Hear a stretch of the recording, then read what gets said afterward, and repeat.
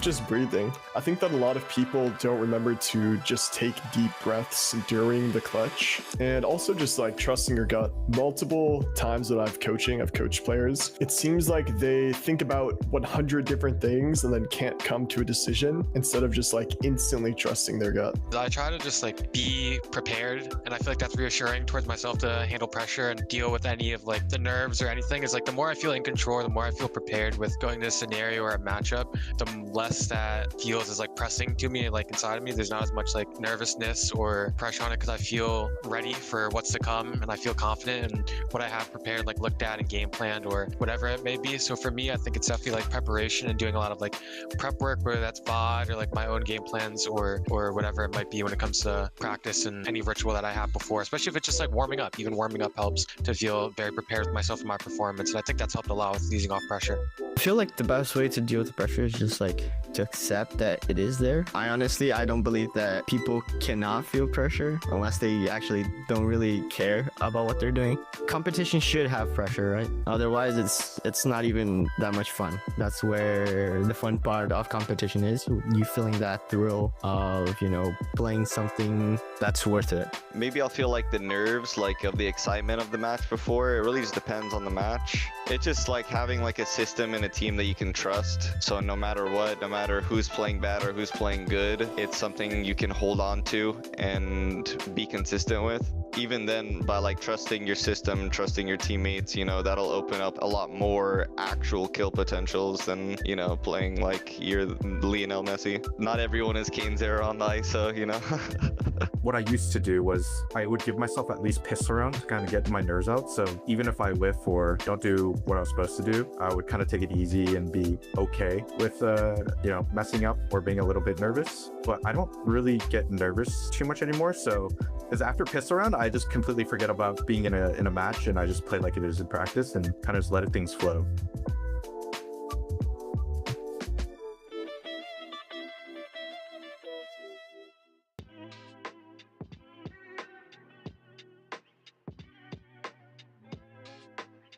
I grew a lot for sure. At the very start, I played like a ridiculously high sense, and I tried to aim like 10s and copy his highlights. But over the years, I got way better, way smarter too. Like I actually understand the game. I can understand win conditions and lose conditions, and how to win a game. And I guess like a lot of contribution was having Bonker on OXG and just like being on a team with those experienced players. Like definitely helped me a lot. Like it made me actually understand the game, and even then there's so much that I still need to get better at. So I'm very happy with my progress, and I just got to keep continuing and riding that wave up.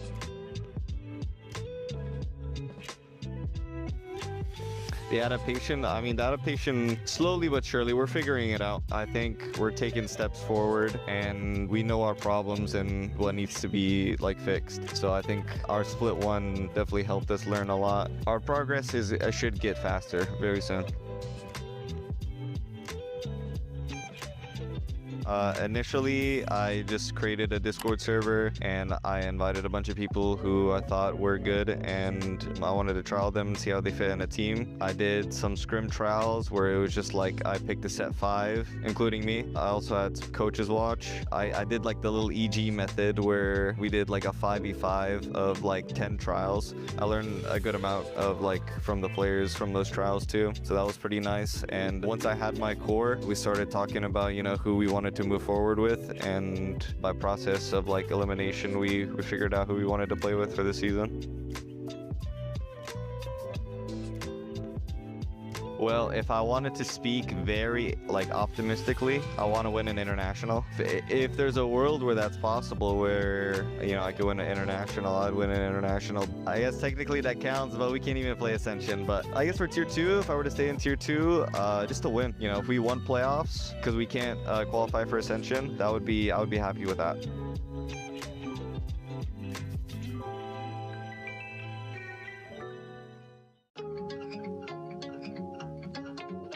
Perfect day would be any day in which I'm winning a match. I think that's plenty good. Yes.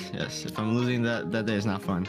I personally just like really like movies. I personally like listen to music. I love spending time with my girlfriend. So like anything that like is generally like relaxing or like decompressing in a way. Because like I said before, like my life for day to day is very like go or like fast paced or like upbeat. And so it's like the perfect day, I guess, is the one where it's like I can relax and like decompress in a way. And I put all those three things in one and it'd be a great day. Perfect day would just be where nothing really happens. You just chill at home, read a book, go on your phone, have dinner ready. That kind of just a very ordinary kind of day. Nothing too special. I'd say hopefully not too much responsibility, but enjoying my time with my friends, family, and being able to relax, kind of reset, get to do the things I love, whether that's like playing Valorant with my teammates or just fully relaxing outside, no contact or something. Yeah, and then just spending time with loved ones. Perfect day for me would be waking up with my dog and then next to me, looking at me like I need to walk him. So would wake up, walk my dog, go right to practice, a little bit of exercise before, and then go walk with Charlie. Come back, play some practice, win all of them because we're a bunch of scrimmers, and then go to the gym, stream, and go to sleep. Perfect day. For me, it's like just sleeping in, like a nice little Saturday or Sunday, just sleep in, wake up and just, you know, I like 1 or 2, go get some food with the fam and just like kind of just chill. I'm a very chill guy. I love to chill with my family and, you know, just love to be on Discord with my friends. So kind of just like a super smooth sailing day would be a perfect day for me.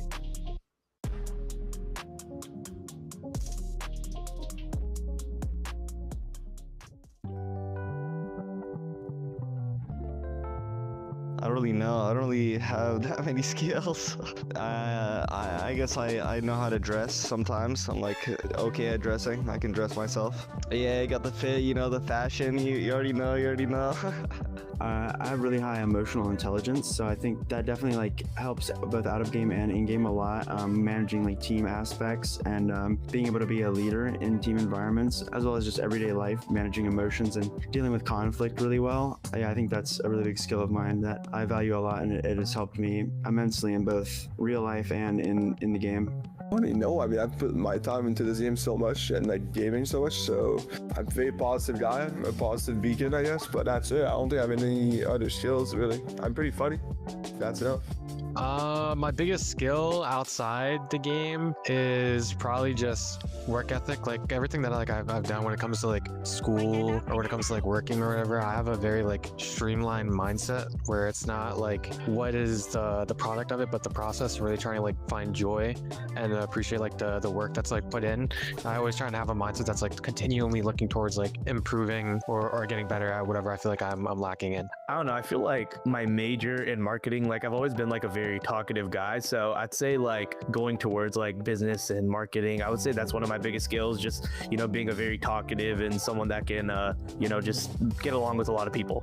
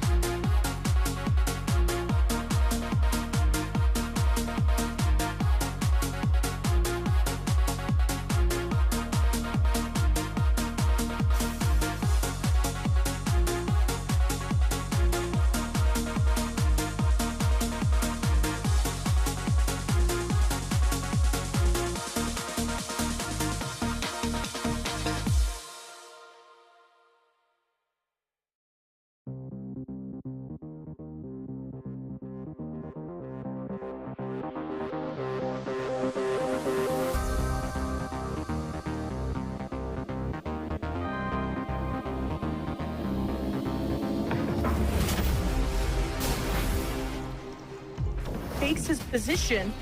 And TSM won't allow Chet to get by. The cutoff, the timing. It's 3 players holding up the top of B site. The ace.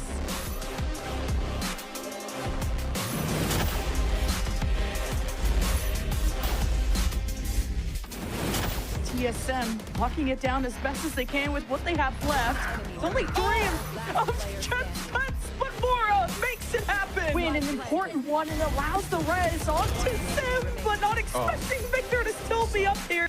Where the 2 duelists are waiting. Tens first blind, good for 3. There's one.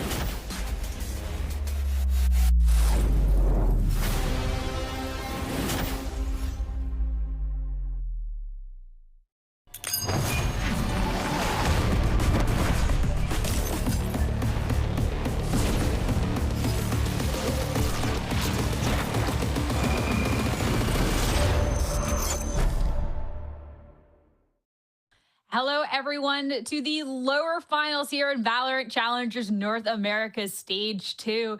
An entire stage, an exciting playoff bracket, and now just 3 teams remain. I'm so excited to get started with today. It's been a ride so far. Sierra, Dawn, Ash, and Dan on the desk. Ash, I cannot believe we're at the lower finals already. We got the best of 5s ahead, the best of the best. It's going to be a great day. It really feels like Swiss stage and playoffs did completely breeze by. There were so many ups and downs too. It's been a total roller coaster ride for stage 2. And now to have Ambrosia and Burger Boys be these 2 teams in the lower finals, it's like we've come full circle, right? With how things started off, I think, with these 2 teams earlier on in the playoff stage, and now having to duke it out in a best of 5 in this rematch. It'll be so much fun to watch. Dan, how are you doing today? Are you excited for the lower finals we got ahead of us? I'm feeling great. I'm kind of surprised that yesterday was such a fast day. I mean, we talked about these games kind of going the distance, but it was a 2-0, 2-0. Probably the fastest day that we've ever had. So I don't know I feel like today's going to be the opposite. We'll see. Going the distance today. Yesterday was definitely a really quick day with a lot of high octane gameplay. That's when we determined who was going to be in the lower final as well as the first grand finalist. So to get you excited for today, catch back a little bit of what happened in yesterday's broadcast. So the money there for Ambrosia is fine. They're going to plan in this round. They're still looking okay for the next. It's why I think you need to hold them with everything they've got. Acrian wants to make this costly for them. If the defenders are going to have a defuse, but even that's not guaranteed. It could be the map here and now. It's up to Penny. They've already lost all but one of their rifles. Still disastrous for YFP. Acrian mows them down for 4. You know, just put together with a lot of roster changes before stage 2. They look electric. There is so much to enjoy about this team. There's already a sound sensor, of course, there to catch Penny. Away he goes. Acrian waits for him, and it's a shot in the back that sends YFP to the shadow. Here's the plan. Don't cover down Retro. Oh my god. As the shorty out takes a hell of a lot of damage. Dan's going to try and get into this. Covering up the left-hand side. Paranoia does catch that corner player. Here comes Retro. Down. It's up to Nanas here. If you see Nanas, you should be able to shoot him. And there it is, Envy. You have all their bases covered right now. You know, the question is, do Ion and Exer try to make something happen while the spike is going down right now, or do they just fully wait for Inspire? No, they want to creep in. There are only 15 seconds at the moment to plant. Ion is so close. You can see the temptation. Oh, the flash. Oh, Nanas can't do anything about it. He cannot see into the sights. Praktos had such a good game, but here's Nanas now stepping up. 4 seconds left. There's no way Ace is going to let him have this. Look at him dodging dark, and Nanas realizes with this mate, there's no time left, folks. Team Envy to the money, their friend. 2-2-0s yesterday. Taking a look at the bracket. We got to determine our grand finalists yesterday, as well the lower finals that we have ahead of us. And I mean, Dan, it might have been a very fast day yesterday, but I think what was really cool to see was how decisive the matches were, because it really just solidifies that the teams that we have here are the right teams to be having. And as we've been talking about, are the teams that we were really not expecting to make it that far. We were thinking about, you know, M80, Cuber Academy, all those other teams that we thought were going to be in this instance. But as we continue to see this lower bracket, you continue to see teams like Ambrosia, like Burger Boys, advance and also prove that it's exactly what they've been talking about in those interviews, that the work that they've been putting is finally paying and it's finally showing those results when it comes to the matches. So I'm very excited for today because it's going to be Burger Boys against Ambrosia. That is just a rematch of that upper bracket quarterfinal that we've had. And I don't know, I feel like Ambrosia is a little angry that they lost out. They feel like it was a couple of details that would have made the difference, and I mean, we're gonna find out today. I mean, talking in an interview, they called out that they would like this Burger Boys rematch, an opportunity to take them out, but two very different journeys for these two teams, with Ambrosia having to fight through this lower bracket from the beginning, for the Burger Boys finally just taking that first loss, now having to try and win out to make their way into the grand finals. But as you called, two very different journeys, but past having crossed before, taking a look back at when these two teams faced in that quarterfinals, Ash, it was a really cool match. I mean, looking at this head-to-head, this one should be so exciting because this was actually right down to the wire when you're looking at that map 2 and map 3. It really was. It was such a close best of 3 between these two. And there was definitely a world where we felt like Ambrosia could have taken that. And you even look at that map 2, though. Don't let the 13 and 11 fool you in a way. It was very Ambrosia heavy. You really had to have your eyes on Bonnie in that particular map. That really kept Burger Boys in on Icebox with how much he was frying in that, like going plus 15 in that map to keep them is in such like a close contention, but being able to close things out on Haven. I'm so excited to see these two duelists go head to head with him and Satellite once again. And the fact that this is this rematch, we already talked about things like coming full circle now into the lower bracket finals. And this is one where I think both of these teams are looking for some sort of revenge in different ways, with Ambrosia wanting to finally take a series over Burger Boys, and then for Burger Boys to have that bounce back after a tough loss to NB yesterday. And let's talk about this Ambrosia squad first. The team that's had to battle it out throughout this lower bracket. The team that's gotten a lot of these reps. Because Ambrosia, even if it was close last time, even if they've had to battle out through this lower bracket, I feel like their games have been really strong. And Dan, it's a team that every single time you see them, it's been more and more level ups, which I think is going to be exciting when you get into this match today. And that really comes from the individuals. I mean, we always talk about Satellite. We were recently talking about Shandex as well, the only Sentinel that we have kind of in the top 5 of best players that we have from the beginning of playoffs until now. But on top of that, just the way that they're playing these maps is just one of those where I feel like they really got the chance to talk about it. They really got the chance to get the reps in what was the beginning of the Swiss stage since they make those roster changes until what they are right now. The only map where I think we saw some weaknesses, I feel like, that are a little bit more concerning are on this map of Haven towards that seaside. But everywhere else, you see a set plan on how they want to go for those aggressive pushes on the defense. You're all constantly relying on Welly to help you out and set you up for success too. And on top of that, you have individuals like Satellite that are able to play by themselves on map of Sunset, as we've seen before, and kind of turn things around that way. So I feel like it's really cool that you can rely on every single one of these players. That's what you want to see from a roster here in Challengers. Yeah, even players that we haven't had the opportunity to talk about as much. Players like Akron had a really big step up in yesterday's match. Maybe not just getting the same amount of kills as Satellite. I feel like that's pretty hard to accomplish out here. But a couple of these really pivotal, like 2-3 Ks to really be, to really just turn the tides of things. I think it was at 3K at the end to close out the matchup against YFP. So it's been a really, really fun team to watch. And someone else who's really had a step up throughout this playoffs has been Welly. Welly has been somebody that you're looking at the util, you're looking at the support of the team. I mean, Welly has just been on fire so far, Ash.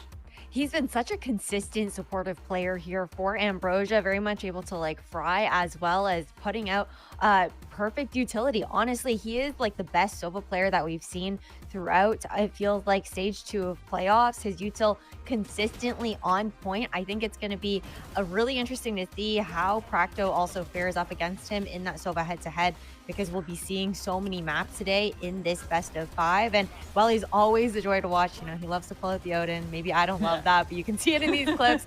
Like, it is just insane how consistent he is. Through the smoke as well. It's a little it's evil, but you know what, if it works out for Ambrosia, then I'm happy. I feel like Welly has been one of those players that we start talking about more and more the more that they advance in this lower bracket. I think it's super impressive the way that he's not only setting up Satellite for success and the way that they go for these aggressive pushes, whether it's on Ascent or Haven, but on top of that, he has one of the best stats when it comes to clutching for an initiator too. And you know what his role is going to be on the server, right? Stay alive, send the shock dart, send the Hunter's Fury, and oftentimes he uses it right off the bat, right at the beginning. They have a set play for it, but when he has to stay alive for those rounds, he's been able to clutch for some as well. So I think that is one of the biggest strengths Ambrosia has, the players that are able to stay alive until the late round to make sure that that round is going to be theirs. Yeah, Welly has been so much fun to watch, but I think one of my favorite players to watch throughout this playoffs has been none other than Satellite. When you're talking about the duelists on both sides, these duelers are just going to be so much fun. I absolutely cannot wait. But Satellite too, like, you get the Freeze Bloods. He's just so annoying to go up against. Like, Dan, he is everywhere all of the time. You got to watch out for Satellite. Out of all the players that we have right now, he does have the best opening stats. He is the guy that's killing of that and getting that opening pick the most, and that is doing better than Kane Sarah, doing better than Bonnie, and we constantly talk about it because we see him getting 15 first kills, 18 first kills. It feels like in every single matchup he's going above and beyond of what is asked for this duelist, and it's really fun to see because he's also such a flexible player. So you kind of see him doing this on the Neon, doing it on the Jet, and switching it up when he has to as well with the Yoru. So as they were adapting with his new changes, with no longer being able to play the Taeho, I feel like that's allowed Satellite to shine a lot more. It's been really cool to see when he shines too, because Satellite was already being able to top a couple of the top duelists that we had, and Satellite just more and more often has paved his way to one of the top players here. And a reason why, when we're looking at the top players that we have within this playoffs bracket, that Satellite's name is right there. I think too, when Ambrosia, for a big win condition for them, will be able to be those openers that Satellite can get. But it's definitely somebody that is more than capable of it, because Satellite is a very consistent player. Sometimes duelists have there's a good game and a bad day, but Satellite always just seems to be there. It's so much fun, so consistent. But if you're looking on the other side, this Burger Boy squad has also had a really big level of consistency lately. And I think that's going to what makes this so exciting. Burger Boys, of course, they went through that upper bracket, just got knocked down going up against Envy yesterday. But still, Ash, when you look at the talent on the team, they took down Ambrosia before, and they definitely have the talent capability to do it again. Oh, they absolutely do. I think that we've seen like level ups in Retro's calling for this team. Bonnie just honestly heating up into stage 2 and seemingly not slowing down at any point, and how these pieces all come together. And that loss up against Envy yesterday, I feel like that is just something that's going to fuel Burger Boys even further. They're not strangers to a loss, right? They had a rough go of stage 1 and then came into stage 2 very much so proving themselves as a team. So I'm not really too worried about that putting too much of a dampener on Envy. I think on Burger Boys. I think that they're going to come back hungry heading into today's best of 5.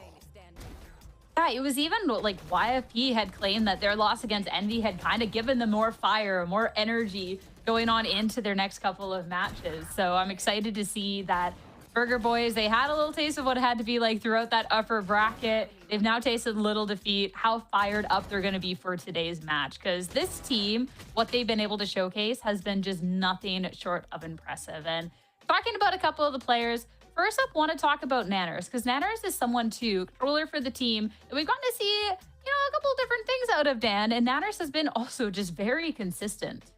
This is the guy that you always see staying alive until the end of the round, playing a lot of that Omen, and on a map like Icebox, playing a little bit of that Viper, kind of trying to lurk a little bit, trying to find those timings too. But I actually really like what we got to see from him on the ISO, on Haven specifically, when they're playing this double duelist composition with Yoru as well. I like that he's able to be so flexible and switch from, you know, playing the Omen and playing the Viper as well to finding those timings on the ISO. And when you look at this, yeah, you think Omen, you think Viper, maybe they're playing a little bit more passive, but he's just one of the most aggressive ones when it comes to the way that he's trying to find how he's going to get ahead for the rest of the team. When you see them having a numbers disadvantage, he's kind of the Omen that's pushing forward, at least getting that info before backing up, setting up the team, sending a paranoia too. So you have these little things that Nanners is able to do that I feel like have kind of gone unnoticed, just because you see kind of the fight taking place on site, but you see kind of what he's doing, and it's something completely different that has been allowing the team to find success. So it's just one of the players that you really need to pay attention to, and where are they playing in the minimap, both on the ISO and the Omen and the Viper to see the impact that he really has. I'm glad you get that opportunity to highlight him now, because Nanners, yeah, definitely someone that you need to be watching. And I think too, it's kind of easy for a couple of the players to be a little overshadowed or just overlooked at those times, even though they bring so much impact, because you have other really flashy players on the team, specifically when you're looking at Bonnie and the step up that Bonnie has had into this playoffs run. When you're looking at people who have scaled up, I think Bonnie is one of the people that is in the top 3 players that have scaled up since playoffs, Ash. And he's just like, yeah, this is the consistency. This is what to expect. And he's not disappointed so far. Definitely has not. And let's not forget, until Kane stole the stats back during yesterday's match up against Burger Boys, Bonnie was the leader in so many of these categories, whether it was ACS, ADR, KPR, and then still also leading in that first kills per round here just says so much about the consistency of Bonnie being that tip of the spear. And I think that with this player, though, he is also such like a big win condition here for Burger Boys. It feels like on those maps where Bonnie is a little bit more quiet, they have a little bit of a tougher time because of how Bonnie is just able to take over the server. It feels so dominant from Burger Boys when he's able to do so. And I feel like that's a little bit of like the difference between Burger Boys and Ambrosia. With Ambrosia, it feels like there is that opportunity, even though Satellite can be that opener, they're able to kind of just get those trades, right? Find a little bit more of that balance. But for Burger Boys, Bonnie needs to have a hot start. We've seen a lot of consistency. I'm hoping with the best of 5 ahead of us, we'll get to see that hot start. But even if not, there's a couple maps to warm up into it. But you talked about the differences in the duelists and how they're able to provide for the team here. So let's roll that head-to-head between Bonnie and Satellite. 2 duelists that have been taking the playoffs by storm, Dan. So I'd love to see this highlight. And 2 players that already face each other, as we mentioned it before. They play in the upper bracket quarterfinals, and this is when Burger Boys took Ambrosia to that lower bracket. Now, the thing about this duel is that it's so interesting because we talk about Satellite getting a lot of these openings and being that #1 ranked player when it comes to the opening picks that he's been getting in playoffs. But Bonnie, at least in that duel and in that last time that they faced each other, he had a different story to tell. He was getting Satellite and getting the rest of the squad every single time. To be fair, honestly, for Satellite, it was a bit of an uncharacteristic day for him. He was not really fragging out the way that he's used to, but I think that's the only match where we've seen him struggle, even coming back to the Swiss stage. I think we've seen a Satellite that even if the team is not winning those matches, winning those maps, he's still able to perform just fine, kind of like we saw Bonnie against AMB yesterday. But today, if Satellite is feeling the way that he's been feeling for the lower bracket run, and I think they should be fine, and I think this should be a very close matchup between the 2. And with a best of 5 ahead of us, to really be able to showcase the most out of these duelists, I am so excited for today. I know that we said yesterday was a short day. I'm hopefully and anticipating that this is a series that gets to go the distance. And with that best of 5, I'm always especially intrigued to see the map picks and bans and exactly where we're going, because this is where we really get to see, well, just how deep those map pools go. Starting it off, it's going to be Icebox, picked up by Ambrosia. Dan, when I look at this one, let's go. I'm excited for Icebox. It was close last time these 2 teams played here. Yeah, it was close last time they played it, and even for Ambrosia in general, it's been kind of close for them every single time they've been able to get these wins. Last time that we saw them play was against Winthrop University, and they won 17-15. It was that map that I think we all remember. It was like, okay, well, it's going again. Is this map ever gonna end? And it just kept going and going. I think it depended a lot on Shondix and what he was gonna do on the Killjoy, and that was one of my questions that I feel like for today could also have massive impact. And on top of that, you have a map of Ascent and also a map of Haven that we saw the first time that these two teams played each other. And like you said, I think we are expecting these maps, the whole series to go to this. And last time it was a 2-1, and now with a best of 5, but then Ambrosia is hungry to get this revenge. It is very likely that we're gonna go all 5 maps. I'm really, really hoping when I look over at this, but I think with how close a couple of these maps have been throughout, and just 2 teams that have really been scaling throughout this tournament, I think that should be really, really exciting. I'm looking at Sunset and then Haven near the tail end of this, and that's where I'm, again, just really, really hoping that we get that full 5 maps. But I want to know then how we're feeling kind of about this whole set of 5 here, Ash, just overall between these 2 teams. I think when you look at it at a first glance, you might think, okay, it kind of, it's pretty balanced, to be honest. Maybe somewhat favors Ambrosia just a little bit at the beginning, but overall, the way that this has gone, it's pretty evenly split. I think what's exciting is if we do get to go to that 4th map on Sunset, we haven't seen the game plan from Burger Boys on this map yet, at least during stage 2 of Challengers. So they have kind of that advantage of being able to pull something out from their back pocket, maybe catch Ambrosia off guard. I don't think that they'll go for anything crazy, though. I think that for Burger Boys, we've seen them kind of leaning into a lot of these compositions now that seem to be a lot more of those comfort picks role-wise for these players, which makes a lot of sense. It honestly feels like a pretty even split, and I'm excited to see this hopefully go to 5. One thing that I was thinking of is I'm a little bit surprised that Burger Boys still wanting to go for this map of Ascend. I mean, we saw yesterday they were picking this map. Of course, they are going on the attacking side first, and they were really struggling against Envy. They were able to get some of those rounds kind of towards the end, but it felt like it was a very one-sided affair for Envy. They're still wanting to up to this, and that can, in a way, guarantee an early 2-0 for Ambrosia, right? You're going into a map of Icebox that has looked really good for your team. And on top of that, on a defensive side of Ascent, I feel like the win condition for Burger Boys has to be either take away that map of Icebox or, I mean, potentially get enough rounds to avoid that they've been getting before on the attacking side of Ascent. But, I mean, based on yesterday, I am a little concerned for them. At least in third party, up against Envy, that was a tough one. But in third parties, the Ascenses looked good. So I still think that there's some hope there. But before we get into the series, got to know predictions, where this lies. This is always the most heated topic on the desk amongst all the analysts and casters. But Dan, looks like we're best buds today. We're on the same page for once. Okay, we've been on the same page. For you guys. Oh, come on. Me, okay, I thought about what I'm gonna say today on why I'm picking Ambrosia, and here's my pitch. I've been playing a lot of Hades recently, and I've been having to collect a lot of Ambrosia to give to my characters so I can better my relationships with them.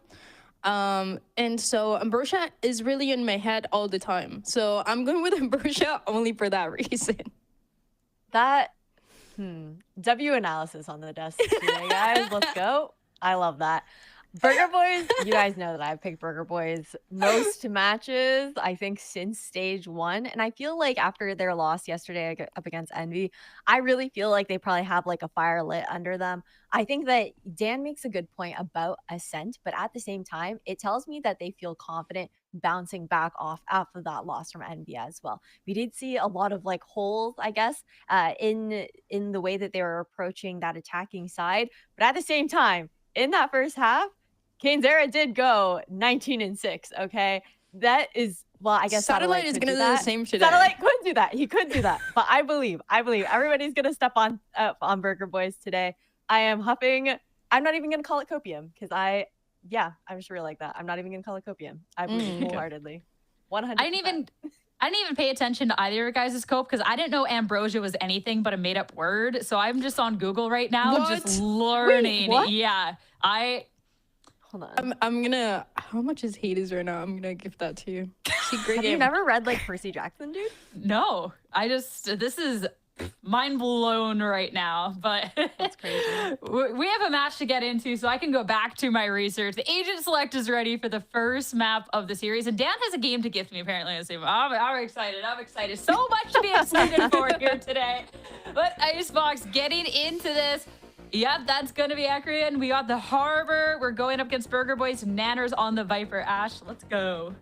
Yeah, no surprises here with no changes, right? I think what I'm going to be looking towards, though, is because Burger Boys have played up against Ambrosia before, they should have an understanding now of how Ambrosia like to run this composition with the double controller. Akrian is going to be a really key point on the attacking side where Ambrosia are starting off to help Satellite scale up towards that A site, using those cascades to try and push forward. I would like to see Burger Boys maybe trying to deny some of that space that the Harbor is going to be trying to take there by helping Bonnie out, being set up on some of those long sight lines. We did see him playing a bit aggressive on the defense last time around, but was lacking a little bit of that support in those engagements. I'd like to see that change here today in map number 1.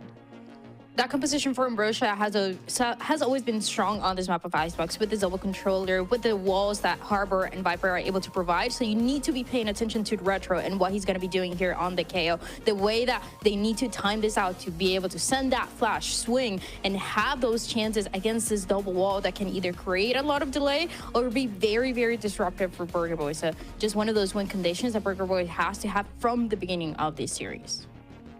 Well, we got an exciting best of 5 up ahead of us, and the players are ready, so let's get on to it. First map of the series, Icebox. It's time to see between this rematch of Burger Boys and Ambrosia, who is going to take the first map. The casters are ready as well, and they were talking a lot of trash in the Discord. It's time to hear from Uber and Wyatt.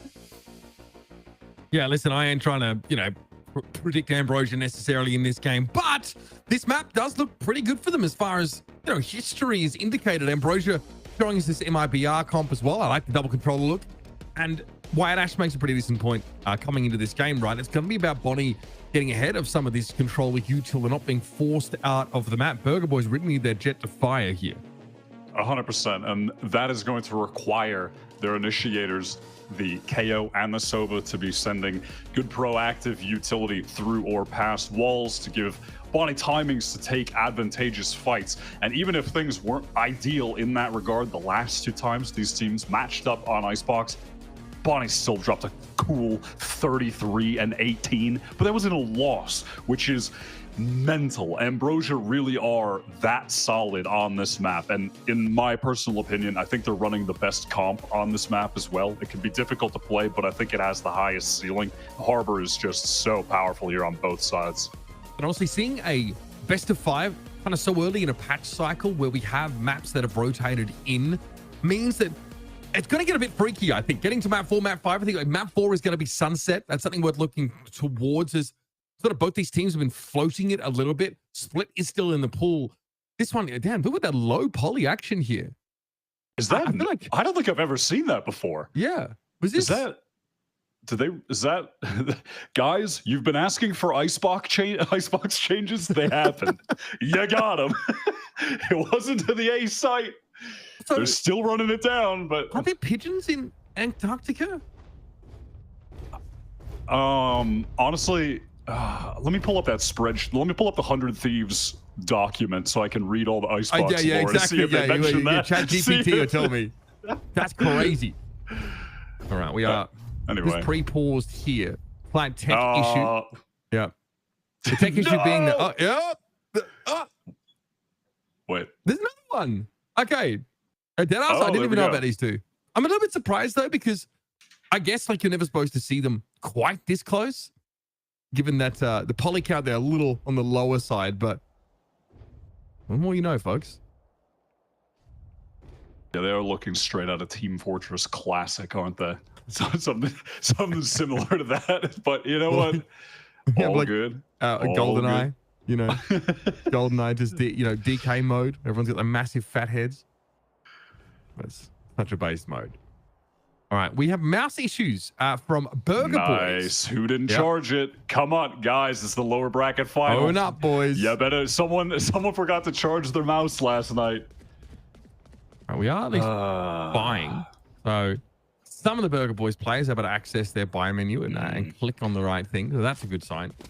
Yeah, look, I mean, ahead in this series, with Ascent coming up next, obviously we've sort of already had a taste of that from both of these teams, right? We know that, from Ambrosia, they've definitely dabbled a lot with this double Sentinel composition. Had that really close game with YFP yesterday. It was quite impressive, I think, to see sort of how they're able to play through and end up winning that one. Very sort of close matchup. On the side of Burger Boys, that Ascent comp is much more, it's the double duelist setup, right? That was a fun match against Envy, but probably not the best showing from Burger Boys here if you're looking for, players like Retro to really sort of stand up. He and Nanas aren't able to get tons done, but it's a really volatile map, of course. And as soon as Envy able to switch over towards that attack side, they win the pistol and they're able to take that map away. So, both of these teams, I think, really, it goes without saying they obviously want to win this match, but it's a massive jump of prize money as well between third and second place here. It's like $9,000 and a huge amount of circuit points, right? That is what we're playing for at the end of stage 3. Those circuit points are going to start to dictate how we get seeded for playoffs. So with Ascension on the other side of that, it's certainly something worth thinking about. We're heading into the pistol here. Ambrosia on the attack side. That early 0 point sent out from the Burger Boys side, and then Bonnie wants to push up, get a little bit of presence early over on that A side of the map. And given that the attackers are now making noise on B, Burger Boys feel like time to rotate. We didn't see anyone early. Let's just get over to B, stack the site before the hit comes in. Again, when you are up against the double controller comp and you're on defense, you don't always want to be forced out of the map like this. It can be hard to get back in. Now, of course, that high tide is going to be throwing up now, but Nanos actually was tucked in here anyway. Bonnie delivering. Justice been asked. Already in the pistol round. Dash over towards the site. Surely they've heard. Okay, that is a little obscene. It's down to Shondex now. After Bonnie just ran up on them, found 3 kills in his pistol round, and I think he's made his statement early. All right, yep, the highlight reel. It begins. Yep. It took a little bit for the highlight reel to start in the game yesterday. It began late on Ascent when it was actually too little too late, unfortunately.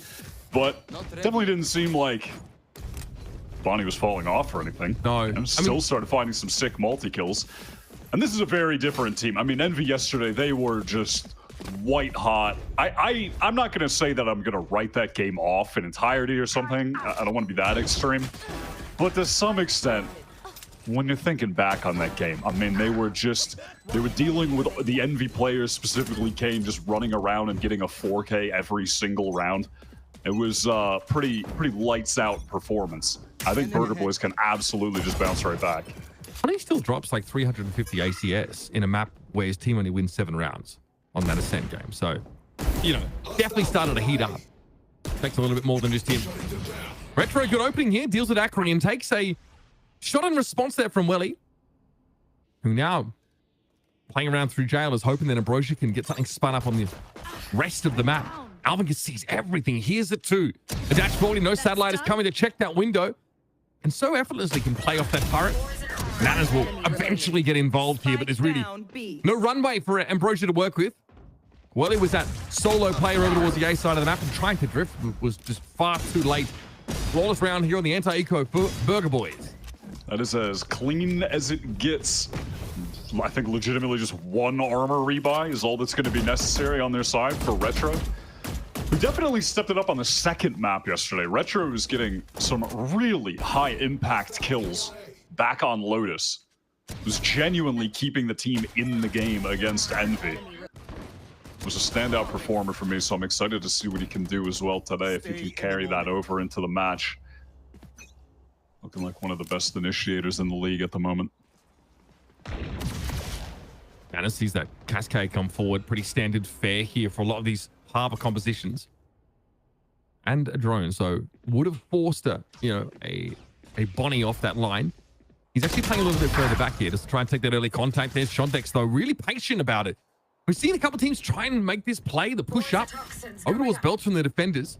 Obviously, Burger Boys want to try and project confidence here. Giving up a weapon. Unfortunately, didn't connect the headshot, and just not having a a real rifle results in the death there. Gives Shondex enough time to snap that aim over, find the opening pick. Now Practo's just hoping in a situation like this, if the hit does come in, he can get one, fall back to screens, and then okay, maybe we can try to just play this for a 4v4 on A. Practo just needs to get ahead of his controller. Util is going to be the only player in the site that could reasonably take contact, but Alvin's made his way in as well. Standard Vipe ball now, giving at least some room for the defenders to set up, and it looks like Bonnie wants to get involved, but he'll be playing with that Outlaw. Akrian wasn't even the low health player. Satellite does fall. It's Shondex, the one that got tagged up earlier on. He's still at large. Decent chunk of damage here taken out of Ambrosia as they try and advance a bit towards the site. Great looks for Burger Boys. But there's Shondex for 3. They're tucked up now, but a fight Nana's nicely done. Okay, Ambrosia looked a little bit scared. Look how low they are collectively. What is that? 25 points of health between 3 players? It was dangerous with that little time when the Snakebite lineup came in. You could see that Welly had to get the hell away from default. If that landed on him, he absolutely would have died straight away. Frankly, that initial engagement determines a lot of that round. I respect the Burger Boys tried to get back into anchor there. That Alvin got into backside with some pace, so with him and Practo could fight together, but Roja do a nice job stabilizing towards the end of the round. Standard Cascade goes forward over here on the A side from the attackers when you're running that harbor to try and get some control over the orb. And it might be asking for too much here. Yeah, Shondex, man, just has such a great sense for these early encounters. There's 2 rounds in a row where he's come out on top there. Bonnie, though, sees a little bit more than he otherwise would have liked to, so gets off that line. Retro seeing it for reality as he gives me the wide-eyed stare. I like this push up the jail. It's very cheeky from Bonnie. Oh, I mean, he hears them running away. He spotted one on the move. You can already see now on the mini-map. Retro trying to make his way over towards that B side. Everybody on Burger Boy should be picking up the pace, rotating over there, try and beat them to the punch or get some spam through when they try to plant the spike behind the wall. How much of the map that Ambrosia have left to work with? Very little. They pack themselves into this pocket. Alarm bot, though, should, alert them that there is a player on the flank. This is earlier, way earlier than Ambrosia would have liked it to be. Now it's got them turned in multiple different directions. 30 seconds left. Still a turret to play off of for Ambrosia, so they'll see this coming one way or another. Retro not quite able to control the recall, but found his one. Post plant now. Burger Boy's in a decent little pincer position, but yeah, Practo to get out of that Al drone. Taking down my Shondex. That is so cute. Practo, I'm surprised he didn't just abort that a little bit early, but I guess he was low. Bonnie caught on the ropes, nowhere to go. He's not Arsenal, that's for sure. 4 for Shondex after 3 in the previous. Shondex has absolutely saved Ambrosia on that round as well after losing, or rather, he wins that duel over towards B while one of his teammates had lost their life on A, allows for that pivot to even come in, and then just fighting in the post plant, gets the ball down. While Welly was in the drone. Has been a hero so far. And the last time these 2 teams did match up on Icebox, he was the player for Ambrosia, the top frag. He dropped 27 in that game. Yeah, someone who got highlighted a fair bit in the pre-show as well. So I'd like to have to move up here behind this Cascade. Bonnie knives out. Sheriff for the rest here. Bonnie unsuccessful there, does get tagged up. Not by the Outlaw, by the looks of things. There's someone with the Sheriff that we highlighted yesterday, which is going absolutely mental. Even in the weakest, the slowest starts for this Burger Boys team, Practo is still finding 3 and 4Ks randomly with Sheriffs on that ascent map. Now, Welly is in one-shot danger from a knife or a Sheriff. So has to be a bit concerned at the moment. As Ambrosia just tried to clear these close angles where someone with a pistol, a shotgun, whatever, might be tucked on an eco round. They don't want to give anything away needlessly and just contact in, not making any sound. Oh, we go exploring. Bonnie, of course, with the Blade Storm taken down. Good flash to force Satellite off that high line, but Ambrosia have got some decent positions to fall back to. That's if they even want to do that, of course. They are so favored in terms of arsenal. And Nana's here, of course, is going to try and employ this sheriff to keep a cap on Ambrosia's economy, lest it really start to get out of hand. This is an Ambrosia map pick. We kind of felt like they were the stronger team looking in. The double controller setup, for me, feels like a little bit more potent here and there. Shondex, after a nice little early moment last round. Quite a round for him, but still more than does his job. And all those kills have resulted in getting that lockdown. They've got the Hunter's Fury ready to go as well. This could be a pretty big round in terms of ultimates expended. Burger Boys 2 orbs away from, or rather 1 orb away from either initiator ultimate that they've got. One of the crucial parts of this, if the ults do begin to get used, is whether or not Prakta will have the Hunter's Fury to destroy the lockdown of Shondex, since Welly can just 1-for-1 their lockdown. Yes, here's that push up again. Yeah, again, punished. Saw that in the second, third round, I want to say, from the defenders. Finally trying to push up a little bit. He probably really trying to get some confidence of his own going after that great pistol round, but since then, a little quieter for him. This Aldrone is going to put Retro in a bit of a weird spot. Can he get out of here alive? The tags come in, and there is no escape. Satellite resource to the knives to get the job done, and he sees a juicy morsel down there. It's Prakto. This is a rifle round for Burger Boys. Just make that clear. So far, it's been awful clean, though, for Ambrosia, because these push-ups on the defenders have been punished. That's a 1-for-1. Really probably happy to at least make that level of space. Nanas at least will be in the sight when the hit comes this time around, as opposed to having to rotate in. Works some magic from this corner.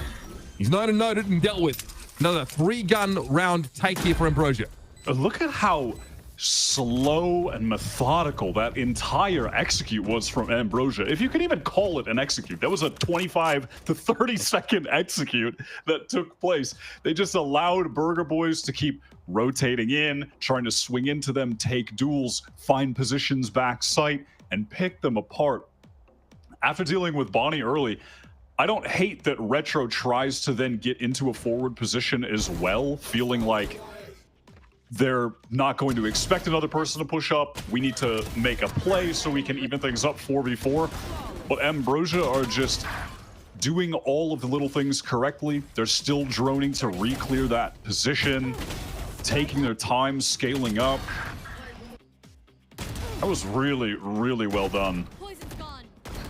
I think the first kill stat would overwhelmingly favor this Ambrosia side right now, because it's not as if that we haven't seen Burger Boys try for a little bit of stuff. Nanas will push up over on the B side of the map. We've seen multiple A defenders push up in the belt's direction on these gun rounds and get punished for it here. So it's that early action that really hasn't been favoring Burger Boys. They're looking for ways to play ahead of these like full executes, to play ahead of the double walls that can come down and sort of lock them out of the map, force them to just blindly flash through them and try and take these fights. But it's something Ambrosia know that their opponents are taking risks with. Their comp kind of dictates it, so that early slow play in these rounds has been a problem for Burger Boys. And here's just your standard opening attack side util with the cascade, with the recon, orb denial.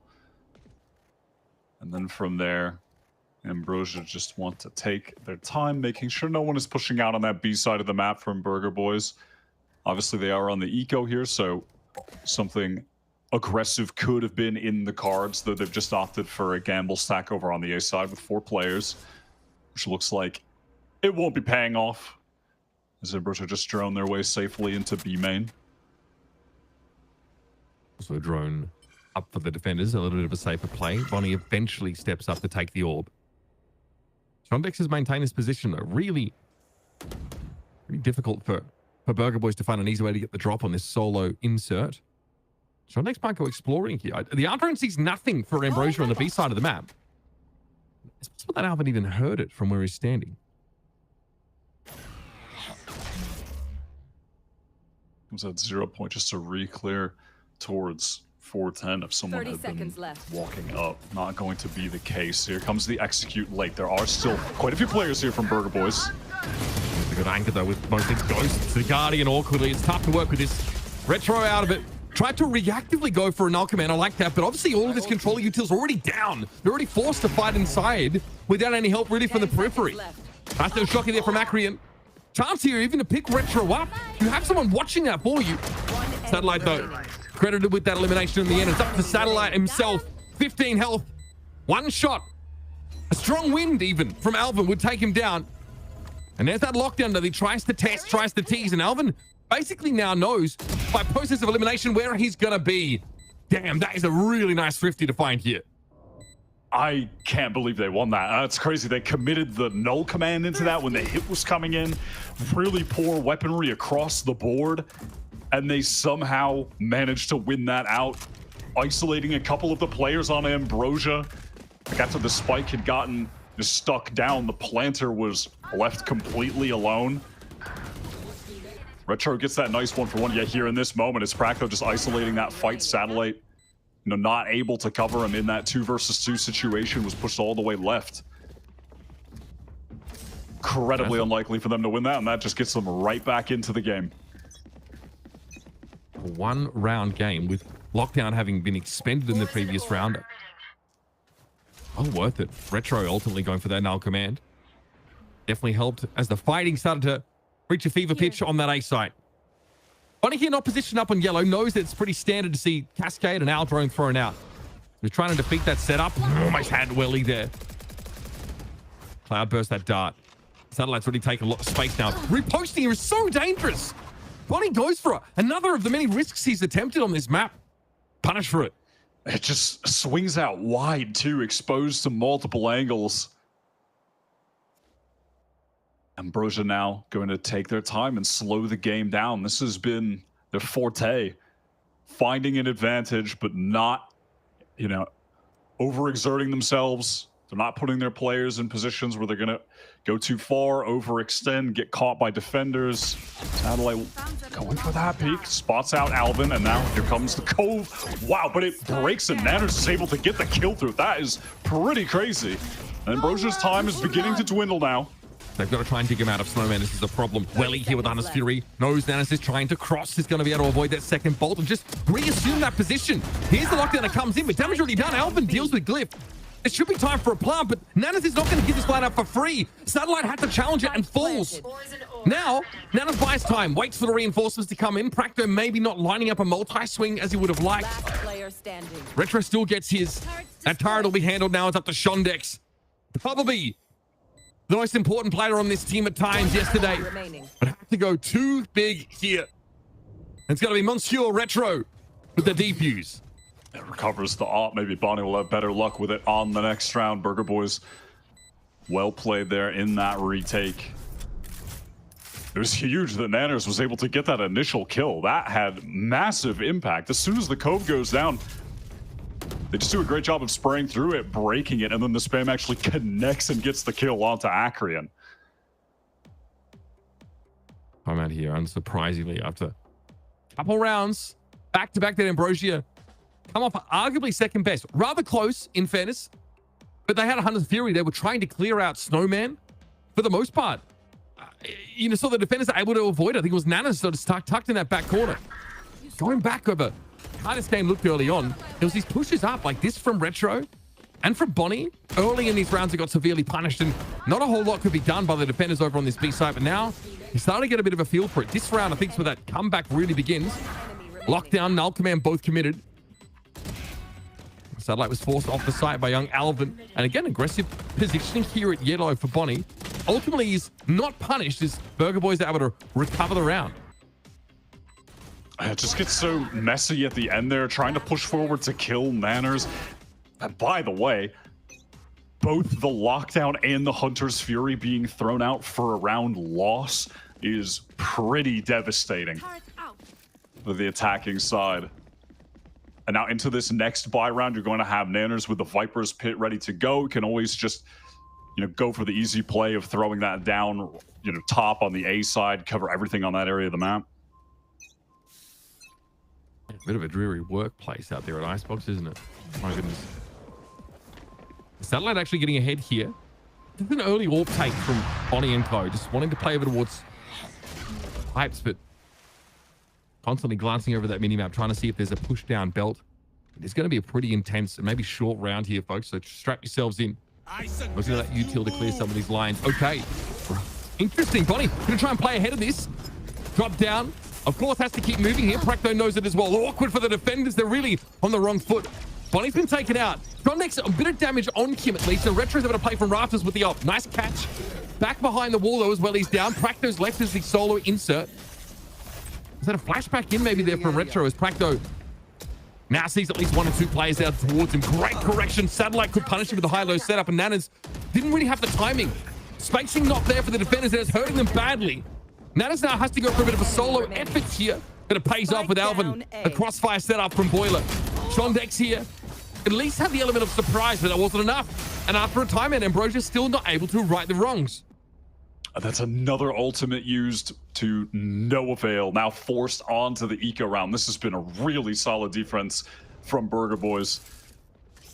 And it really hasn't even come down to Bonnie whatsoever. I like that timing that he caught early in the round, but just doesn't connect the shots. And then Retro evens things up with that peek with the op. And then there's a perfect timing window found from Nanners to get in with Prakto. They double swing rafters. Alvin follows up late. Just good fundamentals, getting back in, fighting together. So far this game, it's been the Killjoys that really ridden high and showed up on that scoreboard. Jeez, Bonnie, these early. I mean, his first kill, first death can't be looking favorable at all. Once again, Burger Boys here. I've been able to get it done without him. That's the crazy part, right? Their 4v5 conversion must be absolutely astonishing, comparatively speaking. Nana's up on this line. Of course, the shock dart there over towards the left is going to be a big flood through this. And oh, that cascade wall is well timed. Nana's slowed to a crawl. But to Alvin, you remember, it's an awkward buy for Ambrosia. But they have that pace. They've got tempo at least to supplement these sheriffs. Now some rifles to hand. And Alvin tentatively probes, peeks in. Satellite should have him here, though, even though he was ready for it. 4K for Satellite. Gets 4, the 1 rifle coming into that round, surrounded by pistols. Bonnie again playing aggro on A, again not connecting shots. Struggling early so far, feels like maybe a round even where he's just hoping to rack up some kills, get the confidence. Not that he's playing without it, but you know, a feel-good moment where you can get a few anti-eco kills, but unfortunately just offers himself up, throws a rifle over to another Ambrosia player, and then they pick a nice moment to slow down the pace right before they're getting into the site where they're at 410 behind the defensive Viper wall, and then they cascade, accelerate behind it. That was really well done. Burger Boys now on the eco themselves. Used it kind of like an ISO contingency. I like that a lot. Running with the tide, so to speak. There's Alvin, who's been so good early through the middle part of the map. Just talking up the Killjoys in the previous round. Viper's Pit though here for Ambrosia. Alvin has the potential of the antidote though. He's now developed that lockdown. I've dropped the spike. He's dead again early.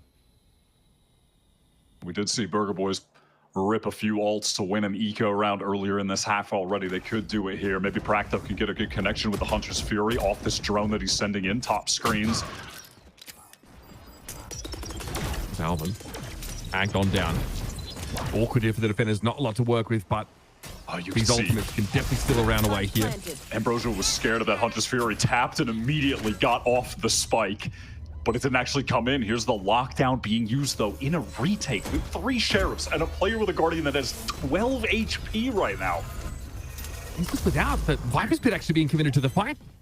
Burger Boys, really, this amount of self-belief is enviable. Into the site they get, of course, behind Poison Orb. The retake wall is going to have to come down now, and I think Prakto just showed a little bit there on that corner. Burger is going to try and flood out here onto the defenders. But they're running out of time. They're committed to lockdown. They have to get a result in this round. Acronym taps away. They know where the spike is. It's all too easy. And Burger Boys, looks like there wasn't really a plan that went further than throwing the lockdown in. It seemed like there was maybe a mistiming as well with using that defensive Viper wall, because they had it up when the players were getting into sight, but no one was able to get on the spike while the wall was up. And then by the time it drops and all of the Ambrosia players are just long range with rifles against your sheriffs, you're just completely cooked. They could never really get any spike pressure going there. I mean, frankly, I think if you're using the lockdown there, you probably just have to send it with the Hunter's Fury as well, no? Like, it's an all or nothing. I don't think the lockdown is just going to be enough on its own. Like, hope that it'll push some players into a corner where you can get an easy Hunter's Fury tag, perhaps, but It's like a risk taken, but not as big of a risk. Yeah, that's also unlucky, but here's Ambrosia's lockdown to just try and get a free B plant. He's the yellow player. Nanas can't just throw out an early Viper's Pit. He ends up kind of dying with it. So he's taking that into the next half, I guess. You could just throw it down on that B side, but that wasn't really the plan, I guess. Here's Retro. Honestly, just rock solid over the last couple of days for the Burger Boys. Trying to delay the plant here with their fragment. Prakto now go recheck just to confirm whether Ambrosia is sticking around. They are. Inside the cove, Acreon does get the plant down, and Bonnie might have slipped the net here. The double back, though, from Shondek could be a problem. He's not watching the line, and that's a backbreaker here for the defenders. Now they've committed all the ultimates they're able to make use of. Hunter's Fury came down, apparently. Null Command as well there for Retro. Now some good honest Valorant from this point on. Retro a little low. No armor to speak of. Can they just explode through this wall? I think they might just end up contacting it. They've really got no choice. Okay, well, they dealt with them, but Acreon's more than happy to come forward. 1 versus 2 for Prakto. Shondek's low is still a problem. Time is short. Oh, he had the right idea, didn't he? Beautiful for Prakto. Great sense about it. However, not quite enough time, it seems. 0.1 seconds too short. Damn, I couldn't even tell how that was so close at the end there. That high tide wall just gave the exact amount of delay required, even with Retro just getting the spam kill through it at the end. It's so frustrating to try to re-push through that. That's why the Harbor is just so good. Having to swing through when you get that temporary slow while players are looking at you is incredibly frustrating. I mean, odd half. Genuinely, like odd half. So many of these rounds, Burger Boys, I mean, look, it's fine. It's fine to not be top frag against a duelist, but it's Bonnie just sort of getting caught in some awkward situations, always wanting to be proactive. Obviously, he's a defense side of Jet that doesn't have the economy to get an op in his hands with regularity. So, of course, try and play forward. But just having to play 4v5 in so many of these rounds for Burger Boys, they get 5 rounds, which is impressive enough. Now, of course, they're going up against this really stall-oriented double controller setup. Time for Bonnie, though, to get into the game. Bonnie was finding good timings, just was not actually connecting shots off of them. Needs to just heat up in the aim department. Definitely doesn't lack confidence right now. Satellite taking that first contact, forced to dash away, back behind the Viper wall. Burger Boys want to scale up, and here we go. The flash through from Retro has 2 players blinded up, or at least one. Yeah, Nanas swinging through as well. I love this. However, Ambrosia aren't done yet. Shondek's at extreme range, is able to find the 1. Still no plant.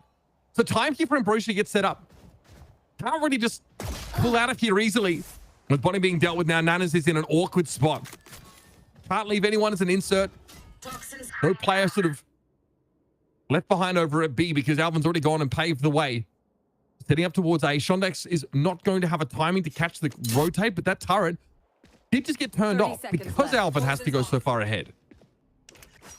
Nanas does spot out. Shondex is on the move, getting to this A site. 20 seconds left to plant, but that should be no problem. Alvin on a close angle wants to get 1 kill here, but doesn't have the reaction timing in an instant swing. Yeah, that's beautiful. It's a good idea that Nanas would be there just before the high tide cuts up. Nanas, oh buddy, they're able to pluck 1 out of the midst. Korean has not made sound doing that.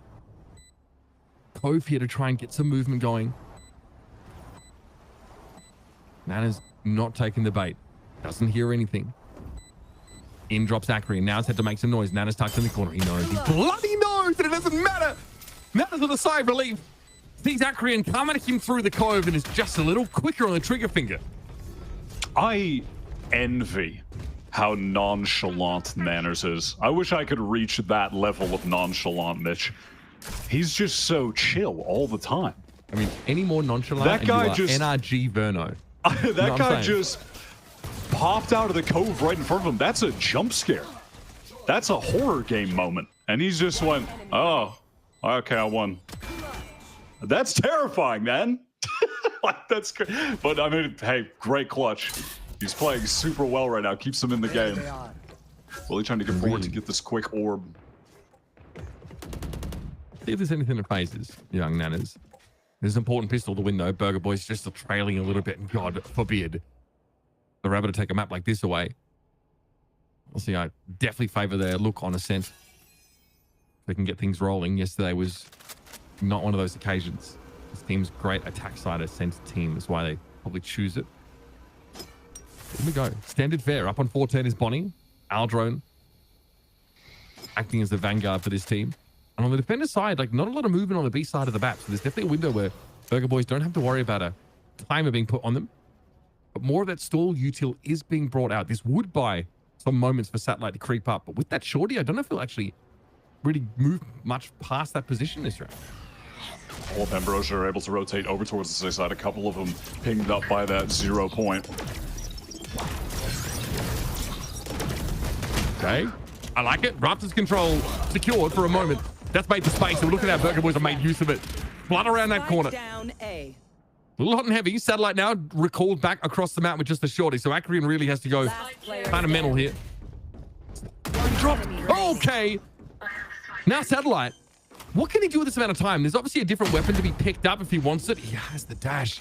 Now he's closed the gap on Nanas. This is where the shorty can shine. He traded it in for a different weapon. Nana's able to win it out again. This guy seems like nothing can phase him. 15 health, and he'll close the round out. He's just nonchalant like that. He's just so nonchalant. This Remember man's never been yesterday? chalant in his life, man. He's chilling. He's chilling and just clutching back to back while his team are throwing around him in the backside, Mitch. He didn't see chalant until he was already an adult. These guys are just inting into backside. I mean, listen, they're trying to, not like it's a horrendous play or something like. They're just trying to scale into backside, but Bonnie is blinded up, dashing into a molly, getting vulnerable and killed by pistols. It's messy stuff. He has kept them in the game entirely on his own.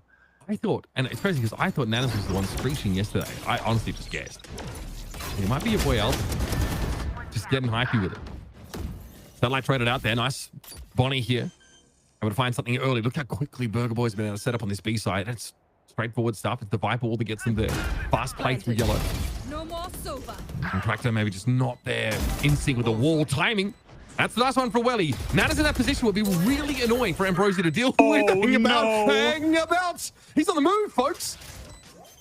Now, what do we got? Stall wires? Nothing really. So it has to be a double swing. Oh, Buddy's too clean with it. That is going to hurt in the morning for Ambrosia. Not what you want to see. This felt like an inflection point this round, Wyatt.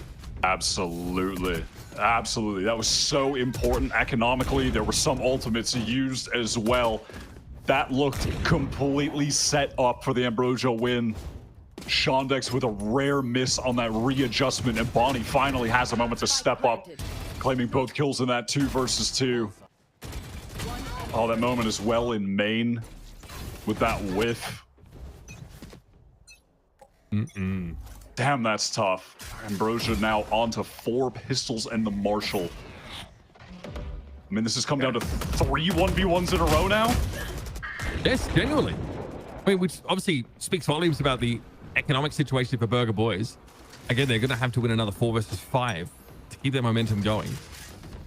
But again, against this pretty low buy, still feel favored there. Satellite and Glyph got tapped up pretty heavily. On this round, Ambrosia, they're just playing full on aggro. Glyph might hit a crazy timing right now. Might just catch a free kill on the Alvin, and then when they swing to kill Glyph, Satellite's picked up the angle as well. Spike down B. This is just a Valorant round, Wyatt. Sometimes, One enemy remaining. sometimes, man, things just work against you. Beautiful work from Satellite. The lead lingers. God, he's done more than enough already. That is a devious, thrifty round here from Ambrosia. Again, continues to throw this game in the balance. And if they don't have a round like that, I mean, they start to fall further and further behind. Very, very important they dig their heels in that round 16. That is a situation where every single timing went their way. I mean, specifically, it's this moment. Glyph pushes past them. Alvin thinks that his backside is being watched, and then Satellite rotates over to B main. The second the player's going through the door, no, they have to swing to trade to kill Glyph. Satellite has arrived to shoot them in the back. That is just a diabolical timing that's hit from multiple players to win that eco round. I mean, you talk about an inflection point on the other one. This round is another. Both teams will be on an eco if they lose this. This should be a round worth 2. 2 Guardians here for Burger Boys. That alarm bot very likely to catch this contact. Dealt with quickly. Pretty standard location, but Welly now gets the backup. Nobody on site just yet, so this Shocky is a little premature. Retro bides his time. Do they know there is 2 scope weapons in play this round? Surely not. It was a pretty devious setup to have the Outlaw back and be pushed up close A. There are 2 players on Burger Boys with half armor, but, you know, doesn't seem like they'll be going into the Outlaw. So good for Satellite. Little adjustment, cloud burst, and walk away. 30 seconds left. Now, 28 seconds left in the round. This is where you start to get pretty stressed as Burger Boys. And you just want to make this B move pretty much impossible. Obviously, the defenders don't know 100% where the rest of these guys are, but I'm pretty sure Satellite saw enough. Players round that corner when he had the op trained on them. Cliff here with the spare. Pretty darn good. Fracto feels that. Got to be applied at some point, and Ambrosio know it. So in comes Satellite. Welly turns up. And that's that. Not much more to say about it. Looking like potential flawless here. Retro has to get out with this Vandal.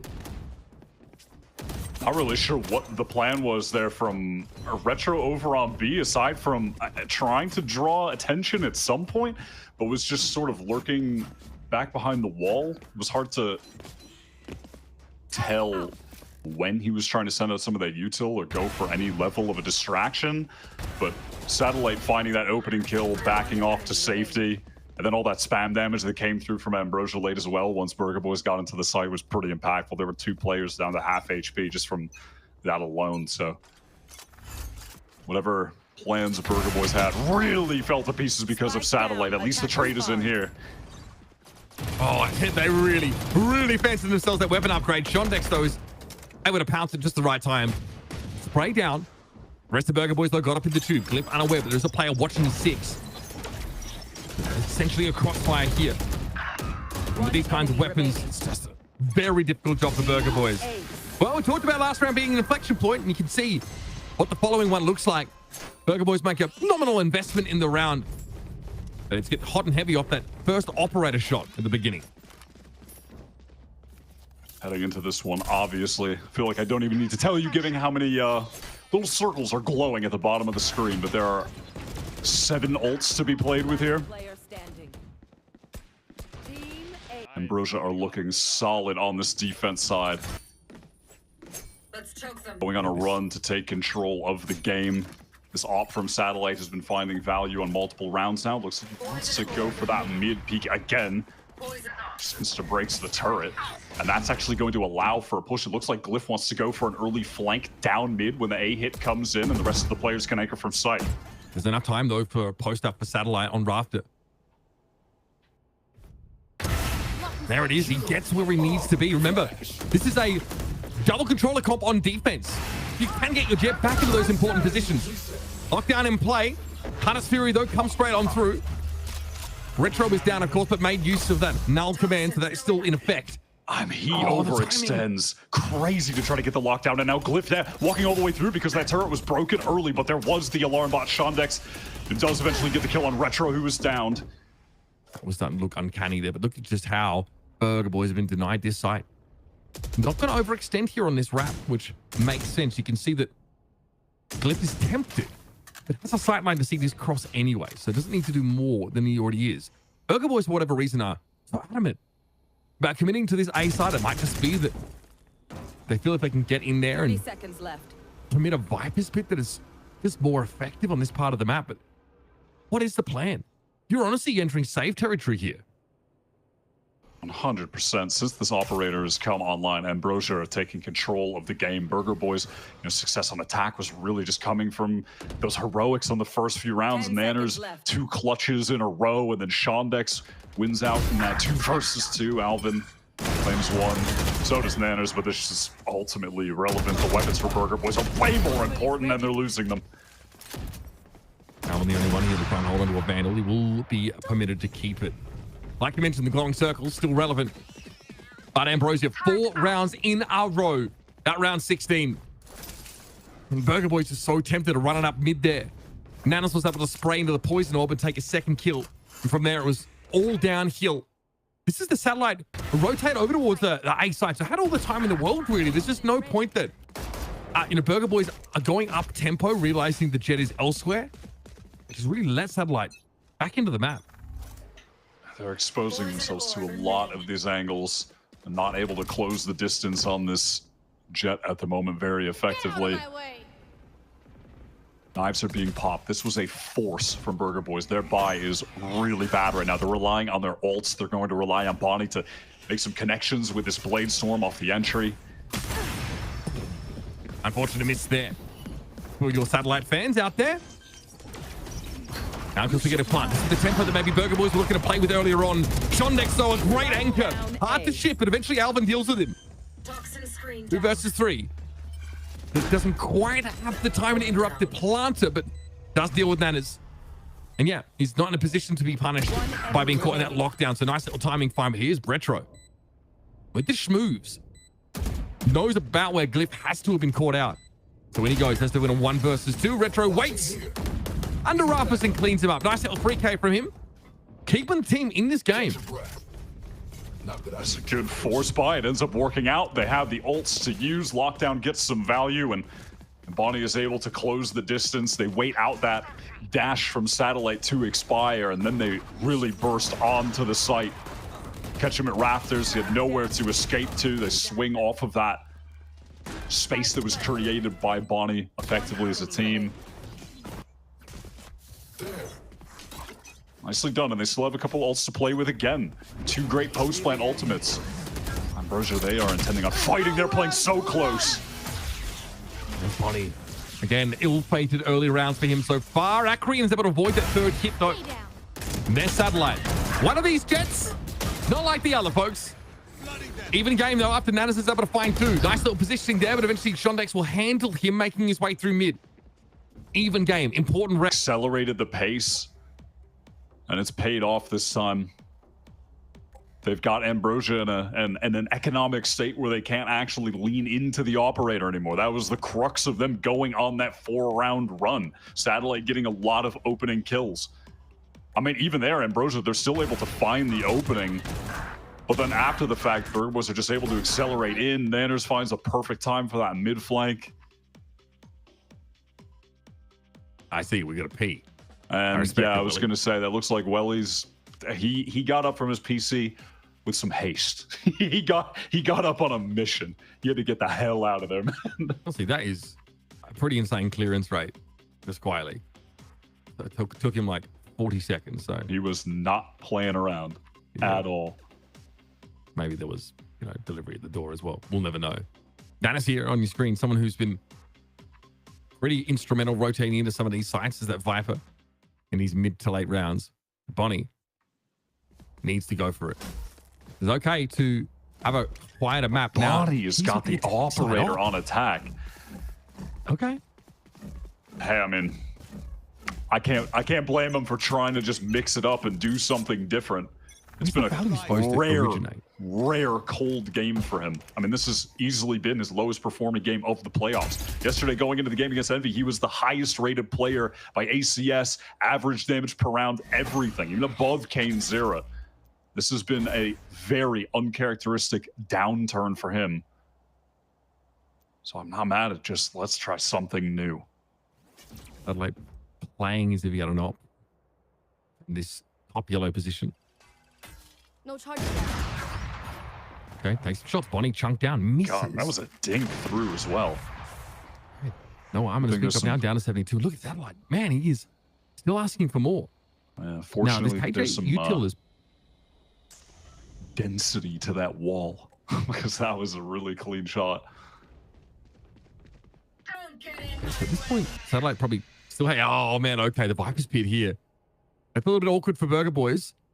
That said, Satellite does give up the space he took over towards, green side. So you can rotate back and you still have to re-clear it all though if you're Burger Boys. Frustrating to see Ambrosia pull the cord on the Viper's pit now.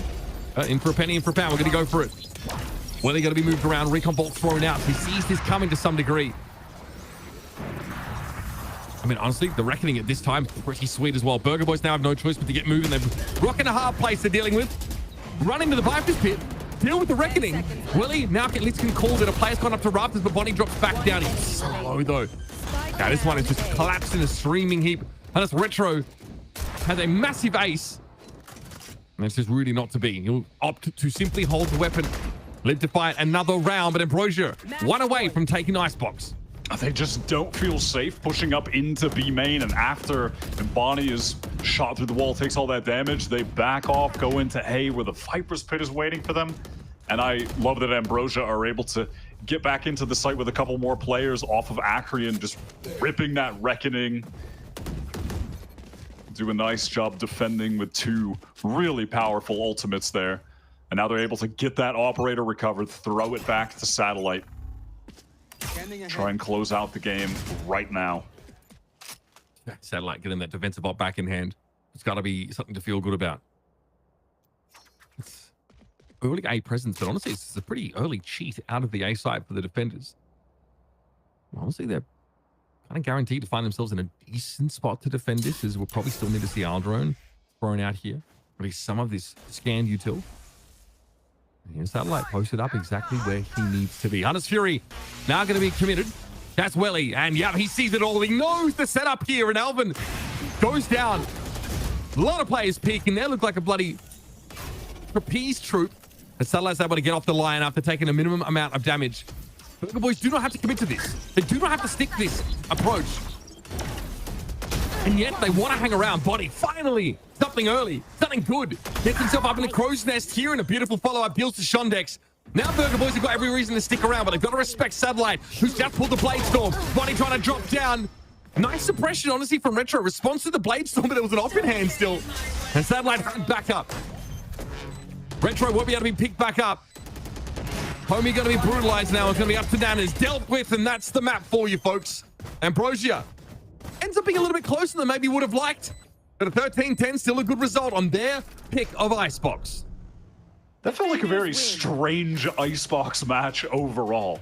I don't know, I'm walking away from this and I don't know what to think. It was back and forth, but in some unorthodox ways. I mean, I guess maybe I'm also just so used to seeing the teams on attack side go on significant runs, but when that run began, it came down to Nanners for Burger Boys when they switch over to attack, him clutching out multiple rounds in a row, and then Satellite takes over the game once the op is in his hands. He was definitely a star for the team on defense, and it was Shondex on attack who was finding some nice opening kills to get them advantages early in the game, get them out to that lead that they had.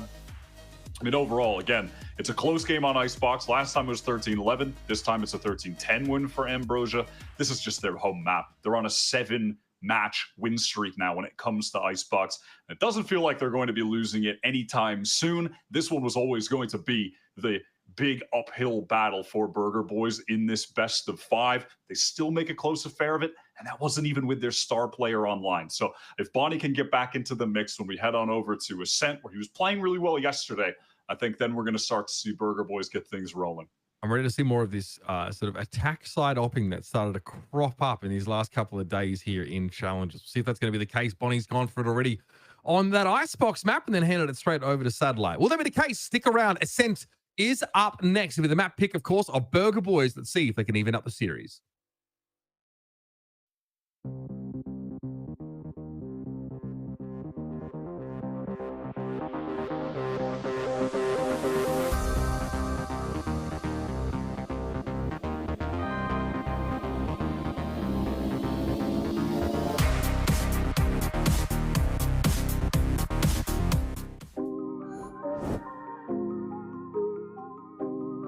I'd say I'm for tangible goals and that are measurable that we can follow up with. It's just sort of setting ourselves up for success in that our practice is just as close as possible. We have played the scrims every day. We've put in the work. We know what we're about to get into. So let's just keep playing like it's practice and whatever happens, but let's at least play like a match we're proud to have played. Yeah, and I think like a big part of that was also like having Veer as our coach now. He really helped implement that system coming into the relegation matches and helping us like get that victory. The best way to deal with the pressure is just to have fun, not think too much about the game, just try to be in the present, not think too much about the result. For me, the best way to deal with the pressure, being prepared, like feeling you're prepared, feeling like you've done enough for this match. Like for me, it's the routine, the practice that we put in before the match.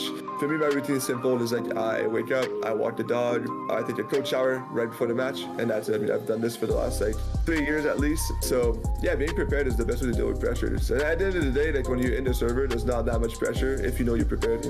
I feel like early on in Challengers, like last year, we definitely felt more pressure, a lot more nerves. Now being our fourth, maybe even fifth split, I feel like we don't have much pressure anymore. A lot of teams do doubt us, a lot of the casters doubt us still. So there's no pressure. I mean, we just have to go out there, have fun, and regardless what will happen, just my main thing is always having fun, win or lose, have fun. So there's really no pressure. The best way to deal with the pressure, drink water, like drink lots of water and just breathe. That usually helps. Water's a key one though.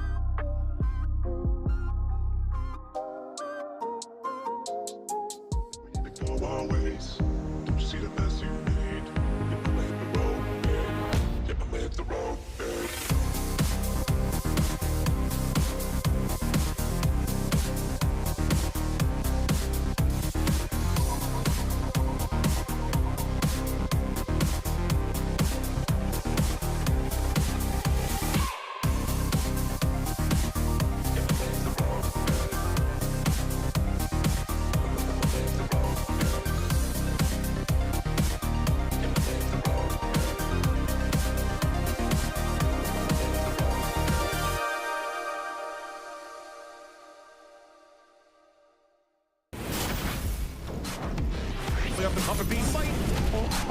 The ace! What they have left. Only 3 of Jetpets, but Mora makes it happen! Where the two duelists are waiting. 10's first blind, good for 3!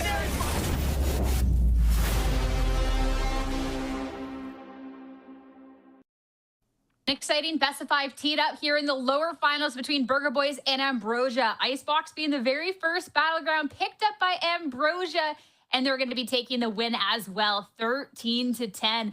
This was a pretty close map for a good chunk of it, Dan. We had highlighted that, yeah, this could be a really close matchup between these teams, but once we got into the later half of things, Ambrosia, they're hitting the shots, they look a little bit more cohesive, and they'll take the win.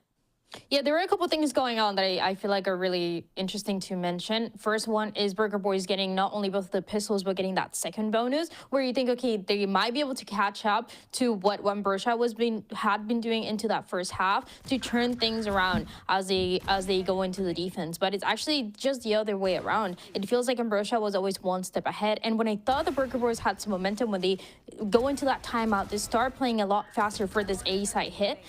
Then they go into a timeout for Ambrosia, and their decision here is to get Bonnie on operator. This slowed things down a lot, especially because he takes some damage early on towards B main.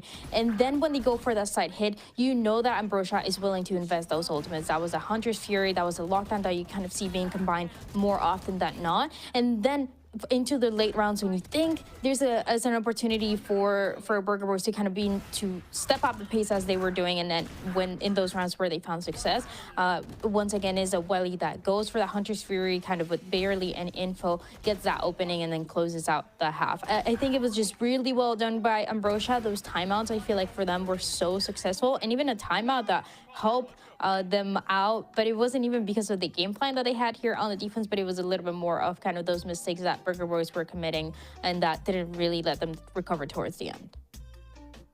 First thing on this screen that my eyes are drawn towards instantly is the 16 first kills for Ambrosia. I'm a simple person. I see the big first kill number. I gotta sit there and whoa. But I mean, when I'm looking at Ambrosia and the aggression that they're able to put out, Ash, I mean, a lot of that makes sense too. It seemed that they're constantly just aggressing, and Satellite was just on a tear, and Bonnie on the other end was just a little bit more silent.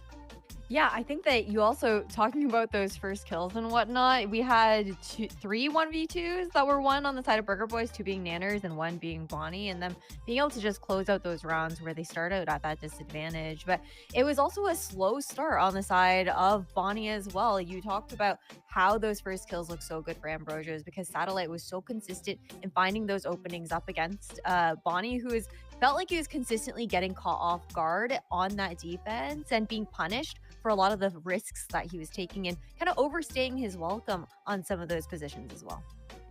And it's really uncharacteristic to see this kind of performance for Bonnie. We talk about him as the guy that is able to kind of open up those rounds, and that's what he was trying to do when he was on the defense playing towards that A side. He never really got, and the team never really got the economy to set him up with an operator, but even then he had some great positioning towards backside. It was just at the time that the hit was coming through for Ambrosia, not only the utility was really overwhelming with his double controller, but on top of that, it was a Bonnie that was simply not finding those kills. So unfortunately for Bonnie, we want to see him kind of turn around for the rest of the series. But I mean, in the meantime, who's taking advantage of that? It's Satellite. He is insane from the beginning till the end of this map. I think on the defense we get to see it a little bit more. He was one of the reasons why they were kind of finding that first pick and then putting this side of Burger Boys into really uncomfortable situations where, you know, you had 15 seconds left in 2 of those rounds, and you not only lose one of the members, but seems like for Burger Boys, you're also struggling on what to do next after one of your members either takes damage early on or gets taken down. So that's an opportunity that is perfect for Satellite to take even more space, be even more annoying, and be set up as well by Wally to find where those kills are going to be coming from. Really well played once again for Ambrosia. They just understood that time is going to be playing on their favor towards the end. Some of the shots that Satellite was hitting was just absolutely crazy. And the fact that he can get his one, get out, and then still stick around for another on a different angle that Burger Boys just don't expect. I mean, yeah, it was a little hard pressed for Burger Boys to go up against, and a reason why Ambrosia was able to take so many of these rounds. But this wasn't just about the duelist, okay? When we're talking about going into the series, there's a lot of people to highlight, and the Sentinels on both sides, I mean, they just had a heyday here, Ash. I'm looking at the performance of Alvin and Shondex, and their impact was just incredible. Like, KJ's on top, am I right? Yeah, it was really kind of like the battle of the lurk in some situations between these two, right? Alvin had such great positioning on defense over towards mid, cutting off those rotations, watching for those backstabs, and also being that quick helping hand over towards that A site when Ambrosia were going for those fast hits.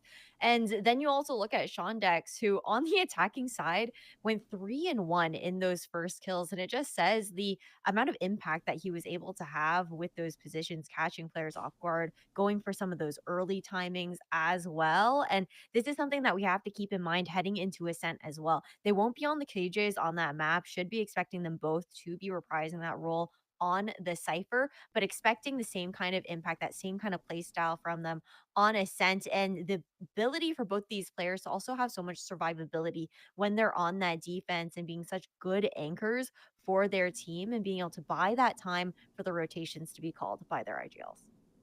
I really like some of the things that Shondex are doing, and it felt like he really saved a lot of those rounds early on for Ambrosia when it seems like they were losing that lead early on by Burger Boys. When Burger Boys won those 3 rounds in a row on defense, you think it's going to be a different story, but Shondex is constantly finding that opening pick when they're playing this 4-1. He's set up towards A side, trying to find something, and in a lot of those, it was kind of that push and that aggression that Burger Boys wanted to play with, and that Shondex got the chance to take advantage on. So it seems like he had a lot of impact that we don't really get to see as much into that second half, but for the beginning, to keep it close, to keep that 7-5 to go their way, it was absolutely all about Shondex and Satellite. I'm excited to see those two into the next series because this is a best of 5. And last time that we got to see this map of Ascent for the side of Ambrosia, it wasn't necessarily the greatest. We did get to see this direct head-to-head up against Burger Boys. Burger Boys, this is where Bonnie looked really, really strong. So I'm looking here, Dan, for Bonnie to be able to heat up here and be able to show us what he's about. That's exactly what we want to see. We want to see that Bonnie that we've been watching since the beginning of playoffs, even going back all the way to that Swiss stage. Just that one player that we've been talking about the most. And it's a player that, as we mentioned, he struggled in Icebox. We should be expecting him to come back for this map of Ascent, where he's going to be playing a little bit of the same, right? He's going to be playing this Jet. And as we mentioned, when he was facing Envy yesterday, he was the only one that's kind of able to keep up with Kane, Sarah, and the rest of the squad, which is not something that a lot of players say that they've been able to do, right, with an Envy that has been undefeated. But I want to keep my eyes on if they're going to be able to get enough rounds on the attacking side. Last time around for Burger Boys and Ambrosia, when they won that 13-7, that was the win condition. Burger Boys getting so many rounds on the attacking side early on, even converting that bonus. But that's not, I don't know if that's going to happen the same way. I mean, it was a one condition that can happen once, but twice against Ambrosia, I don't know. Especially with an Ambrosia that's been heating up and a Satellite that's been looking really strong on the day and a Shonix that hasn't slowed down. But getting into the agent select, we can talk a little bit more about these teams, because since we have seen this head-to-head matchup and we are pretty late into things, Ash, I'm not anticipating a switch. So I'm just anticipating that double duelist versus the solo duelist. And yep, that's exactly what we're going to get.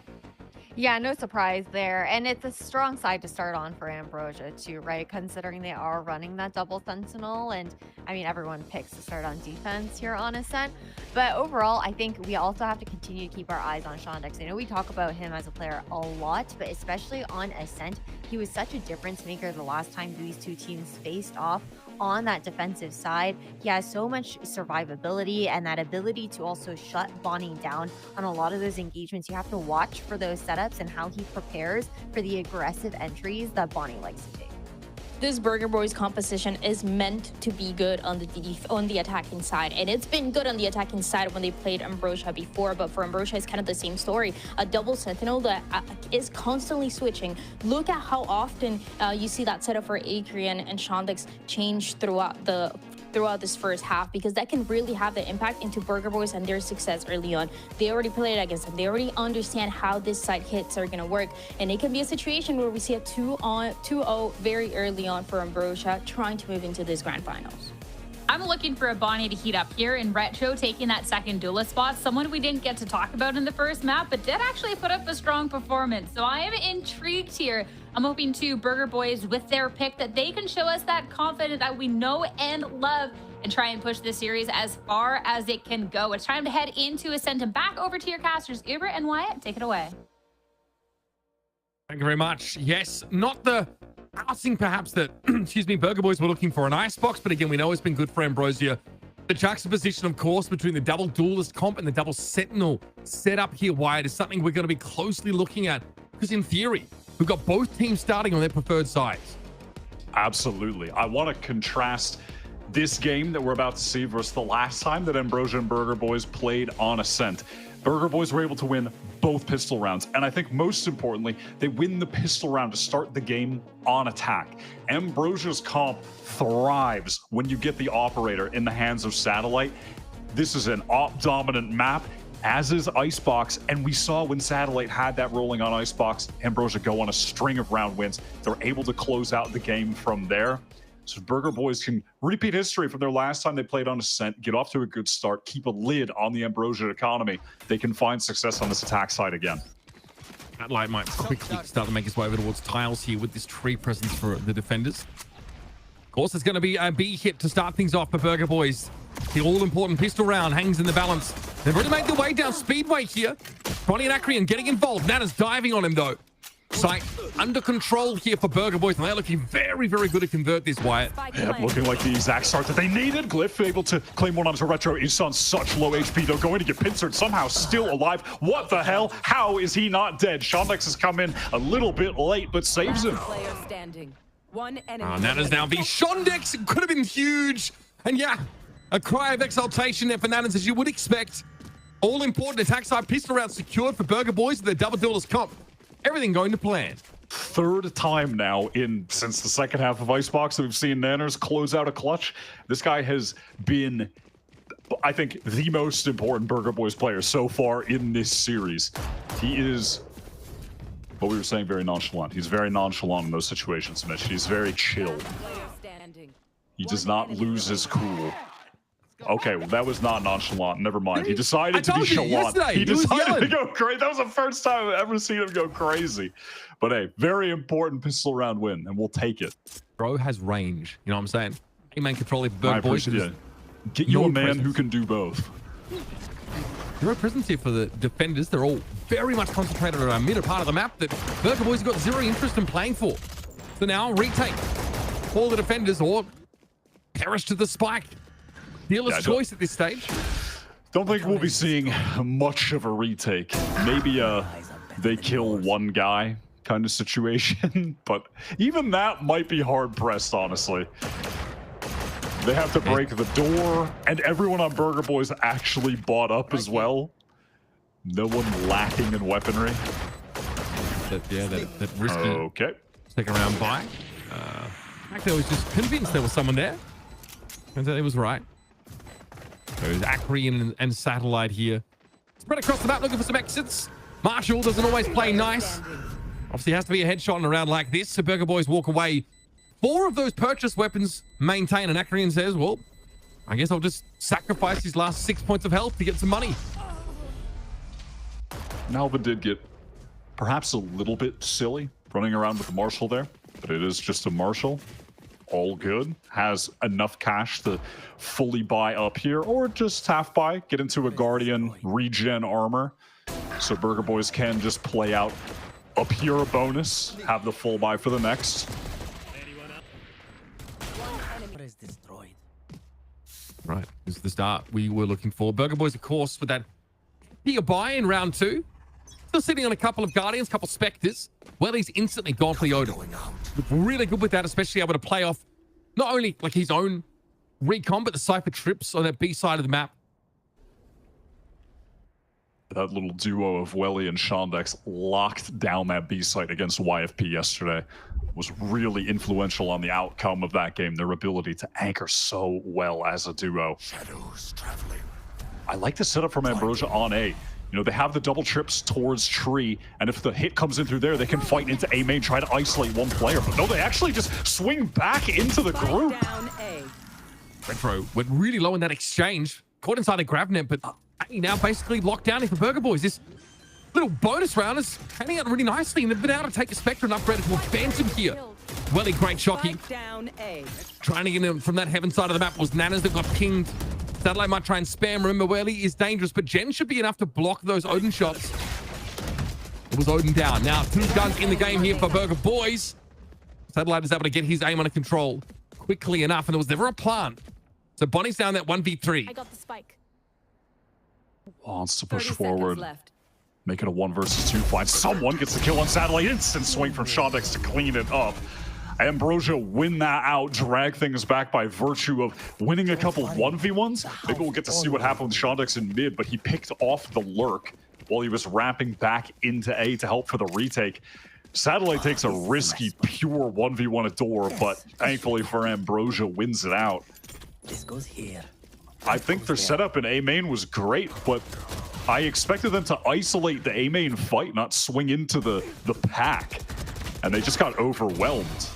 I mean, luckily the players have enough skill to rally that back by winning duels. Back we go. 3 now being, again, covered in much of that deadlock util. But a center util spread across the map here. There's Satellite though with that level of mid control. No op needed here, just a gate crash out after finding Bonnie of all people. And I mean, it is depletingly obvious, but Burger Boys really need their duelist to come alive in this game. He had a tough time, to say the least, when it came to first kills and first deaths on Icebox, going for 1 first kill and 8 first deaths. That is very un-Bonnie-like.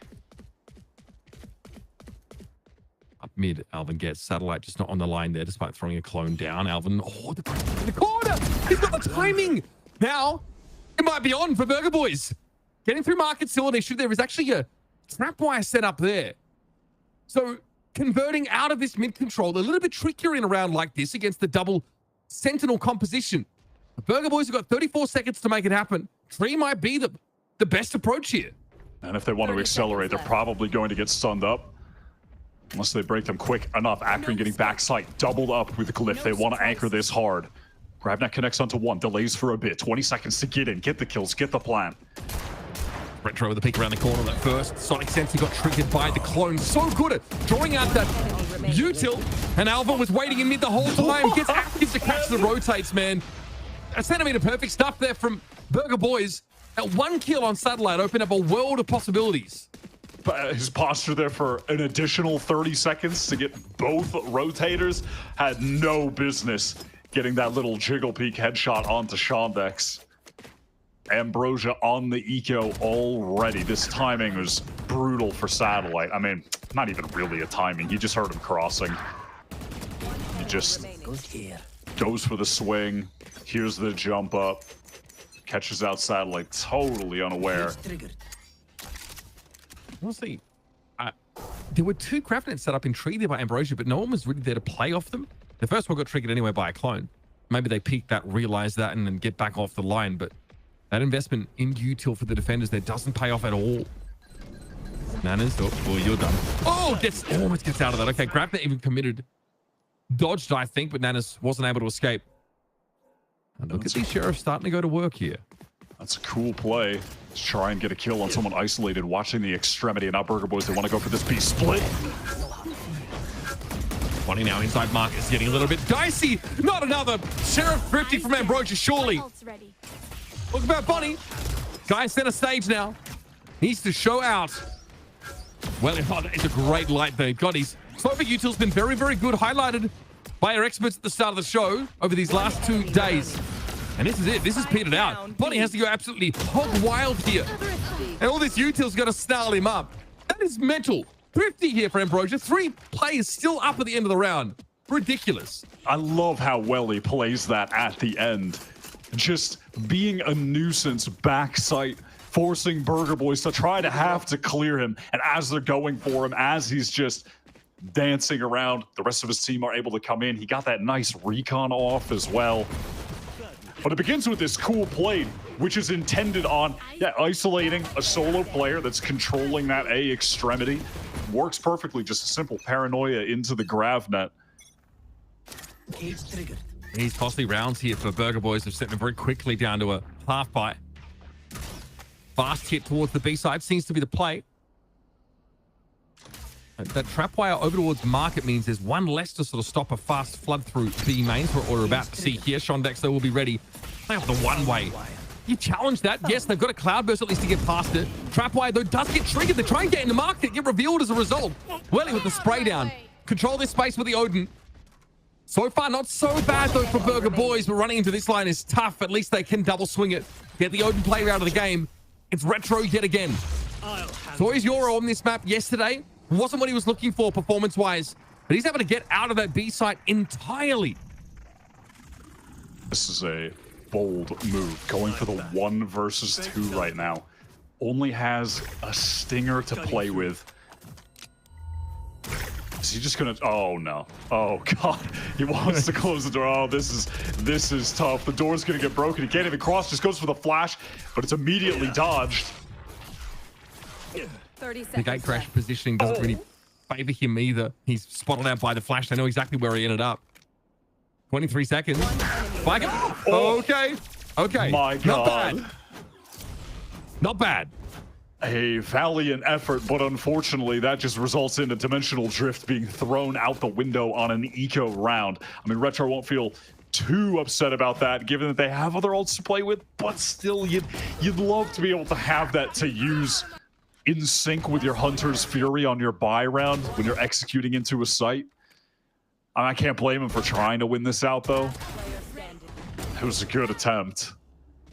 And a lot of damage done to Ambrosia to at least keep their economy very honest. I mean, more than honest, it's in critical condition if they lose this round. They've invested into the AWP and the Odin yet again. They'll be able to get a 3 rifle play by those things, maybe 2.5. He does put a lot of emphasis on this round. Welly. On this B site. Reminding me of Brawl last season, honestly. Huge stuff and great opener. Now, of course, notice there's a trapwire that's set up for him to play off of specifically.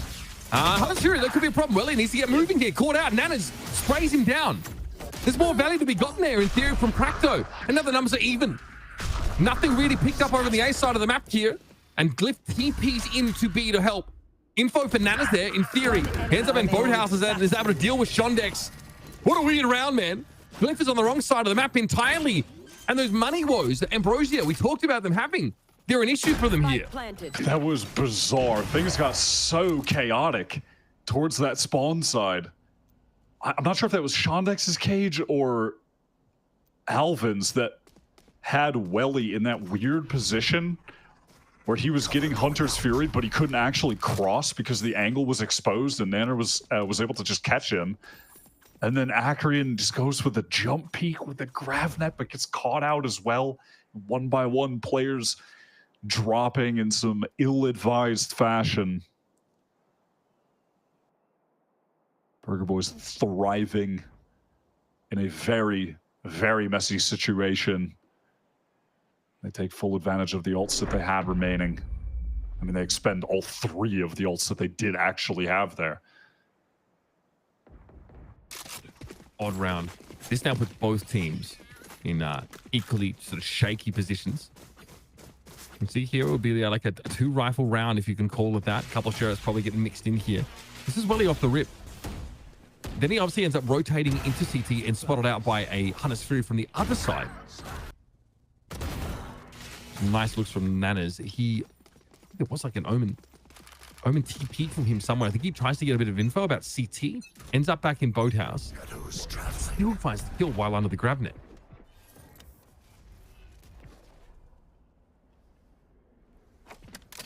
Well, he wants to get into this smoke with the Sheriff. Hope that someone overextends into it, but I don't think that's going to be the case. Also timing a shock dart of someone walking up post grabbing that orb in main. But it's a Burger Boys that are content to take things slow. Wait out any potential defensive aggression from Ambrosia on this save round that does involve that rifle that's been carried over by Glyph.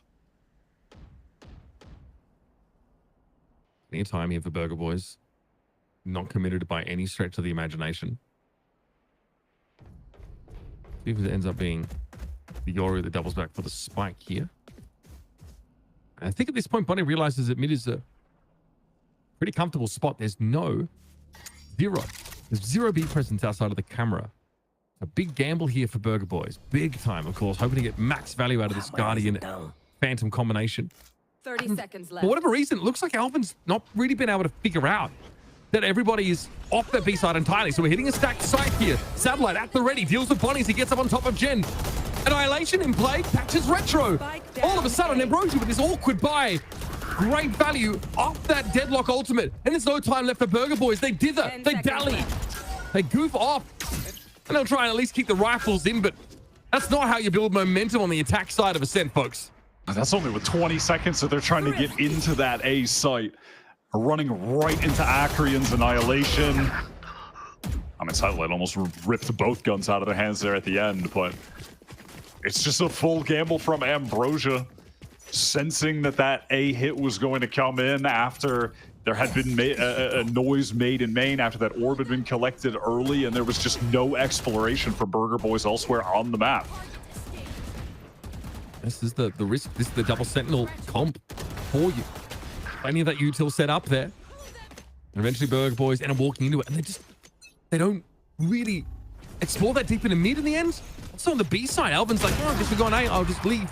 Now that defensive op is in play once more. Satellite puts in a great use. Oh, buddy! Spike down. Jackpot! Alvin all on his lonesome. Shondex will surely take this fight and maybe regrets it now. The Cypher pulls on out, just as Satellite was looking to ask for more on the B side.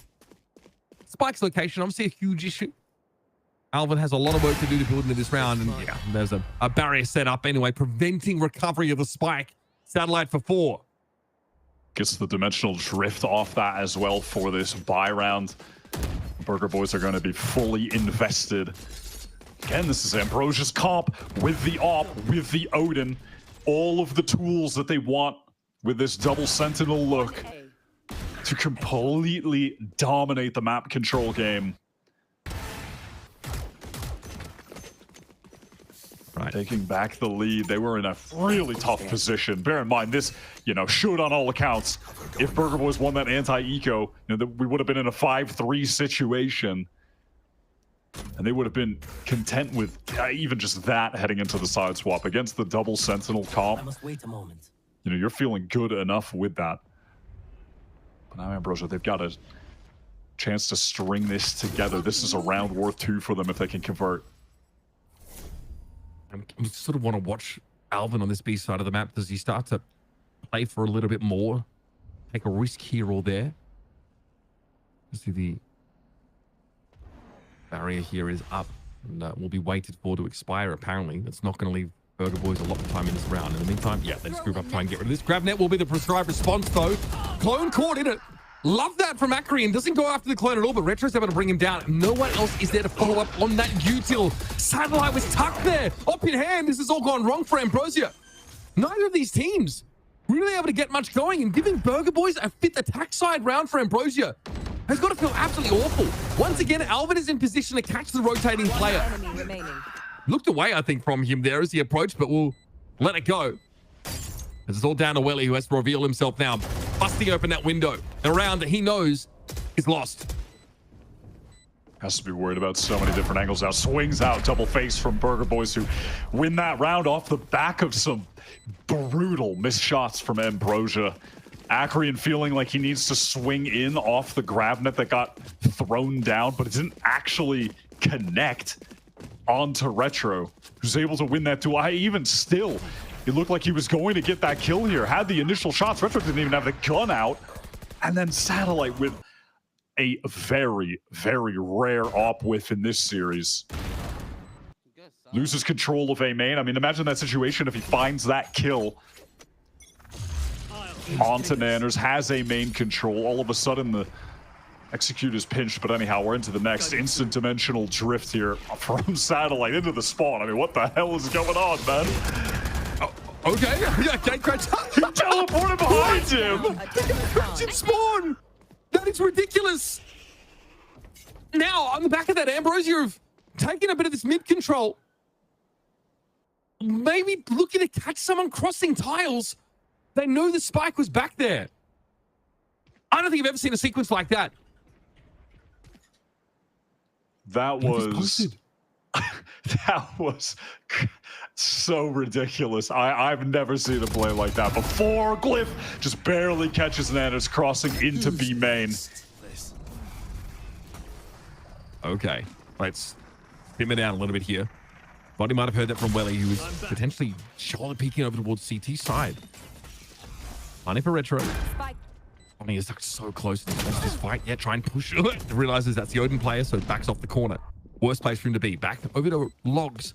Glyph kind of knows he's there, though. For run and retreat as he was nearsighted. Retro can get on this line to help out. He left the clone in his wake. I don't think they were ready for Retro, but either way.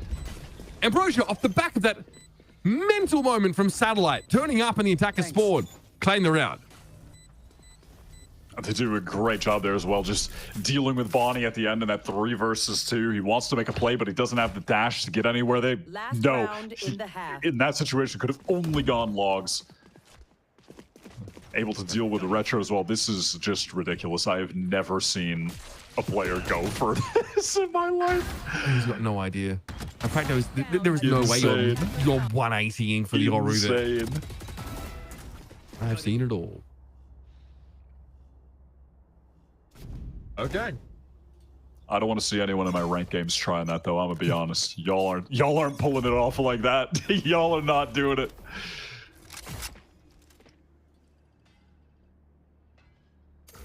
All right.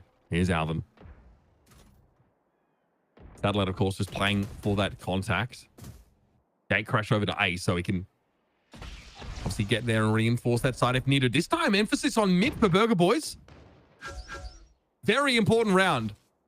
Welly has the ability, though, to get tons of info. He can play off the cam as well and just spray people down with the Odin. Oh. Some good counter spam from Bonnie. Satellite still just has this B main control. Retro, it just feels like someone is about to get caught. Oh my god, the timing. Getting off the angle, but the repeat from Satellite teleports away to lane. Can go for more. Well, he's going to go now over towards that CT side. There's some Burger Boys that have to get moving. Bonnie backs up into Shondex. He was waiting for it. Now we've still got Utility can play off of him. B main. Great connection for Satellite. Nanas has to throw himself at this one. And Prather somehow just goes down to a shock dart. Willie looking premium on those. And this is scary now for Burger Boys. Yeah. A 5-round attack side. Happy with that for sure. Now, what do they make do? Or what do they make happen with this double duelist on the defense side? Is it going to be Bonnie, like on Icebox, looking to take a lot of these early risks to kind of justify this jet play?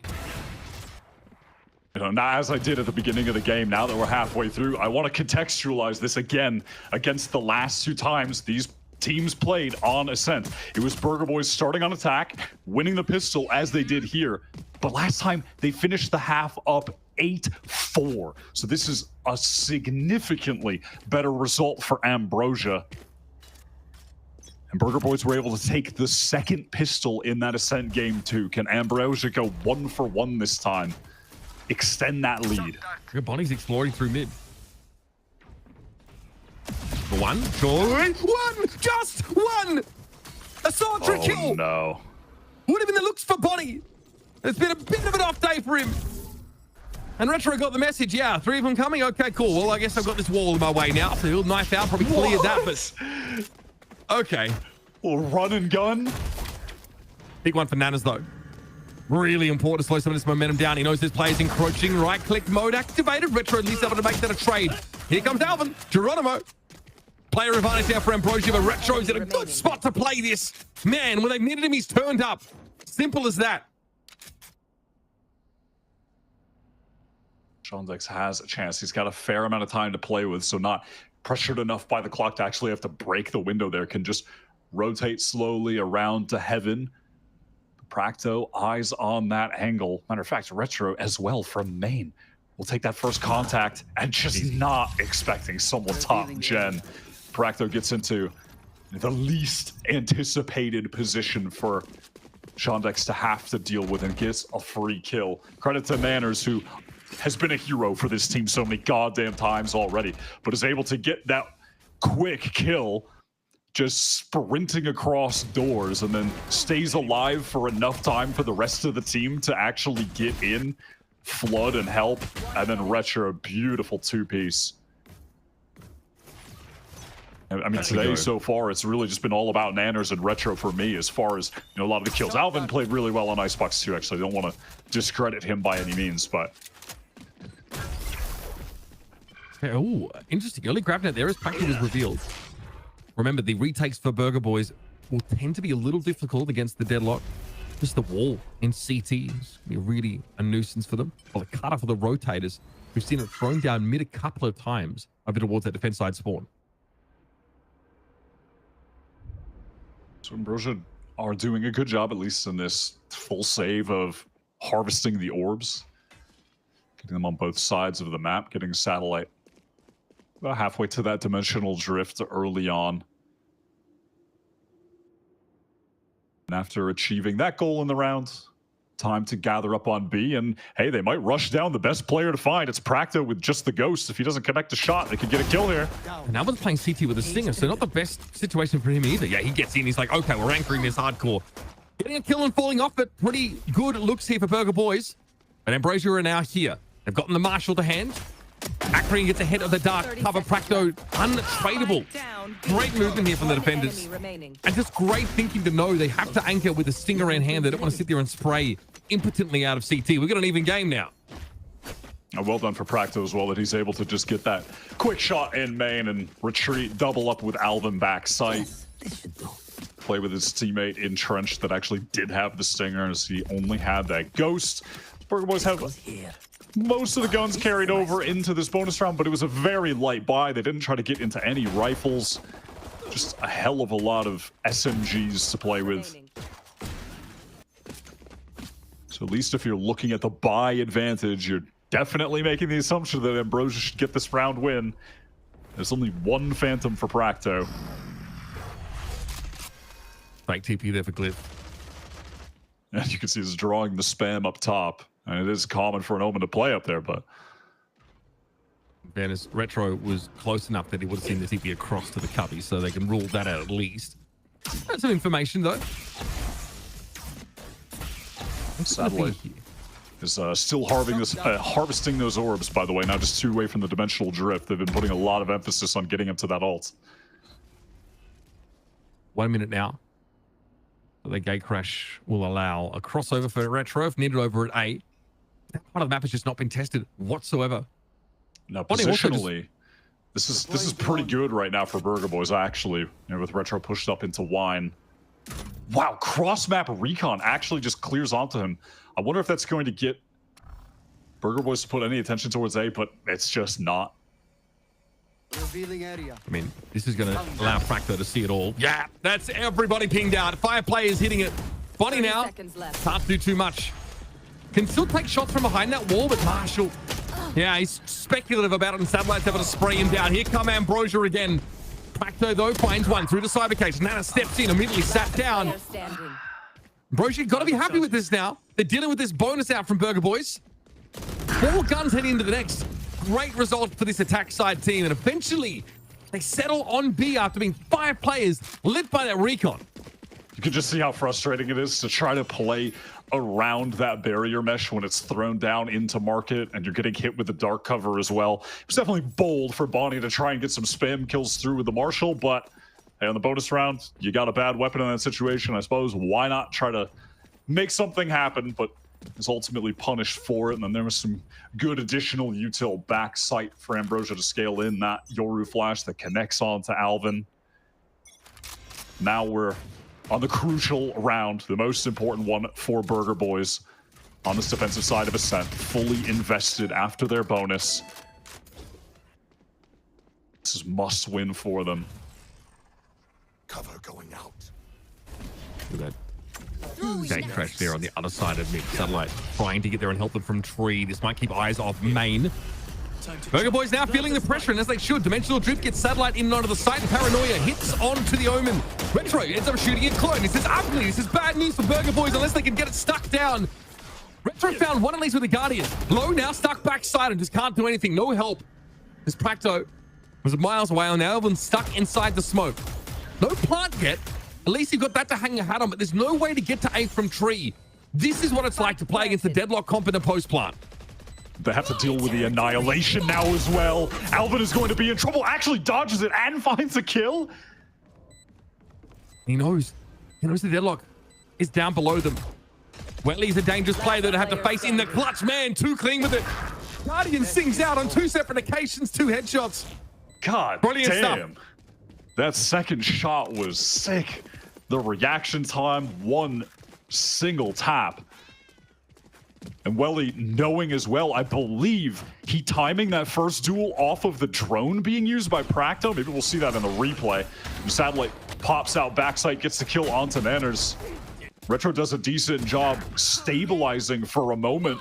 That flash, unfortunately, not connecting onto everyone. Alvin sidestepping that. Yeah, I think it was Practo in the drone, and Welly says, all right, time for me to take this 1v1. I'm going to peek. He can't get traded. Good looks here for Ambrosia. God, that's nerve-wracking for Burger Boys now as they've been sat down on this economy. Now a little bit more emphasis on the mid side of the map. Clone to go check it. Not sure if there's the idea that Welly would play off that. He's tucked. Maybe an insert in case there's some sound to be heard over towards the cubby side. Dalvin having a look. Flash for it pretty instantly. The Outlaw's going to be feasting it around like this, and there's not a thing the Burger Boys can do about it. Practo with the Sheriff, though. Always dangerous. Always good for one, I feel. Now they're going to know exactly where the defenders are lying. Yeah, they know that there are multiple players rotating over to be 3 of them. And it's only Nanners to deal with on A, so they're trying to beat Burger Boys to the rotate, which they'll be able to do. Nanners going to be in a lot of trouble back. Gen does not see a damn thing, but at least has the dark cover to play around. Nanners tucked here. Oh, I like the Eldrone timing off this. You can definitely play with that. Bonnie's able to emerge here. Stinger gets some purchase. Satellite looking. Surely he's got something to do here. 30 seconds left. left. Well, I called it with the Sheriff. Looking good. We're going to be down to Retro, though. Winnable. 4 health and 21. 2 shots will get it done. Are we rolling back the years? Strong legs in the chat. Watching his homie go for it. Time, though, is of the essence, of course. And Retro, yeah, that cam spots him out. He'll be allowed to pull the dart from him there and see Shondex as an angle he can't realistically cover. Tough to play from there. And here come Ambrosia, man. This is terrifying. Shondex really comes up on that round. 3-piece plus the neural theft that allows for the rotate over to the lighter A site, where it was just Nanners forced to take on way too much responsibility with a sheriff facing down that entire execute. One enemy remains. Player standing. It's closed. And now Ambrosia know that they're within touching distance of closing this game out. Burger Boys again fully invested into this round. They do have major ultimates to play with that can get them over the finish line here on round 18. Trying to get their economy in a stable place. They're up there. Bonnie, not sure what this is, because if there's a gate crash out by Ligoru and the clone, they could imply 3 people here where there's really only 1 at the end of the day. Standing ahead. Waiting on this now as Bonnie just sails past. Checks it, sees very little. Al drone here. Shondex has to get on out. Practical, of course, look to play off of it. Satellite tagged up by something through mid. Yep, there's Bonnie trying to stay out of these traces. Spray it on down, but he does take a bit of a hit. Retro, the guy that was positioned to make something magical happen in the previous round now, needs to try and figure out what's going on. He knows there's pressure over towards Tree, and then immediately it gets cancelled. Through market now is the play. And so Burger Boys assume the position Wyatt. Anchor up on this B side. This is a great pivot from Ambrosia right now. Burger Boys are trying to rush their way over. Glyph able to shut down Bonnie, who was weak coming from spawn. Dimensional Drift going to have to get a lot of value. 30 seconds left. Practo hit with the paranoia now stuck in here. Light, but again, info is good. Headshots are better. Nanas now is going to just see this as an opportunity to extract some value, as the rest of his team are going to be sent to the economic shadow realm in the next game. With a lower GDP than Bangladesh, Burger Boys have handed a significant lead over to Ambrosia now. About to stretch to 4 rounds on their map choice. And it feels like nothing really has gone right for them today. They're just not rolling in that same individual way that they've been throughout the playoff run. And I don't just want to keep harping on Bonnie's performance, but when this guy was far and away the statistical leader, well, I won't say far and away, but was the statistical leader. It was actually him and Kane Zera, who were the 2 that were far and away, with Bonnie number 1 heading into yesterday. Still played really well against Envy, but today he's not getting it rolling yet. And it's starting to feel like he's really trying to force moments to get kills, like 50 HP, spamming through the wall in spawn. Let's see if Nanners can hold on to this, and he does against Glyph. So we'll have an opportunity to have that hero rifle here on what will be a mostly saved round for Burger Boys. Half by what they can. Round 19 now. Talked about some of those big ultimates Burger Boys had to work with. Well, the D-Drift went for very little. Now, at least the Blade Storm allows them to supplement their arsenal somewhat. But it has been a tough showing here for Burger Boys. Again, Ambrosia did the same thing on Icebox. Went on this run. 5 rounds, I think it was. After being in a bit of a rough spot. And the money's just so good as you'd expect for Ambrosia. These rounds are not coming close enough for Burger Boys. And they've just never gotten that snowball impact of an op in mid online. I like that for the Nanas, though. Clearing that sort of implies potentially a player tucked wine, and this is going to draw further resources out of the attackers to clear it. All-out aggro play from Burger Boys is coming out of B main. They go 1 for 1. Bonnie with an opportunity to get the kill on Acreon. Picks up the rifle. Can't chase, but oh my god. I mean, Retro, you're not satellite, buddy. Sorry. I respect it. I respect it. I respect it, though. So odd that the game is occurring in this part of the map. Of course, this means that Burger Boys still have 3 to work with now, and they're starting to drift over in the right direction. Of course, the wall, preventing an approach to the B side kind of gives away the game. They know where Ambrosia is going to come from. A recon, though, is going to force Practo off the line. He cannot linger. Bonnie will assume that position instead. TP top side. Bonnie's having his crosshair placement broken, but Glyph went down. Hello. It's a shooting gallery. Willie's able to find a couple, though. He's up to 3 in the round. Dangerous for Nanas. Willie! The GOAT! Unbelievable stuff from the young lad. How on earth he puts that together? Something's in the water there in Norway. I'm sure of it. He has been on fire on Ascent. Shooting, the utility has been really fantastic from him throughout this game as well. He just can't be allowed to win that. Burger Boys, they make the fast rotation, even though it's a 3 versus 4. They're all over on that site. They can all face into the smoke. There are no flashes for Ambrosia to get out of it. They looked absolutely cooked, and they just give in to Welly in the 1 versus 3. Just feels like the game is as good as done. There are 5 chances for Ambrosia to close this out now. Nanner's already so weak on account of that shock dart. Welly just continuing his reign of terror.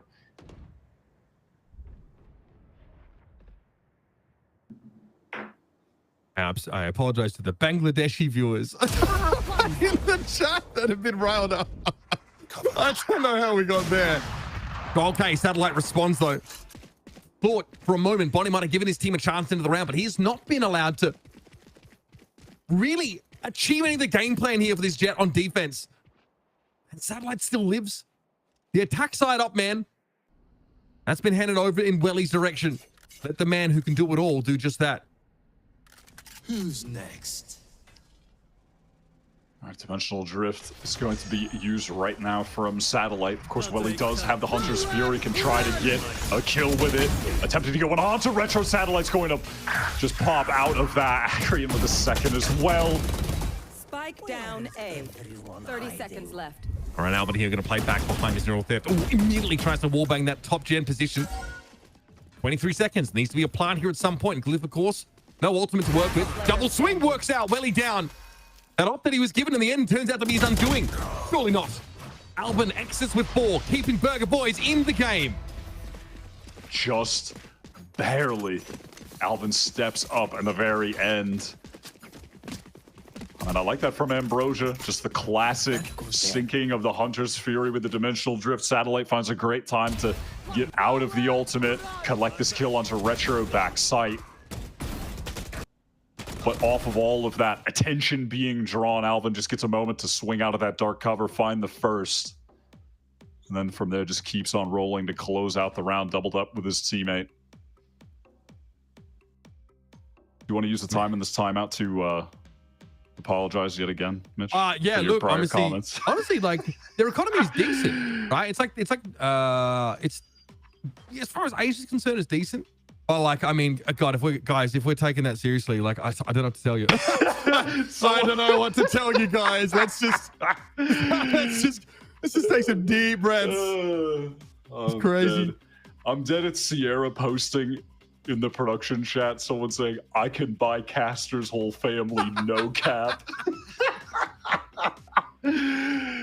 Man, this is why I love challenges. Do not change, chat. Please remain exactly exactly as you are. I really tried to pick an obscure country so there wasn't the risk of just like catching someone, but it just wasn't obscure enough. Next time, yeah, I'll do better next time, guys. I'll choose Sierra Leone is going to be my next one. So look, residents of Freetown, I apologize in advance. All right, still map point here for Ambrosia, but goodness me, heading on a split. Up 2-0 for this team would be astonishing. It's not clicking for Burger Boys right now, but Bonnie still has an op. He's able to get one somehow. Half armor and op at the ready. Ambrosia had enough cash to get into a couple hero guns. And listen, if I were to throw 2 hero guns to any 2 players on Ambrosia, it would definitely be Shondex and Satellite. Those 2 guys are really sick, mechanically speaking. Ambrosia want to get into this A-side split. 1 player from main, that's going to be Welly. Very caught. Awkward, trying to hold that angle, apparently. Not looked at, as it appears. Alban going to get off this line. A lot of presence for Ambrosia. Love the old heaven play, and Bonnie just can't connect the first shot. The pressure is too immense. Alban at least chimes in, but Bonnie just killed through smoke. That's not a metaphor for his whole game. I don't know what it is, but it's Nanus. Keeps him in it. He keeps them in it. Massive stuff here from Burger Boys, who really have to pivot very quickly to what Ambrosia are throwing at them. But the attackers still have another buy round to work with. Honestly, I can't believe it even got that close, or rather that it even got to the point where Ambrosia were at a man advantage. I like the play rushing through heaven, but they didn't have a dark cover place for, you know, with a staircase reaches to the top, which is usually pretty necessary. They're just open fighting 17 players on Burger Boys there. I can't believe they walked away with the advantage. We arrived at the point of the game where, once again, it's the steady hands of Nanners. Yep. That just keep them alive. The nonchalant king locks it down. Honestly, we felt similarly about him yesterday on that Viper. Just from Bonnie. It's still a mid play. Glyph potentially soundbaiting for him here. Very quickly, though, Ambrosia have opted to pivot over to B. Apropos of nothing really, but maybe to try and make it so Bonnie can't get out if you're alive if he takes a fight. This is a garden variety play for B main control. Camera cleared. Logs is trap wired, though, so keep an eye on that position.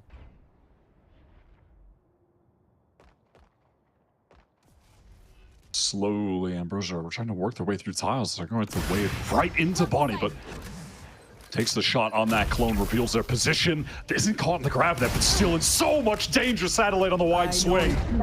Oh, Retro finds the timing. That's beautiful, even though he's hit by Paranoia.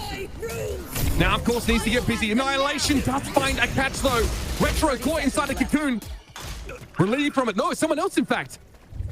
Nanas knows he needs to do something about it at some point. It's cleared away. 3 up here for Ambrosia. Now over towards mid, the pivot. This is where Alvin can come alive. Keeping in a boathouse, Alvin is down, so no one's there to watch the rotate. All of a sudden, Nanas will be alone. He's going to have to do it again. There's a wall in CT. It's going to stop the rotate, potentially. Willie does fall. Nanas gets his one. God, that was a nice little TP. He gets out of boathouse, stops the defense. That's so clean. He's literally him. It's just Nanas. That is so clean. The utility usage there, the aim again, using the from the shadows when there was such little time for Ambrosia on that pivot. I mean, they go to the right site. It's wide open. He gets back into sewer. There's maybe 13, 14 seconds when they're rushing down lane and stairs to try and get the plant in this moment, and then using the dark cover to safe teleport and then push into it. Oh my God, that is just so well played. This guy is phenomenal. Absolutely electric stuff, Wyatt. There's Practo grabbing it down. Okay, things are getting a little bit dicey here. Acrian's able to bring Practo to heal, though. Fast play with the Stingers into the B site, and it's working. By God, it's working. Retro here behind the wall. He's caught in the open. Likely caught here. He can't even retreat. Stuck in that last little, triangular wedge. Not a decent weapon. The Shockies, though, started to cause some issues. Connex is going to be back into B main here. Oh, he's boxed like a fish. He can't do a thing. I boxed you like a fish. Just wrong. There is some market presence, though, for the defenders. How the heck do they get into this site? They break the wall eventually. Nana's holding on to a Paranoia. That's arbitrarily thrown a speedway to set them up. Scanning ahead. Player in main. Well, he might see a lot here.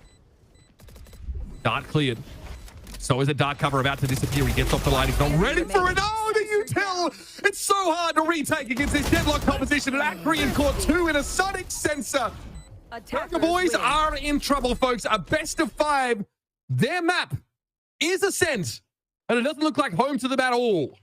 The last time these two teams faced off on Ascent, it was a dominant win from Burger Boys. But this time you could immediately feel that the tides were shifting because Ambrosia had such a better defense side than switching over. They go on that attack side run. Again, it's Nanners being the player for Burger Boys that's stepping up in late rounds, winning clutches, getting crucial high impact multi-kills.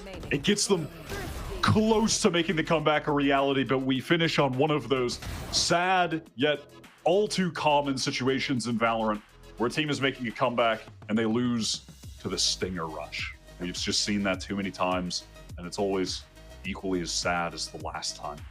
Seen it though. Like if you are playing off these sites, you know there's going to be a Stinger Rush or some kind of anti-eco play. You also play into that double Sentinel game plan of walling you off of a site, making those retakes. Absolutely hellish stuff.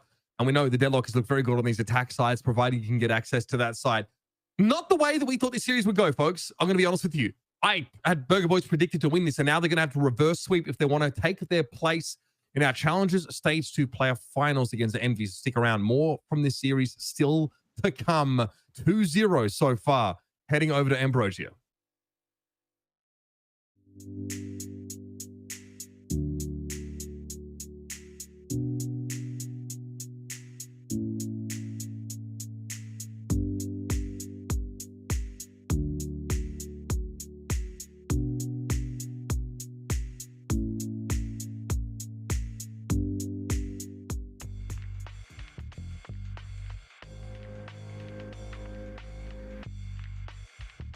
I feel like my route as a pro player has been pretty steady, I'd say. I started all the way back playing some tier 3 tournaments with my team last year. I qualified to Challengers and from Challengers to Ascension. And this year I decided to come to NA Challengers, which its level is higher than the challenges from my own region. So I feel like if I would describe my route as a pro player, I would say it's like steady, taking each step at a time, and hopefully this year I get to Ascension again and get to close it out and win it all. It was kind of like a reality shock. M80 last year, they handed our to us.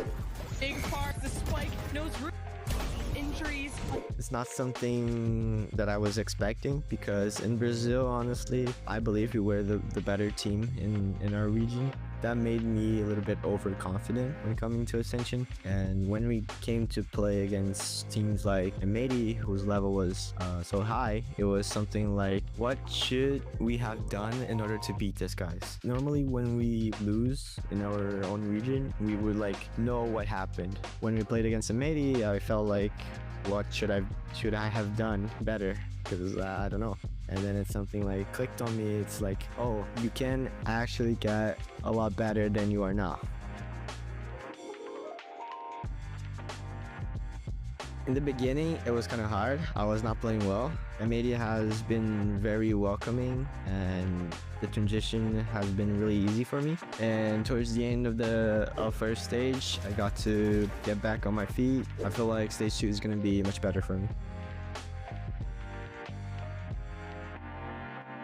Personally, to win it all, no? Win stage 2, win the next tournaments, and go to Ascension and get M80 the 3rd participation, and honestly get them to win and get them to ascend.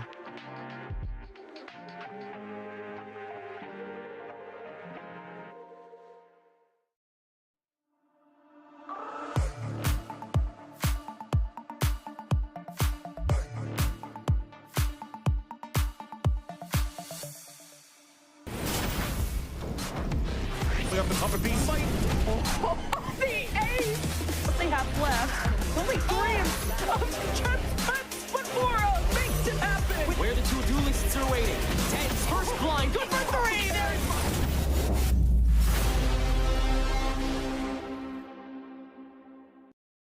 Face down on Ascent. Oh, so familiar for these two teams. Last time they met, it was Burger Boys to take a pretty strong win, but in the lower finals, when it matters the most, it's going to be none other than Ambrosia to come out on top 13-10 and now up 2 maps in this best of 5 series. Ash, going into that was the opportunity for Burger Boys to try and equalize the score, but they let that one get away from them, and that one kind of hurts. Yeah, it definitely does. I think that we saw Burger Boy starting out on the attacking side and having a weaker half compared to the last time that we saw these two go head to head on Ascent. I believe it was Wyatt who was talking about it during the cast. The fact that last time it was that 8-4 half, this time that 5-7, not really being able to find that opportunity to get started. It all has to do with the fact that Ambrosia are still able to balance their economy in a way where they're still prioritizing Satellite, getting that operator online, even though they're not able to find that pistol round on the defense first off. And it was the aggression coming out, right? That's what works so well with their composition. The fact that they've got this Yoru player who's going to go for these long sight lines, get a little bit aggressive with that ability to TP out and be super dynamic across the map in Satellite and try and funnel these players on the side of Burger Boys into these defensive setups set up by that Deadlock and that Cypher that also Dan was talking about before this map even happened, you had to keep an eye out for like how dynamic they could be. I do want to give a lot of credit though over towards Alvin on the side of Burger Boys. It felt like he was finding so much impact on the attacking side, was a big reason of why that first half ended up even being that 5-7. And being a little bit closer than we would have expected. He found a lot of holes over towards that mid site, initially always starting over into the main before going to those market flanks and being able to find those opportunities to get those lurking kills and catch off the rotations on the side of Ambrosia. This is really insane too, because we mentioned last time that these two teams played each other on this map. We kind of talked about the win conditions that went right for the side of Burger Boys, right? Not only a good attacking side, but also winning that pistol, and winning that first and second pistol. And things worked out, at least in that area, in the same way. Burger Boys are 4 for 4 on pistols in the series, and yet they're 0 and 2 when it comes to maps. It's already a point where Ambrosia needs one more map. It can be that next map of split to win the series. And for Burger Boys, those win conditions that worked before, they're not really enough to close out what we've seen for Ambrosia. Ambrosia, they talked about how they wanted to go into this rematch, and we're starting to see why. They understood too how they wanted to play the attacking side. That first half was still very close for the amount of runs that you want to get on the defense for Ambrosia, and yet they knew that when it came to the attacking side for the second half, they needed to play it a lot faster. With this double sentinel composition, sure, you get more value on the defense, but you also get so much value when you're able to get that spike planted. So that's why we saw a lot of those fast A hits coming into the early rounds, and then towards the end, it was kind of that back and forth of who was gonna and how they were gonna be strong holding these sides for Burger Boys. We saw Nanners clutching a few of those scenarios. We saw the impact that he was having, but it was a little too late. I love this Ambrosia that is able to adapt on the fly, but also adapt coming into this rematch to put them in this situation where 2-0, one map away from moving to the grand finals. Yeah, talking about the player performances, like you had called out Nanners, Alvin as well, a really, really strong series. And looking back at a couple of those rounds, and they had single-handedly managed to foil Ambrosia. But Ash, the bounce back that Ambrosia was always able to have is just astonishing. It helps too when you have a satellite going crazy, but even Shondex and Welly especially, like great stand-up performances. Yeah, you touch on Welly because I'm thinking back to even that round 19 1v3 that he ends Yeah. up winning, where you've got Practo and Bonnie over on Raptors and Nanner's still holding that smoke, and somehow he's able to land every shot that counted. And it is just insane the individual ways that these players are able to stand up. Welly was such a big part when it comes down to his utility and his just individual mechanics and being able to shut down that momentum that Burger Boys were trying to find back into that second half. And we continue to see these Welly early Hunter's Fury that always get value, always get at least one to start up the round. And these are some of the setup plays for Ambrosia that make the composition so interesting, because we see teams that play this double sentinel, but they are playing so passive. Instead of that, you have a Welly that is sending a dart early on, is trying to tag one of the players, and if not, is going for that Hunter's Fury with nothing else to set him up. And if not, you're also seeing a play like we saw for Satellite, right? Very, very early ultimate that goes all the way to the attacker spawn, gets two somehow, and wins that round in a way that I feel like we've never seen before. I love the aggression that Ambrosia is showing, and it is all thanks to Satellite too, that on this map alone got 10 first kills. I mean, we've been talking about this guy opening up the sites and opening up the runs for the team, but just what he was able to do in Ascend was insane. And he continues to have a very consistent performance throughout the day, where it's becoming a little bit more one-sided to what we thought it was going to be with him and Bonnie. Yeah, I love that you bring up Bonnie in this conversation, because you're talking about the 10 first bloods here for Satellite. On series total, he's 16-4 in those first engagements. And from Bonnie, a 3-15. Nothing like what we've seen from Bonnie before. Having a really hard time getting started here within this series, constantly getting shut down in those first engagements where Satellite is coming out on top. And now you get pretty wary, I feel like, going into split. It feels like after getting shut down so consistently as the series has gone on, it is about that endurance game here in a best of 5 as well. That ability to mentally make that comeback going into map number 3 when you're down 0-2, and Ambrosia had that opportunity to potentially take the series 3-0. endurance, but this best of 5 also really tests the map pools of each of these teams. And going into the third map of the series, Burger Boys just having dropped their map pick of Ascent, this is where things get a little scary. Ambrosia normally second ban split out. Burger Boys normally second ban it out. Now all of a sudden they have to go to it. And Dan, we have not seen Burger Boys here in like over a month, whereas Ambrosia, we have, and it was a close one, but it was a strong win up against the former M80 core. Yeah, it was that win against Chet Spets, and it was, as you're mentioning, really close. For Burger Boys, they haven't played it in a long time, and to be honest, even if they played it, 2 weeks ago, that doesn't matter because that was when the Tejo was constantly being played on this map, and I feel like this is one of those maps that suffer the most because you're constantly, or you were at least constantly relying on that Tejo util very late into the round for the post plan just to delay that retake from taking place. So not having that anymore, the teams are kind of figuring out what they want to do. And at least for Burger Boys, we do have some information. They play against Lander in a third-party tournament for Funhaver, and they were actually losing that series. It was a 13-7 that went the other way, but they showed us a little bit of the things that they're wanting to play, right? So they're still willing to opt for this double duelist that we just got the chance to see on the map of Ascent. They're going with Retro once again on the Yoru, and I mean, if things stay the same, there's a good chance. I mean, if we want to have the series go the distance for Burger Boys, I think that one condition can rely on Nanners because he's going to be on the Astra here. And we've seen how good he is at staying alive,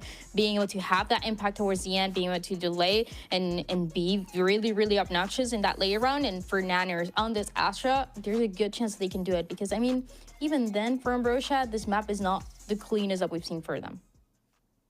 Definitely not the cleanest, but I'm still looking at, the satellite factor and in fact, last time, there's a lot to go into this. So this is going to be an intense map for certain. So intense that a player disconnected, guys. So we are going to be taking a quick break as everyone gets into the server. This is your opportunity to get your snack, get some water. You're not going to want to miss any of it. It's going to be map 3 of the lower finals after a short break.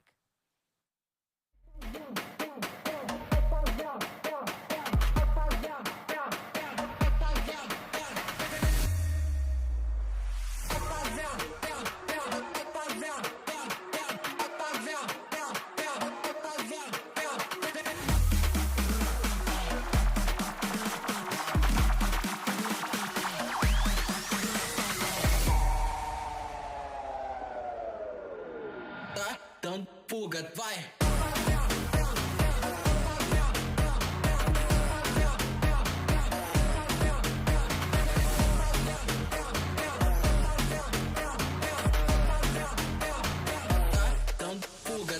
Não tenta bater de frente, sabe que lá tá fazendo macete. Desce até o chão, ela tá doida pra colar com a gente. Fazendo macete, ela tá doida pra colar com a gente.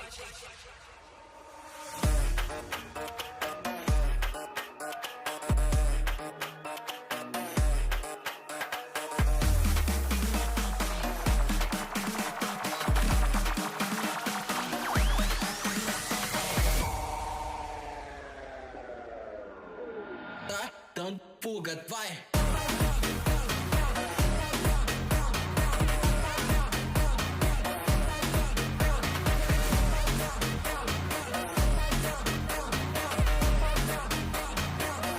Dando fuga, vai! Não tenta bater de frente, sabe que lá tá fazendo macete. Desce até o chão, ela tá doida pra colar com a gente.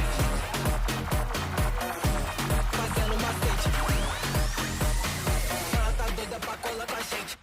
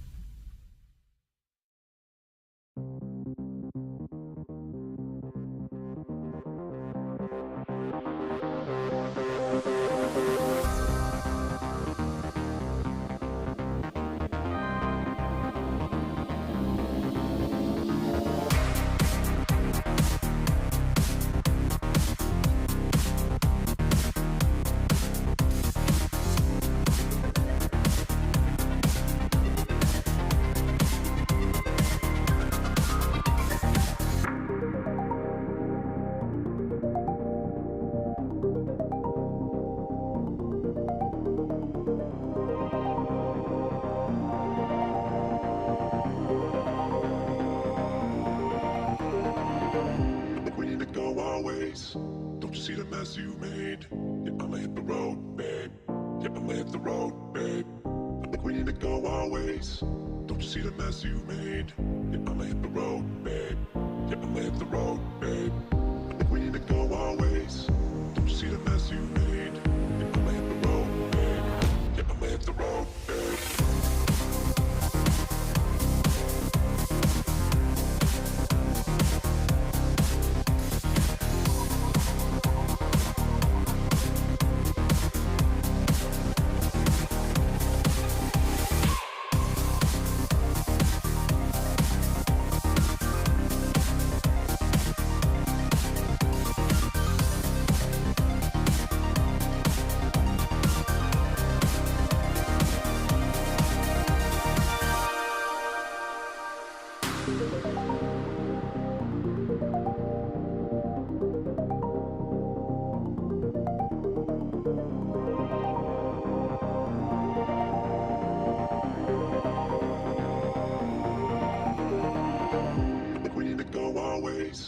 Don't you see the mess you made? Yeah, I'ma hit the road, babe. Yeah, I'ma hit the road, babe. I think we need to go our ways. Don't you see the mess you made? Yeah, I'ma hit the road, babe. Yeah, I'ma hit the road, babe. I think we need to go our ways. Don't you see the mess you made? Yeah, I'ma hit the road, babe. Yeah, I'ma hit the road, babe.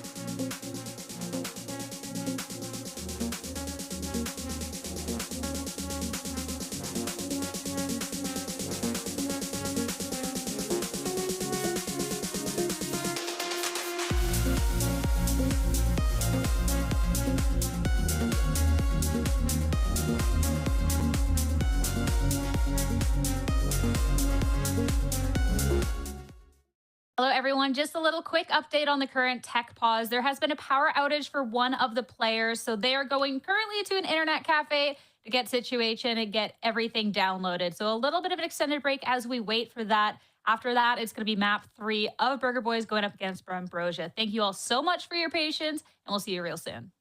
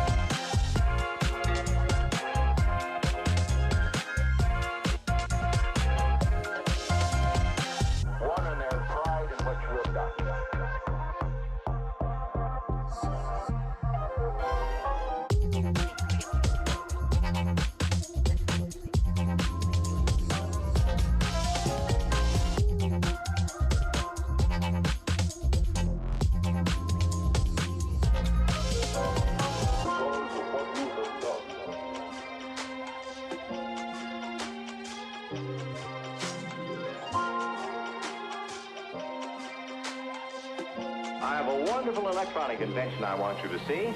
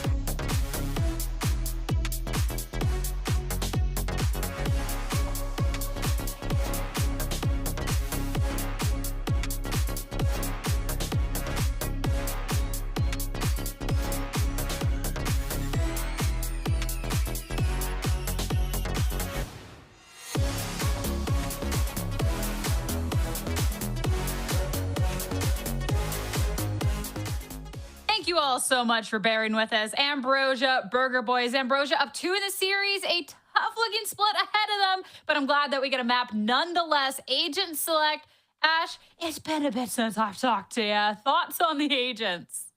Oh, we were yapping in the green room, girl. But yeah, I think looking at this agent select, you look over towards Burger Boys, there's no surprise that they're going to have a change coming in. The last time we saw them, it was that Tejo composition that they're running. And now the main difference, though, being that we were expecting to maybe see Nanners onto the Astra, instead going to play on that Omen. And honestly, I do like that for them. I feel like it gives more opportunity to set up for Bonnie as well, just alongside Practo's utility, as well as Nanners' ability to play for himself, which I think is something that he does incredibly well in those clutch situations, being able to use that util a little bit more self-servingly at times there as well.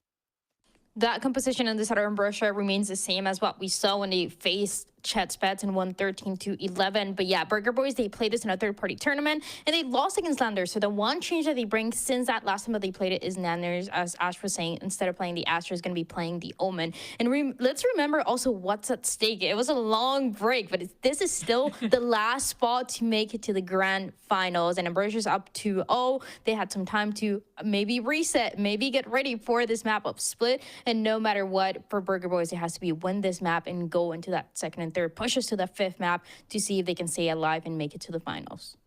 It's still an Ambrosia map pick, and the map they've looked strong on, but it's time to see if Burger Boys, with this composition, can take us to yet another map in the series, or if it's going to be Ambrosia to take this series in a clean sweep 3-0 and into the grand final. Split is finally ready, so let's head over to your casters. Uber and Wyatt, take it away. It's been 40 years since I've talked about VALORANT. And here we are. They've reeled us out and pointed us in the direction that said go and talk. And, well, we're going to have to do it, folks. Do Burger Boys have what it takes here on Split, a map that sort of is highlighted by our experts has not been their strongest look. Practo, finally ready to play. There were some setup-related issues, and they were given ample time. So I'm quite sure they'll do us a favor by running it down. Wyatt?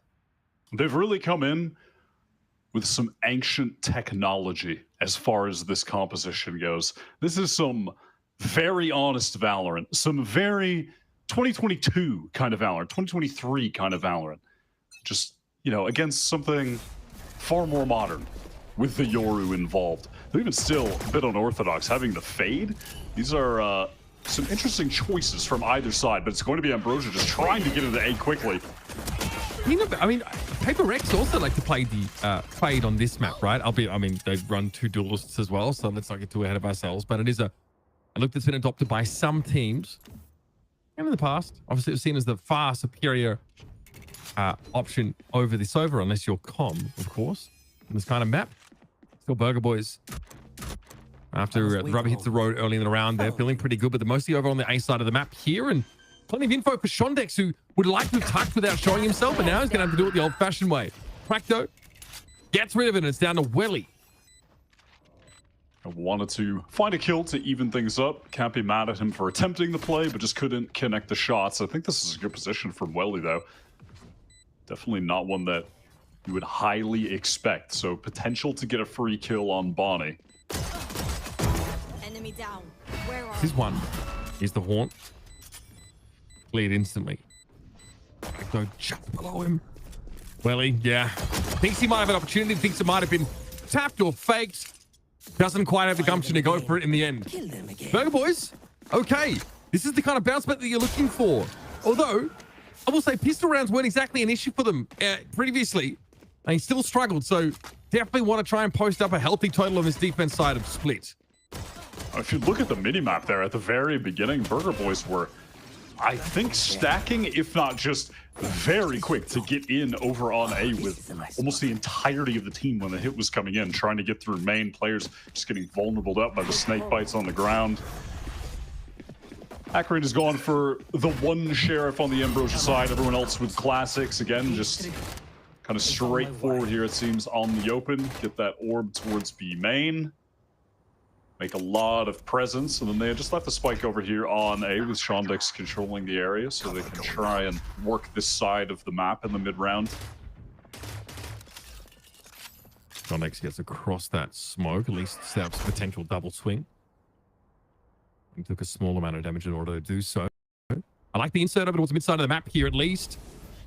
Acrian will be able to at least hear any rotates. Punish anyone who dares go sewer, but that would be a little out of the ordinary. Nana sees what he needs to see. He's going to pull the rotates across the map. Now, how quick can Ambrosia be about this? They're still going to fight through this Viper wall. Nana's just happy to give up ground. Play at a range that the Spectre is a little more effective, but Prakto is out of the picture. Playing from Heaven's side. Paranoia came through. Unclear if it clipped onto anybody.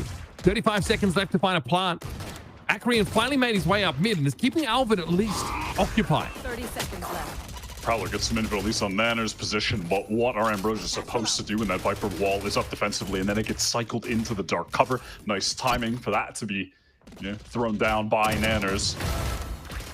And Acrian finally dealt with on the flank. This round is as good as done. There's no time left and no real weapons to play with. I mean, some kills are being found, some fair damage to be done, but ultimately, Burger Boys very much in control of that round, though they'll be, you know, unhappy, dissatisfied to only have 2 players remain.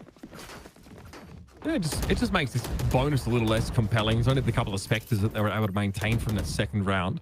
So they'll obviously be undergunned a little bit. Just buy down in order to have a proper buy in round 4, of course. Whereas Ambrosia bide their time. This is how things go down. It's just Prakto caught on a bit of an awkward timing.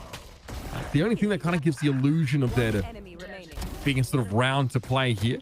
I mean, maybe if Acrian had gotten that kill on the flank, that's the only way they could have done something. I like this from Burger Boys, though, on this bonus round. A bad bonus buy. Let's go push down mid. 4 players stacked up to try and get an early pick.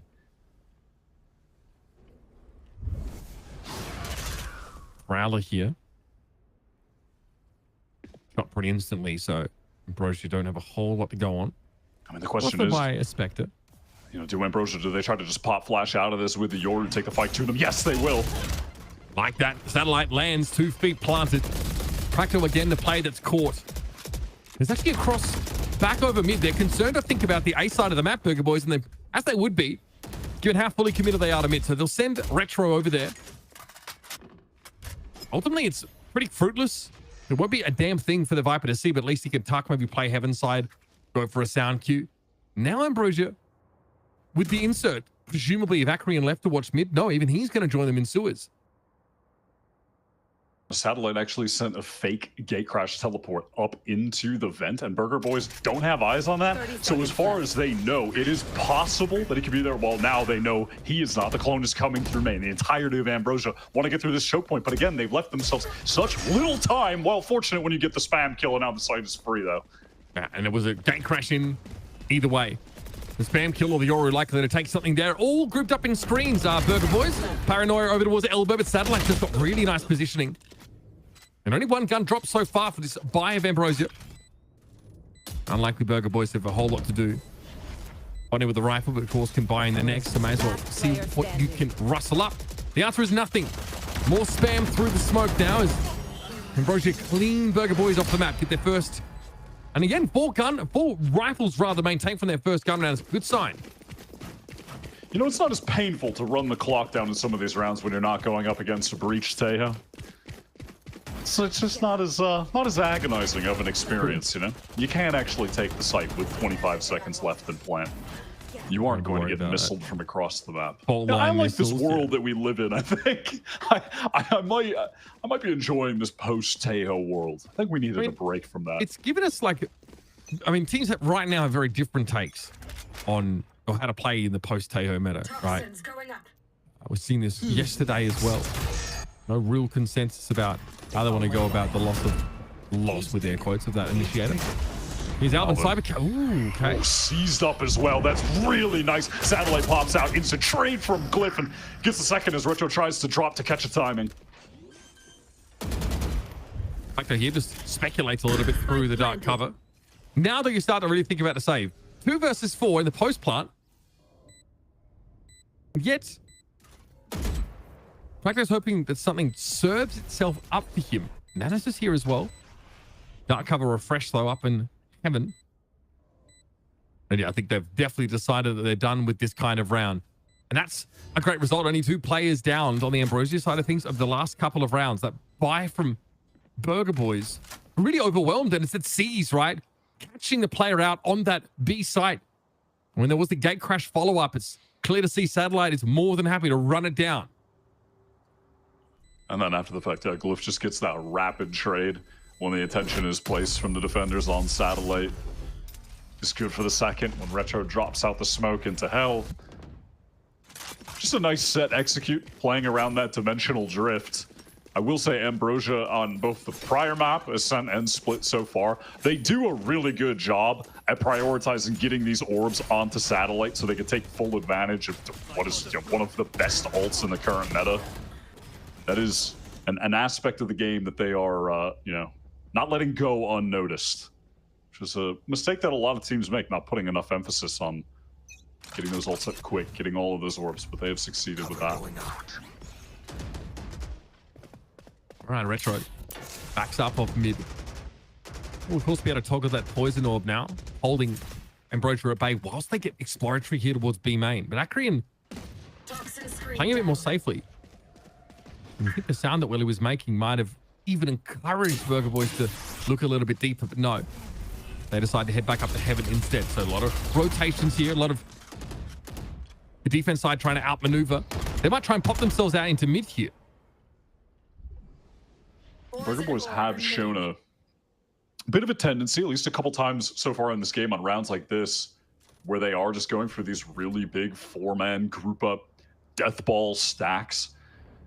So Ambrosia want to take their time, make sure that they don't run into something like that. They are setting up right now for that A-side execute. Matter of fact, I don't even need to. They can just get into the site for free, and Retro hunting for information punished. Oh man, I mean, it's tough with these kind of weapons, to be fair. Kill those 2 rifles saved. One of them just clattered to the ground. Care of Satellite getting in there with the shorty. 30 seconds left. And again, Alvin, as much as he'd love to try and recover that downed weapon, he doesn't have the ability to really smoke that space out. He wants to try and fight for it. But he's on the ground. Okay, recoverable. But I mean, the fact that we're using that as a suspenseful device isn't a great sign, right? Burger Boys really now digging deep into the pockets and only coming up with a bit of lint. Albert did take a weapon for his troubles and of course can fight this, but Acrian very clever this round. First the passive hold B side. Now waiting for that wrap via ramp, and it's Ambrosia stacking him up now. That economy is getting a little out of hand. That's exactly what I was about to say. I mean, losing one gun there. Hell, even if Alvin gets like the 2-3K jumping out of that, really does not matter at all. The money is crazy for Ambrosia.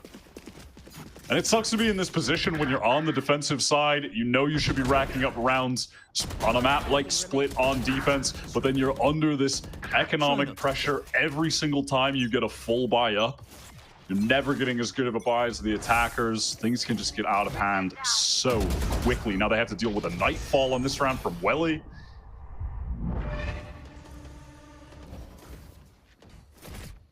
Horn thrown out.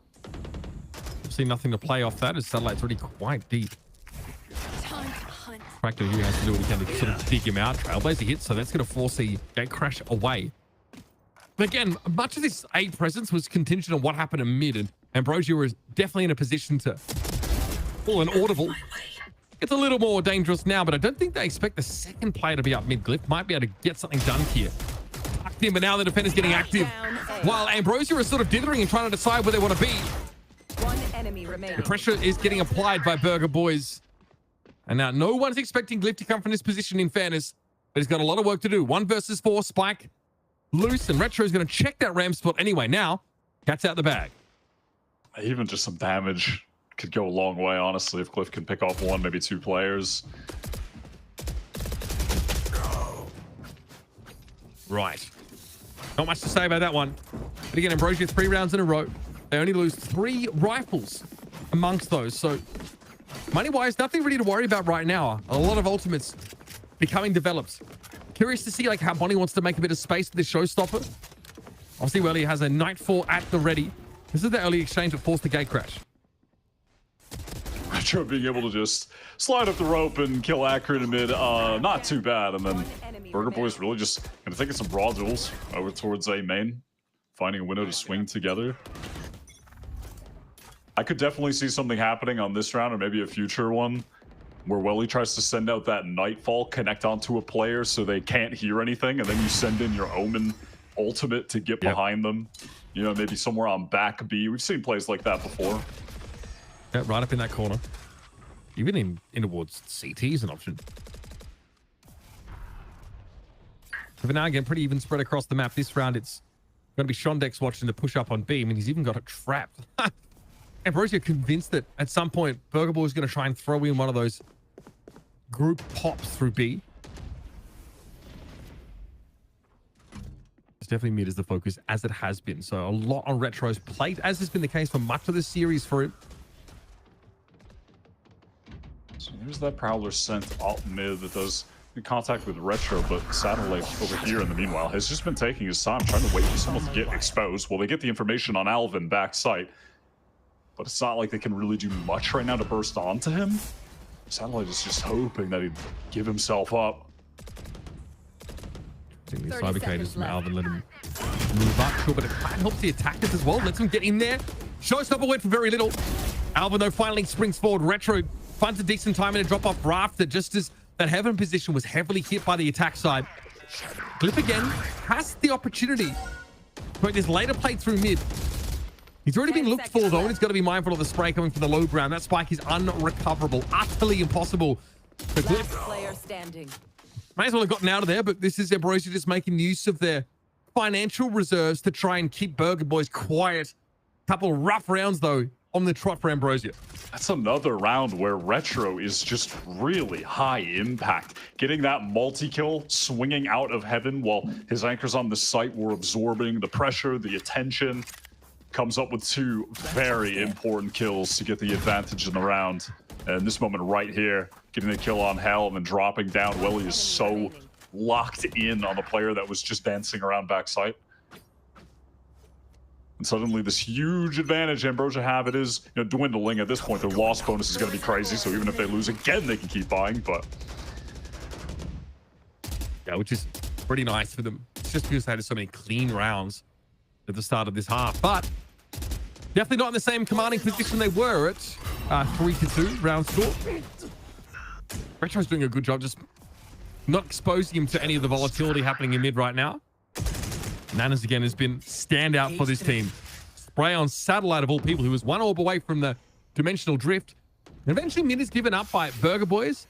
The side that's canvassed though with so much of this Cypher util. Well, he is pushed up right now solo. He is the guy with the spike, so a little bit dangerous. Wants to rip this Nightfall. Looks like he'll get a connection onto just 1. Yeah, that's just Practo in spawn. Doesn't actually get crucially onto Alvin, who's anchoring backside again. It does give Heaven control over to Ambrosia, so they got to convert off this now. Screens is still an issue. Alvin's tucked here in elbow. There's Practo. He was playing screens. Might have been a spray down there. Double swing. Alvin's just going to hold his ground. Beautifully done. Damn, this Burger Boys defense side is looking a little different now. Oh, 3K for the boy. 2-round lead open up. Yeah, just that extra little sidestep to obscure the aim from Alvin. Love that at the end. 2 players from Burger Boys now sitting at a nice little 9 and 4 stat line. That's going to force Ambrosia into the timeout. Things have been looking so good for them, but not anymore. Actually thought when I saw the economy initially they'd have enough to try and force into this. Would be a little rough but reasonable, but doesn't seem that that's actually really the case. They have 2 players on Sheriffs. Ambrosia were looking really nice in some of these early rounds, but trying to contact into these sites, it's been pretty slow, and it's just allowed Burger Boys on multiple occasions now to be able to rotate their entire team in, just flood, fight together. You know, there's not really oppressive utility that's being thrown onto them. They're just doing a nice job with the fundamentals. This is in a situation like this, you know, they have 2 players coming out backside, or rather through screen, while Alvin is holding backside. I think like Ambrosia are having trouble finding an advantage or an edge in the middle of the map. There's just nothing there for them. And then dealing with the Viper on defense, right? So that poison orb always being toggled is always going to slow you right down. But some of the more successful rounds for Ambrosia are featured like a fast V hit, B split through mail. Instead, we've seen like this token mid presence and then like a slow walk up ramp into heaven, and a lot of emphasis being placed on that part of the map, while Burger Boys anchor inside the A site and sort of win their fights. So Ambrosia are looking a lot less inspired in the last 3 rounds. Back to the well and back to B might be the call though. Yeah, they do. Okay, they're reasonable buy here with the Triple Guardian. Again, just trying to walk on into the site, then execute close, playing around that cloud. And now they realize they're dealing with the Rays at this site. Nice little nade there for Bonnie's going to delay this plant. Caught in the seas. Paranoia comes past. Bonnie's hoping to capitalize off of it. Retro put Shondex with the molly of all things. Okay. Okay. The boys are back. There's a combination of the Burger Boys getting really fast into these sites to help their anchors, and Ambrosia just not getting forward, not closing the distance, not getting control of much of anything. They're just dying in the chokes multiple rounds in a row at this point, whether it's on B or A. They're just not getting to the site. They're not even getting past default in that situation. Over on A, Alvin is never getting pressured playing in backside. The pace really needs to be increased here. They were relying on that teleport forward from Glyph, but he got blinded up. We're going to keep it simple. Everyone over on this A side. Alvin's going to have another opportunity to thrive just playing off these trips. I think he just wants a safe place here to TP. And he ends up in elbow. So the staging ground on the side here for Ambrosia. Acreon's already taken down though.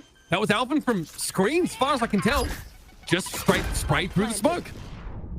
Dangerous to be here in elbow. They're going to take the fight anyway. Satellite pushes up with the judge. This is looking better. And Practo is far too slow to react. Bunny's on the stick. Okay. That's on the approach here. He gets off of it, got it to half. And Glyph had to fully check this, so TP up. Now Bunny has a win condition set up. He knows the Omen plays above him. The concern is where Shondex is likely, as he's figured out, setting up a high-low swing. The Glyph drops off now. Double swing should be an option, Bunny. He's done that so well. Shondex can't give him anything for free, though. 14 health left for Bunny. And finally, Ambrosia get into the game. It's cost them a lot. Multiple rounds of heavy spend. And now Burger Boys are the ones who can play up for the rest of the half. Finally, a situation for them where they get really deep into sight. It's because Satellite has that dimensional drift, is able to get into elbow, comes into the round with the judge, and then just catches a nice moment to be able to fight the players that are pulling out of screens right here while their attention is focused on the fight, or rather the players from Ambrosia that was Shondex fighting in that A main side on the orb. They finally get some deep sight control, finally able to set up a good post plant. That was, of course, the dimensional drifter that got them started. Ambrosia were able to get into the A side artificially, and oh man, there's been far too many of these happening early in the round. I mean, how many first kills have Burger Boys gotten in a row right now? It's ridiculous. And just as Ambrosia reset their loss bonus, they get clapped in this round 11. First kill is just a straight spray. Flawless round here would be devastating. 8-4 half is about to rear its head. Not disastrous, but still. It's this split we're talking about.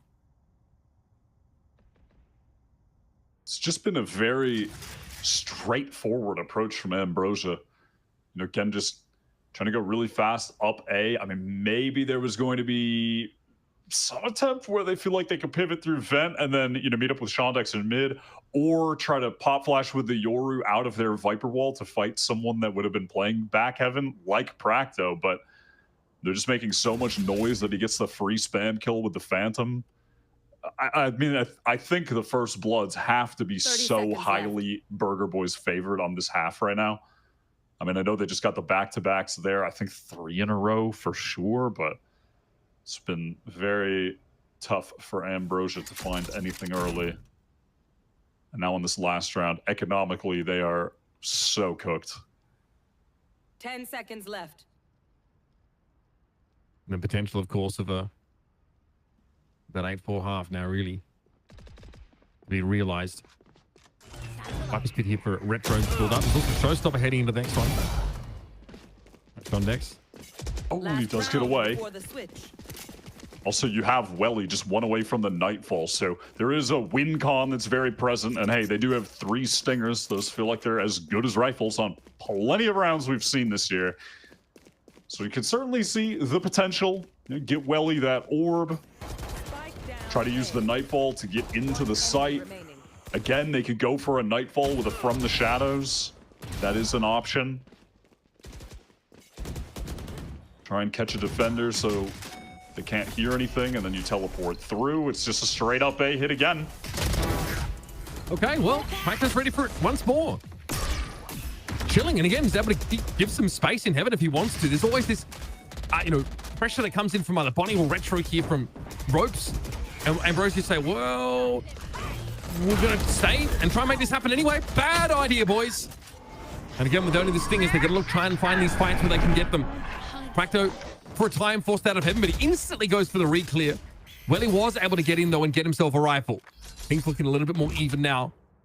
Still, Burger Boys, the players, they spread nicely here, and Ambrosia, the ones that have to show us something magical.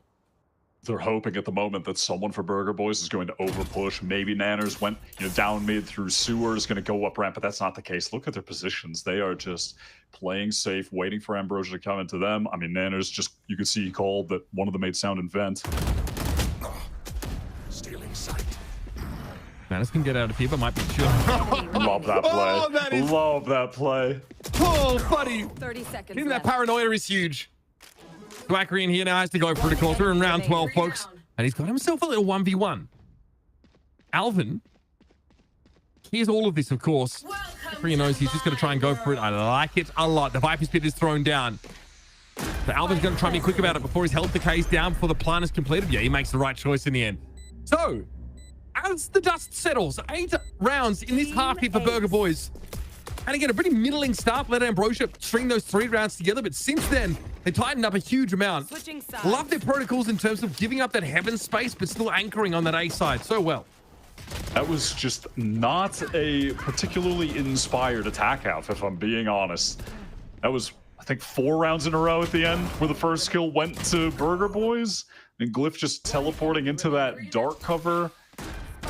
I suppose thinking that there wasn't a window for someone to get in it, but I'm not sure exactly why.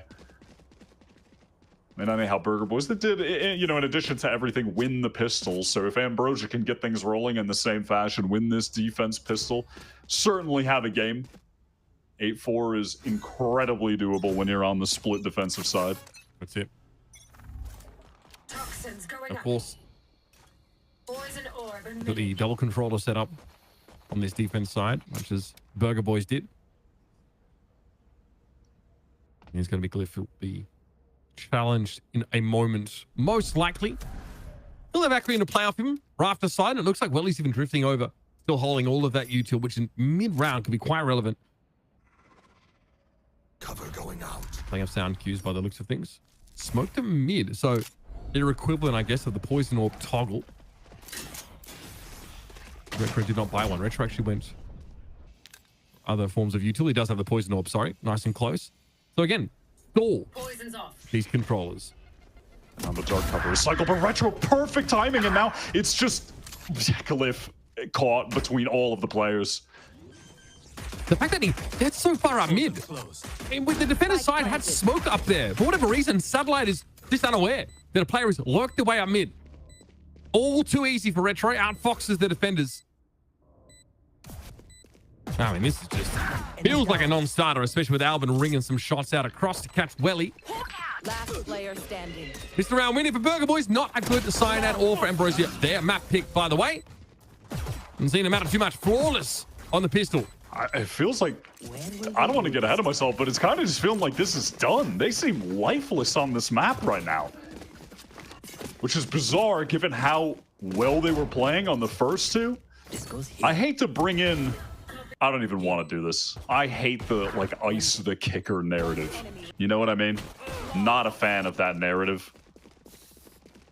But do we have to bring it up? I mean, kind of, because do we have to question it? Well, this map hasn't been great for Burger Boys in the past. No, not at all. Not even recently. It's been good. They've been struggling here on Split. Most people look at, you know, going to this map thinking that this might end up as a 3-0 series and send Ambrosia straight onto that final. There's some grit here. These Burger Boys have got the dog in them.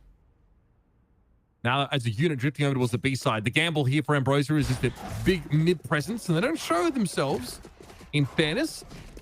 But there is nothing here to slow down these attackers. Burger Boys thinking about that 10th round here, most likely. Does Ambrosia have to decide if they even bother going for it? Feels like Retro's just going to have a nice opportunity to harvest a bunch of kills here. Bonnie trying to get over 2 assists running through B main. And that's it. They realized no more ult orbs. They don't want to be giving them over, especially not to a Viper. So, group up by the cover of this smoke. Make sure you perish to the blast and start thinking a little bit about how this attack side might look from Burger Boys. Of course, Ambrosia going up against the bonus that's a little, you know, potentially a little wonky. Practice probably can buy something half decent here, but really need to stick the landing on this first gun round for the defenders. Oh, yeah, now 1 weapon loss for Burger Boys into this. Surely they only get 1 kill. Only 1 orb thrown over to Retro, who has just been easily the best player on this map right now at 18-6. On defense, was finding all of the perfect opportunities to run through smokes, flood into sites, collect multi-kills while the anchors were distracting.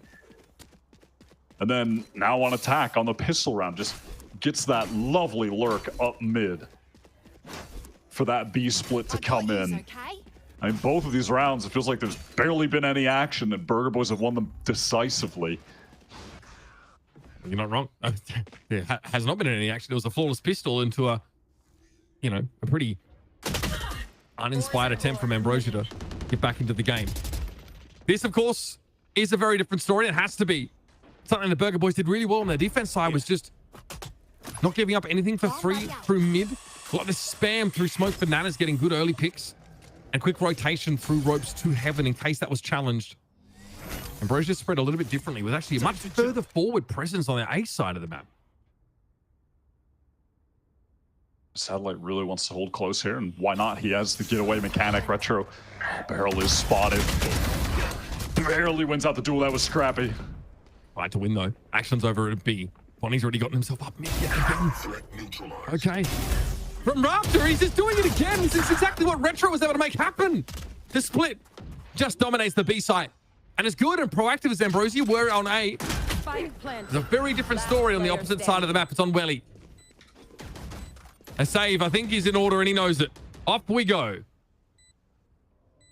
Feels like we're watching a completely different team. Bizarre that 2 times now that mid lurk has just gotten a free round win for Burger Boys. This time, I suppose, even more successful just because Bonnie's able to get 2 completely unaware that that window was open, or feeling like it's left open, but surely no one will be taking advantage of this. It's just unlikely, but it's been exploited twice. This map might end up being shorter than the actual tech pause that preceded it at this rate. I think you're actually right. Yeah.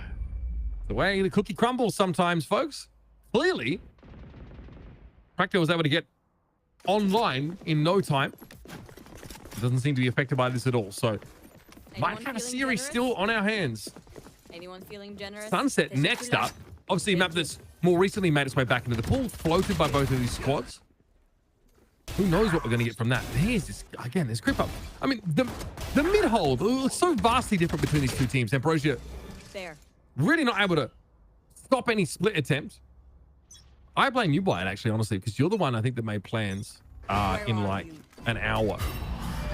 So think about that.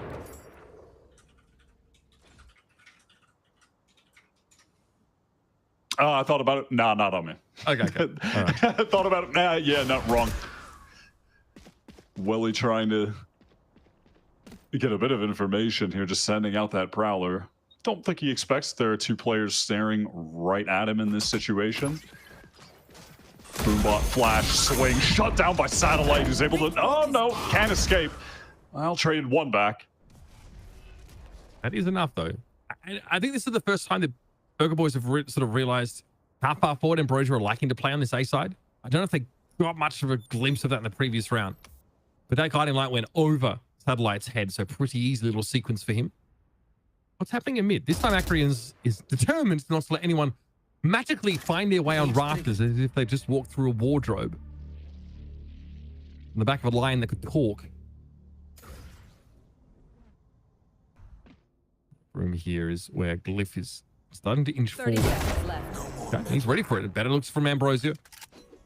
Again, it's a buy that features 3 Guardians, so definitely the kind of round you walk into pretty nervously. 7 rounds behind. And of course, Burger Boys have got that paper. All those months of putting fries in the bag have got themselves in a position to buy to the next few rounds. Eventually, Practo was dealt with. And unlikely a kill for Nanas to find there, but his reign will be put to a stop pretty quickly. So, 16 rounds of play down. Ambrosia have gotten their 5th. Still a long way to go for them. And we are close to getting a lot of ults for Burger Boys as well. Not on this round, but, you know, theoretically, let's say Ambrosia get this one. I think it would be the one after that that have 3 ults, it looked like. Yeah, Bonnie close, Practo close. Retro getting there as well. Would be more than enough to close out this game. All right, let's see how it plays out with the 3-player spread towards mid. So it's 1-3-1 this round for Burger Boys. Ambrosia again just want to kind of work this crossfire. Ran with a judge in hand and made noise as well, taking out the Trailblazer. Okay. Satellite is looking to peak, looking to be more proactive. We didn't see that at all from Burger Boys, but instead it was Retro in the same position, just holding it down, staying safe. A risk taken there by Satellite, punished dearly. Might even be enough time in this series for Bonnie to get going. That's something that we sort of haven't discussed much on this map. The judge, though, good position for that to be. Cybercage here not necessarily benefiting the attack side. Alvin the one to suffer as a result. Fitting, I suppose. Fevered trades. Glyph getting that one is massive. He's able to drop back off the site with no spike planted. And group up here with Welly. Now that is sharp. Listen, if I'm the Burger Boys coach, though, and I'm watching these guys be in a 2v2, I would love to have my 2 players be Nanners and Retro right now. Nanners has been so clutch all day. Off both rafters. These? Okay, just the one. The decay that can't be capitalized on by the defenders, but will the immobility work? Nope, there's Retro and Nanas do what they do. You called it, Wyatt. Map point here for Burger Boys. Looking to get their first of this best of 5 series on the board. And frankly, they've been stunning. Great showing here from Retro. And they haven't needed a raw carry performance from their duelist yet in this series. Ambrosia with a timeout now, of course. We need to discuss where they go from here.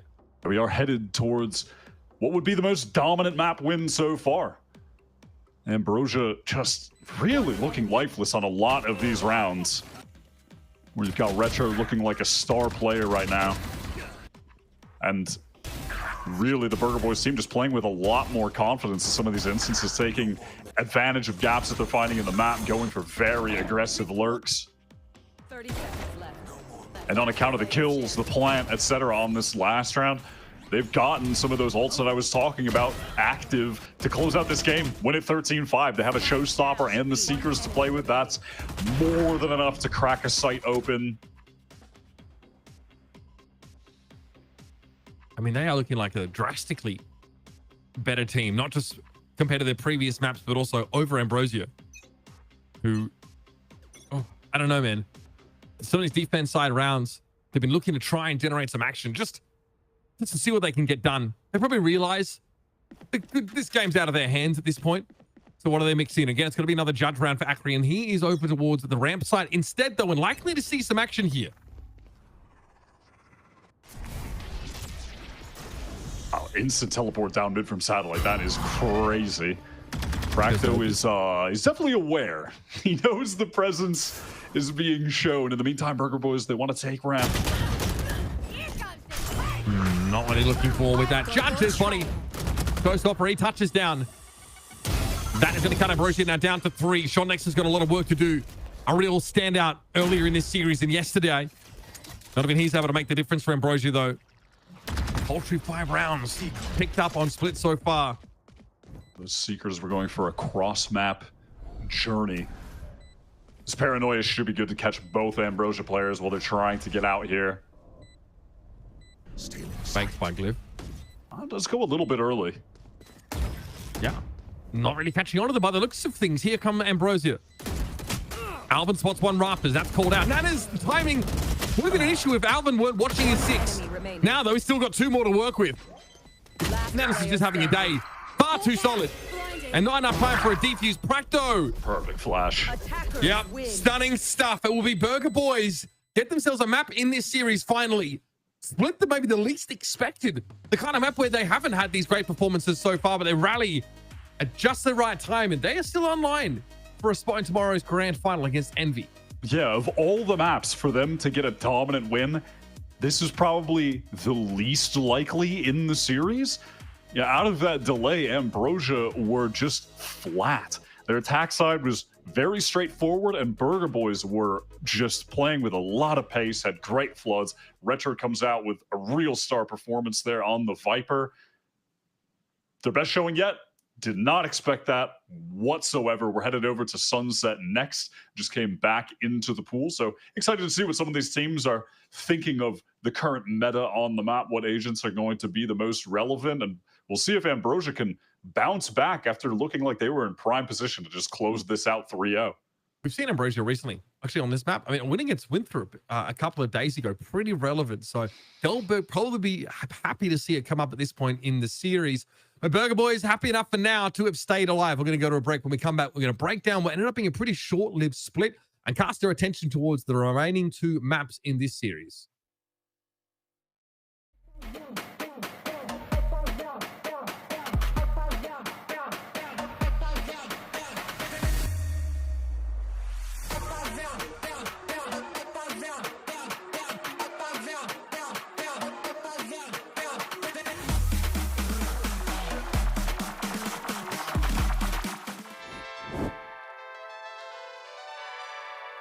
Just breathing. I think that a lot of people don't remember to just take deep breaths during the clutch, and also just like trusting your gut. Multiple times that I've coached players, it seems like they think about 100 different things and then can't come to a decision instead of just like instantly trusting their gut. I try to just like be prepared, and I feel like that's reassuring towards myself to handle pressure and deal with any of like the nerves or anything. Is like the more I feel in control, the more I feel prepared with going to a scenario or a matchup, the less that feels is like pressing to me, like inside of me. There's not as much like nervousness or pressure on it because I feel ready for what's to come, and I feel confident in what I have prepared, like looked at and game planned or whatever it may be. So for me, I think it's definitely like preparation and doing a lot of like prep work, whether that's VOD or like my own game plans or whatever it might be when it comes to practice and any ritual that I have before, especially if it's just like warming up. Even warming up helps to feel very prepared with myself and my performance, and I think that's helped a lot with easing off pressure. I feel like the best way to deal with the pressure is just like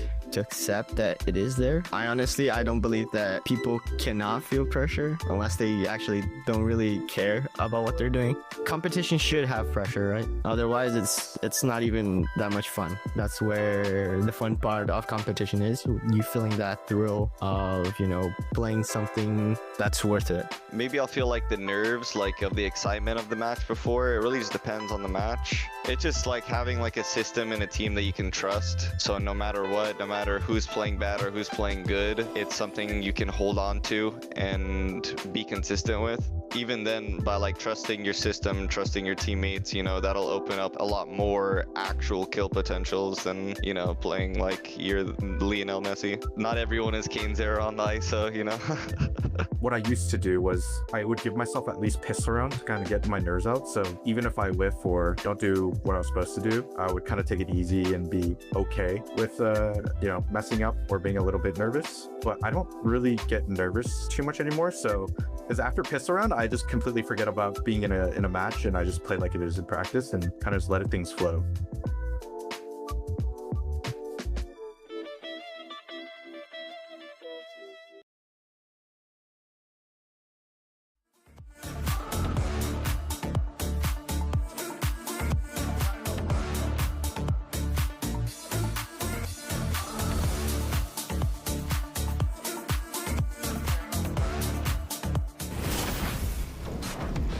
Up the top of B site.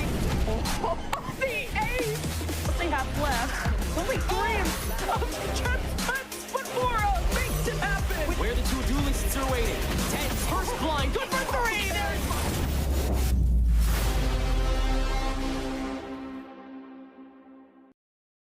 Going into split, Ambrosia up 2 in the series, and it was looking a little rough for the Burger Boys, but a complete turnaround on a map that hasn't historically been the best. And they're going to be taking us into a map for not just a victory here, Dan, but such a dominant 1-2, 13-5. This was a very different look to Burger Boys, and dare I say also a very different look to Ambrosia than we expected. We were expecting at this point that 3-0, especially because the Burger Boys on this map, they were kind of struggling before. We didn't know they changed the composition. So it was looking like it was going to be done in 3, but Burger Boys, they had a different story to tell. They played this so well. I think I find it really impressive, right? Because they just played this last match against Under just a few days ago. They changed a lot of what they wanted to do, and they find so much success thanks to Retro. I mean, what this guy was doing on the Viper was insane. And keep in mind, at this point, on the 3 maps that we've seen to make it to the grand finals, he's played the KO, he's played the Yoru, and now he's played the Viper. And somehow with the Viper is that what he found the most success with, the way that he was strongholding this A side on split was insane. And I think that really helped out everybody else to get some momentum going and out pushes to the 4th map.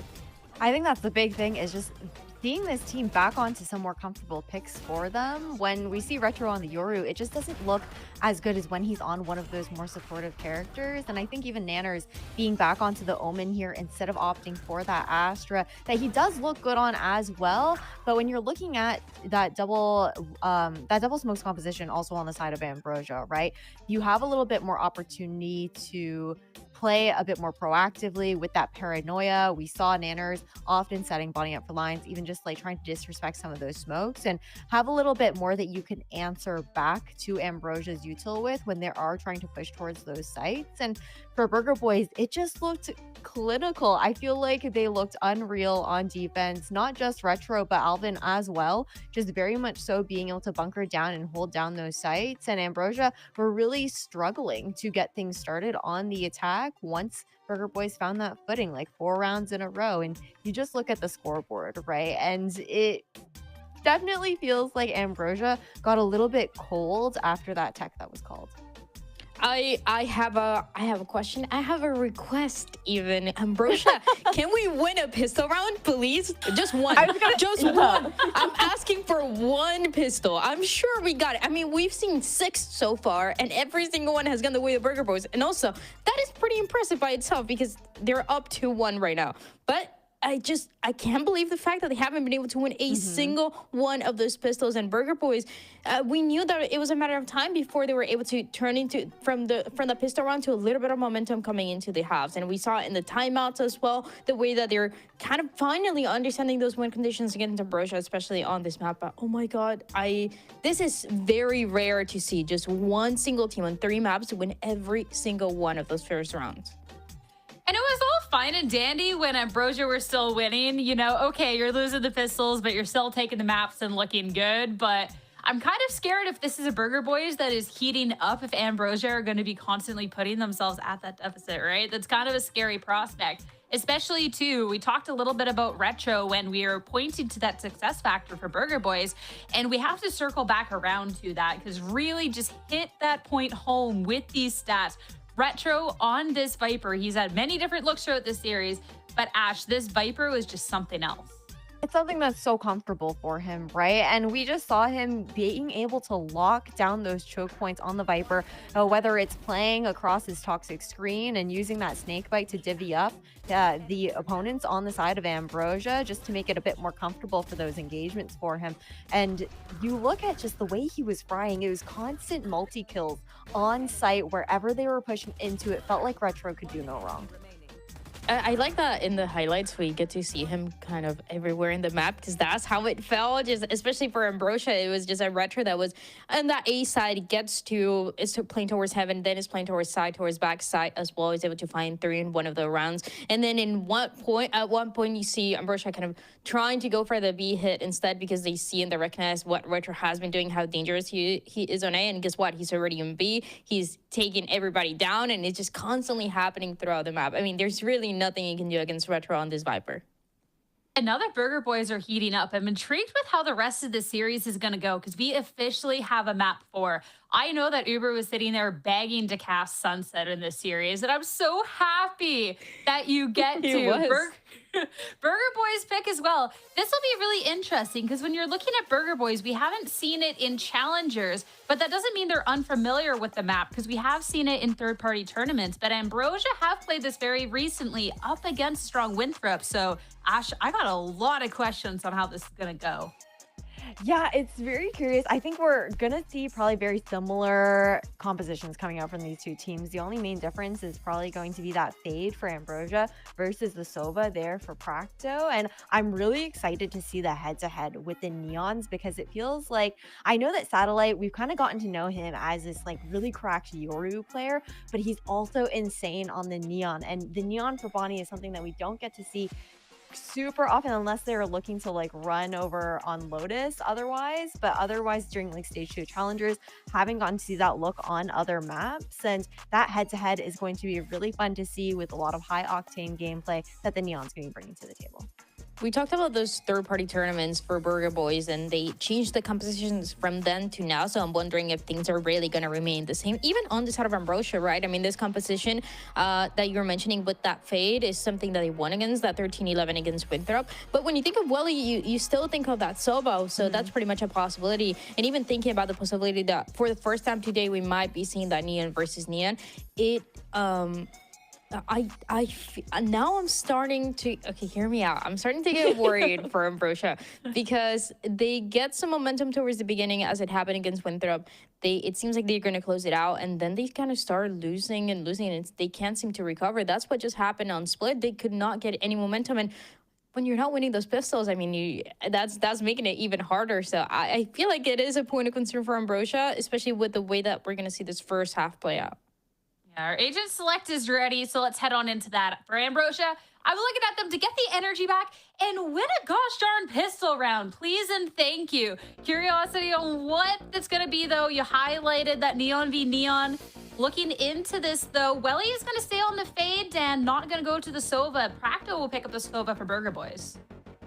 Yeah, so this is what we were just talking about, what Ash was mentioning too, where you're going to see Practo on the Sova, and then on the other side, is going to be Welly on the fade. So this is the same for Ambrosia, the same composition they play against Winthrop University. It was very, very close towards the end, but I mentioned it was kind of Ambrosia losing some momentum, struggling to recover, and then you have Satellite going for some solo plays towards mid, where they're able to come back that way on the defense. And it could play out the same way, right? Where they get enough rounds on the attacking here early on, and then they start to struggle. This is, you know, if you're an Ambrosia fan, this is not really what you want to see, but for Burger Boys, if they get some momentum from that map of split, it can get really dangerous.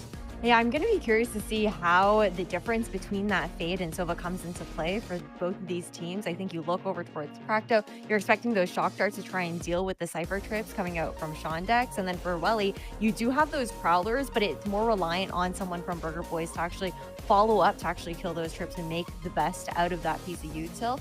And I've got to keep my eyes on Retro. Again, he had such a great match just now on Split. Now going back onto a role where he is going to be more supportive in looking to set Bonnie up, those interactions with the fault line, as well as those flashes to help Bonnie try and re-clear, even get a little bit aggressive to contest these lanes here on defense early.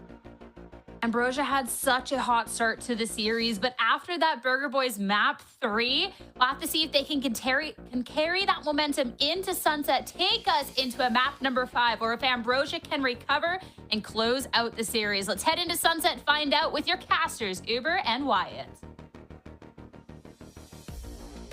Thank you very much, gang. Yeah, happy to get some Sunset reps. I'm not going to lie. It's made its way back into the pool, and obviously in challenges, we haven't seen Burger Boys play the map just yet. Ambrosia, like we talked about, good start against Winthrop. They petered off towards the end, but they were still able to convert and win that map. Well, he won't be on the Sova, be on the fade again, running back this same look composition, and we know just how good Cypher is on this map. Really being able to lock down that B site with the one-way cages, something we saw plenty of on Ascent from these teams as well. I'm looking to see if Ambrosia decide to win a pistol round. I had to quadruple check that that's accurate. Yeah, that's tough. It's insane that they are up in the series 2-1 without winning one pistol. I mean, it kind of, you know, for the first time played out in map 3 where they got completely destroyed, but we will find out if they can bounce back and win a pistol round. Prowler's already gotten out of B main here. The Satellite being one of the furthest forward players. And they're going to be looking over towards that market direction. It's actually a smoke here on that B site proper. As Practo gets a decent amount of information for his troubles here and doesn't really have any backup. Might be a while before Retro can get here. He's obviously rotating back through spawn. Practo just jiggling and now feeling the pressure. Has to run, doesn't actually get caught. Cliff had a chance. Shot dark there. It's pretty easy to sidestep. Shondex not ready to have to cover both angles, though. I think Bonnie's timing there just gets the better of him. So Practo's been able to fall back to the side safely, and then he deals with it. Satellite as he rounds the corner. Shondex, though, eventually ended up winning that fight against Bonnie. He was low after their first encounter. Able to hit a crucial shot. And here's Retro just with a bit of spam on that ghost, but safety behind box is the planter, and Acrian will start it. Is it finally happening? We have some good positions right now from Ambrosia. A couple flashes to play with. Maybe Shondex can find a backstab timing when the pressure comes in, when his teammates are drawing attention. The paranoia hits box. Oh, Alvin also looks like Glyph was caught by it as well. Great omen util, but Ambrosia able to fight out of these positions, and now it's up to Nanas, who has to respect the fault line. Step back on it. Marked, of course, here by the fade. All but impossible now for Nanas to take a round like this away. Ambrosia, important attack side pistol here. They've done it. For the first time in this series, they've won a pistol round. That must feel oh so good. What a relief. What a relief for them. Now, don't get ecoed challenge. Exactly. We've never seen them in this situation. They won a pistol and have to anti-eco. Can they do it? They are buying up heavy right now. Triple Guardian Bulldog. Matter of fact, make that a Phantom instead for Acrian. Trip the anti-flank here on the A side of the map. So just how fast are we looking to play for Ambrosia? Well, this Welly here might try and sell a little bit more with that Cypher cam being able to spot him out. There's that smoke, of course, placed in A main to try and obscure any movements. So Practo with the Sheriff. Surely not after winning a pistol. Oh my wild. Winning the pistol. Surely we don't just turn around and collapse here. Ambrosia, a player short. Now making a drift across mid while Burger Boys slowly extract themselves from the A side of the map. At least Shondex is able to easily retrieve that Guardian the entire time. Welly has just been chilling over here in B main, so at any given point, the rest of the team can just pivot back. They have control. They can go for this execute. Alvin's backside with that shorty. Okay, here we go. Trying to throw down on this B side instead. Here's Glyph playing forward. Weapons just aren't there for Burger Boys to make much of this, nor is there the utility. They had a sheriff in the hands of Alvin. Looks like a group up here. Looked like there was some potential in this round. I like the double stack here towards A long by the defenders. Now, though, it's about trying to get some value for money. Charging in, right clicks eventually do connect. There's even more to be done. Shondex now just has to mow them down and says, thanks, I'll take the orbs. Appreciate it. Somewhat worrying when Glyph is caught out in the open by the relay bolt, but they stabilize. They get the two most important guns over into this bonus round. Buy should be decent enough. See how much they want to invest. And yeah, just enough to get one more Guardian, couple Sheriffs, nothing crazy. But that is enough to maybe turn this round on its head. We'll have to see. That was a good little opener from Practo. Glyph said, why don't I get stunned and paranoia out in the open? Why not? So there's a rifle still being passed around here for Ambrosio. Ooh, yeah, two Sheriffs in this bonus round. And that haunt and the stun little combo allows Satellite to get up there real fast. Just has that fast lane to obscure the view from the left side from his point of view. Free space into elbow. It's currently being re-cleared by Practo's drone. This has drawn a lot of attention from the Burger Boys over towards that A side. Triple players stacked up in that area. The same trapwire here being placed multiple rounds by Ambrosio, so indicates so even if they do spend a long time there, there's no risk of getting backstab. Now, no information about B. They've got to ponderously re-clear B main within the next minute. There is a Cypher cam there. But outside of that, not the strongest entrenched positions for the defenders. In fact, the moment you tilt some smoke or other would just kind of force them off the side, but there isn't any here for Glyph. He's able to throw one smoke up. There are two in the end. And so in we get to the site. No plant yet. Nana's somehow able to fall off and find a spray kill through that smoke. It's Satellite hit by the relay bolt. Oh, he's really trying to do the most there. And Burger still want to fight forward right now, but Burger Boys are just cleaning them up, swinging out of Boba together. Of course, it was the bonus round, so Ambrosia feel like let's go for something proactive, but unfortunately Satellite just stunned up, trying to push through the dark cover. Take the fight in Boba, doesn't work out. They did a fair job, manipulating the rotates, getting into that site for free. Well, I say for free. They did have to use the Rolling Thunder. There was just no one there to actually get caught by it. And for what feels like, I don't know, 4th, 5th time maybe since split into this game. I'm probably exaggerating, but first kill found from Burger Boys just spamming through smoke on defense. Like, how many times did they do that on split? Yeah, a lot. It must have been like minimum 2 times, maybe 3. It was quite a bit. It happened extensively. Icebox 2, in fairness. But yeah, I mean, to be fair, like, yeah, pulling the players off that B side, Ambrosio were able to smoke up and just get in. Then they wanted to push off the site into Boba. Obviously didn't go so well after losing a player to some spray. Regardless, like you mentioned, bonus there for Ambrosio, so Kilnity from a decent spot. I have to say, though, Burger Boys only having to replace one gun. Putting Alvin on a judge instead. Not a terrible sign. At least there's a staging ground for them here to work from. This time there's no Cypher cam inside B. Cypher's all the kills over the A side of the map. So Shondex gets his and bows out.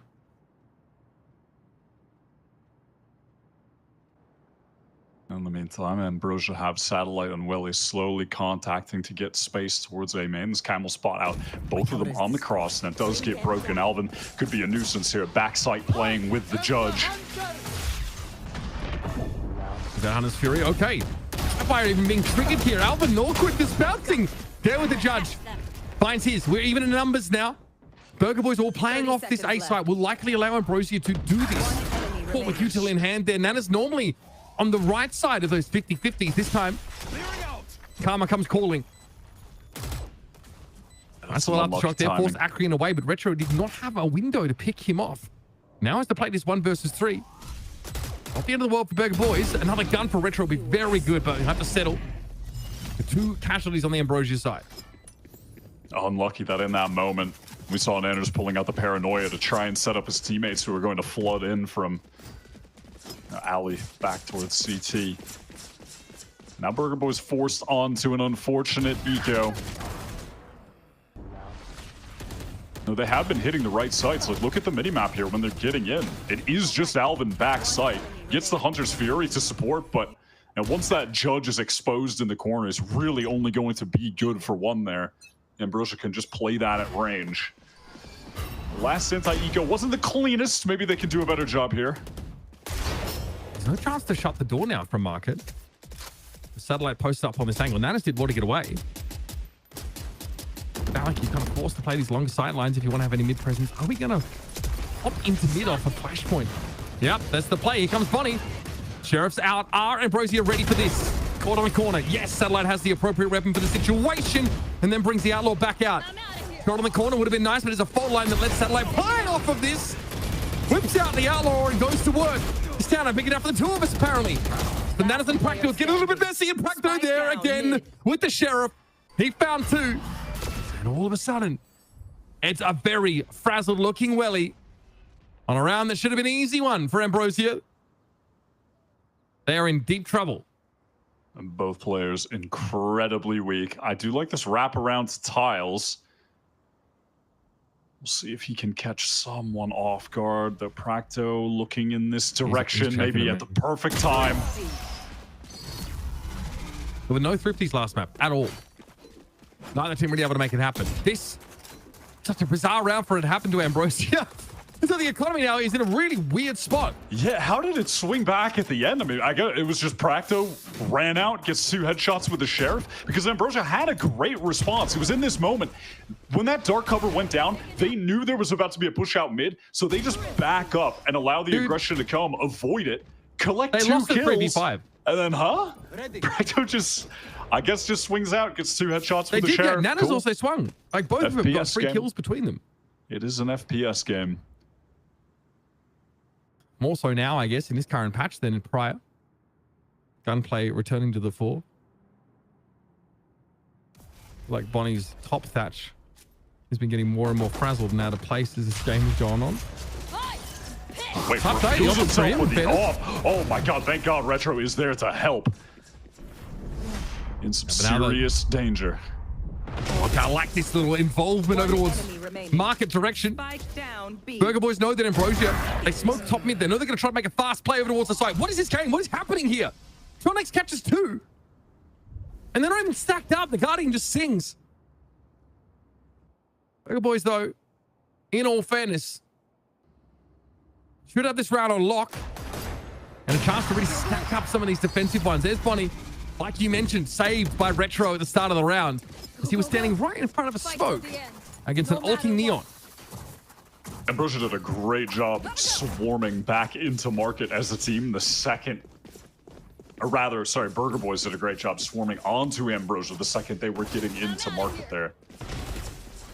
I mean, look at this. That fast lane coming through, Alvin just scaling behind it. Mighty clean stuff there, in fairness. So we have an even game. Ambrosia been able to buy up again. Bonnie is still on the op. This time just wants to hold that extremity angle. Not on the right part of the map for it though. Ambrosia looks like they're fancying a fast hit towards the A side. They've already been able to clear elbow out to some degree with the Prowler. Waiting on those Omen smokes to bloom, and that will be the go signal. Yep, one of it towards CT straight away. Practo also. Okay, forced off by the Nightfall. Looks like he allowed himself to be tickled by that one. Retro, rooted in place, should be able to duck behind the boxes and stay safe, but he'll have no ability to play off that position.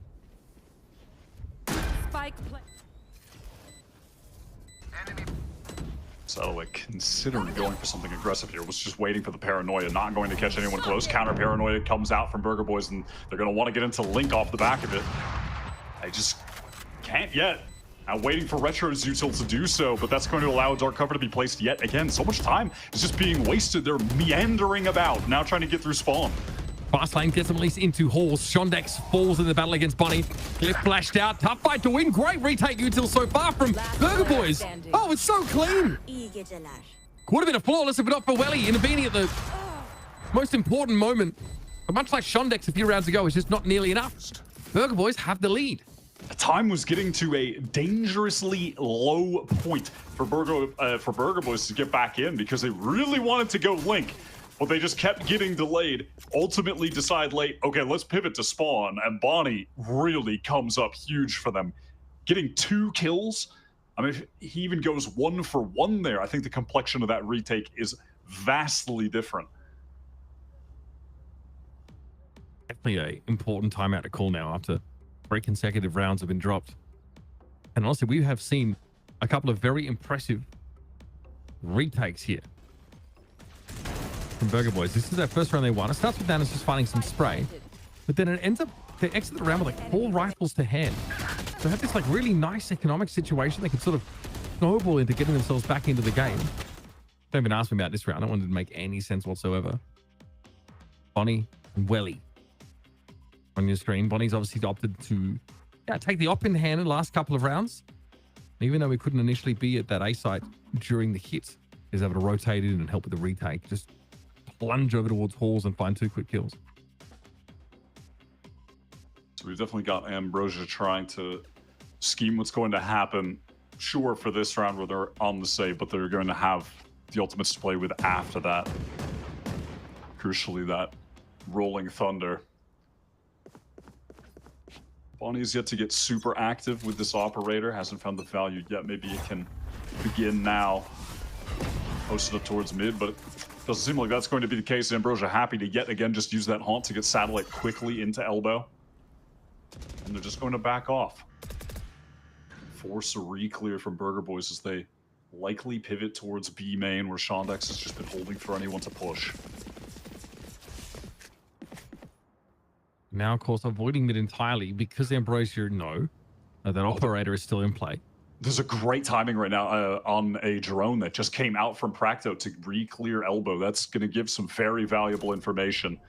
I would expect Burger Boys to think that a pivot to B is going to be coming. We've got the one way to play off of here as they try and push out. Fast lane popped instantly. Here goes Satellite, still asking for more. Gets himself in a market. Bonnie can't watch the angle. Nanas, though, too good. Oh, man.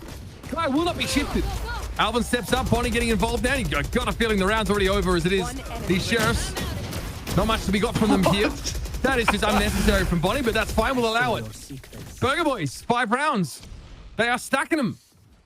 I'm kind of glad Bonnie has the op because it might be reeling back his turbo feed instincts. I think him on a Neon in this series could be dangerous. He has just had the desire to go aggro mode 24/7.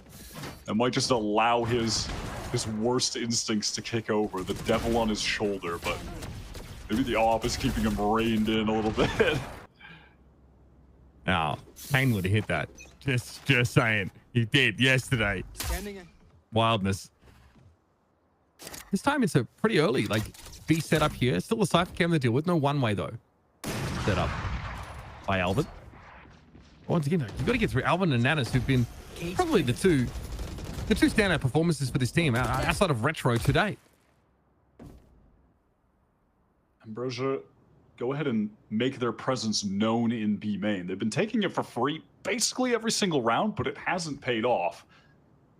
And they've just left Glyph to passively watch here towards A. This is really the closest that Practo has been playing on any of these rounds. And he could be in some serious danger getting stunned up right now. Satellite is right on top of him. What a seize as well. That is stunning. Everything hit him. Relay bolt seize. Hit by rather the fault line. Beautifully done. That's dotting I's, crossing T's if you're Ambrosia now. They've just got to put the period on the sentence. Such an important round for them here. They've got, look how far up mid. They've managed to get Shondex as well. Dual theft available for him. Rolling Thunder now for the attackers. They want that link control, but there's nobody there for Burger Boys. And Alvin's the one that wins the fight. This is big for the defenders. Now you can base a retake off the info you just got from these pings. The Satellite tries to get ahead of the timing. Push up. Bunny. What is going on, buddy? Got the knife damage Why off. now? The knife? Retro's holding the line. There's no way we'll get with this. Ain't no way. Ain't no way. Yeah, we've devolved into the land of silliness.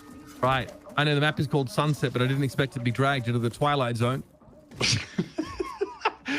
This is a different level of gameplay that we're witnessing.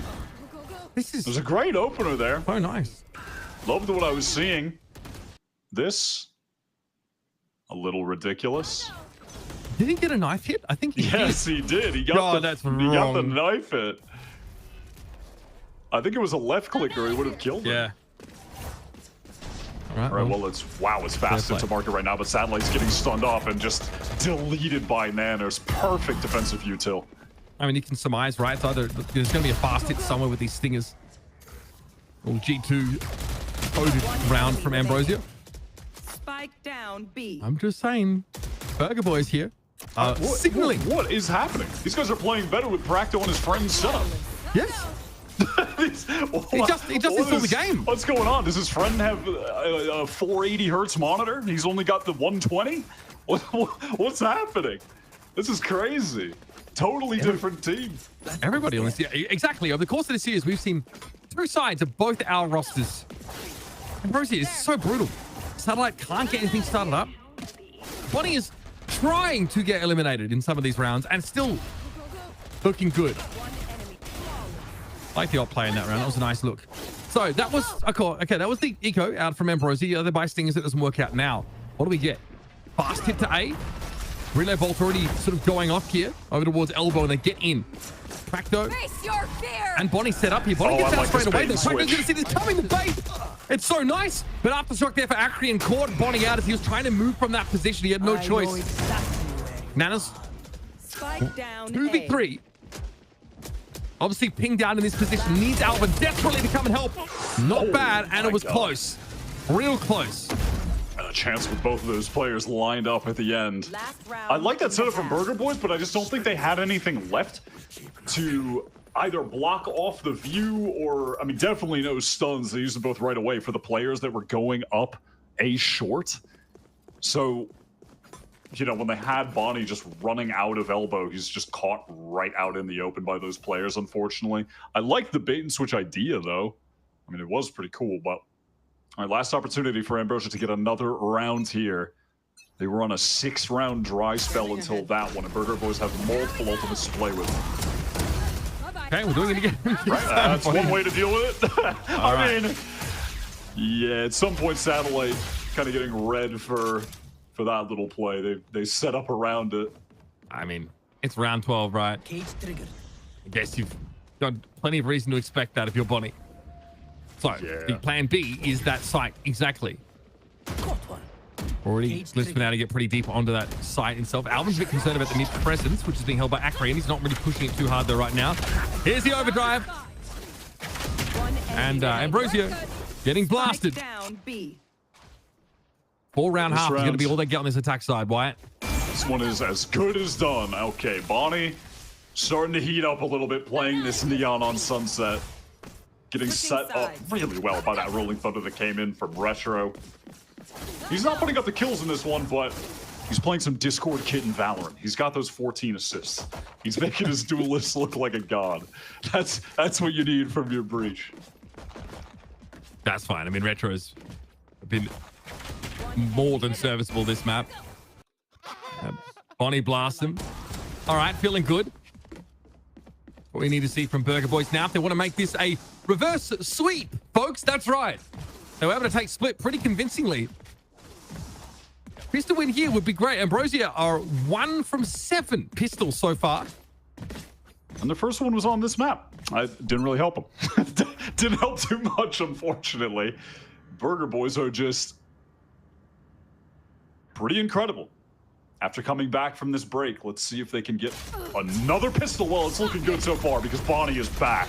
Now, Relay Bolts, hello. Bonnie slides on in. Yeah, he's come alive. God, that is wild. Yesterday, off the boil. Today, horrible start. The Ascent map was really, I think, really telling for me. But now, like, he might just have himself an ace. Get himself going. Thank you very much for coming. Hey, ace. Picked up here for Bonnie. And crucially, another pistol round for Burger Boys. Ambrosio have a 12% pistol win rate. so far And this series. he might just be like that. We have been waiting on this Bonnie to arrive. This is the Bonnie that headed into yesterday. Was this the statistical leader in ACS, ADR, most of the other relevant stats.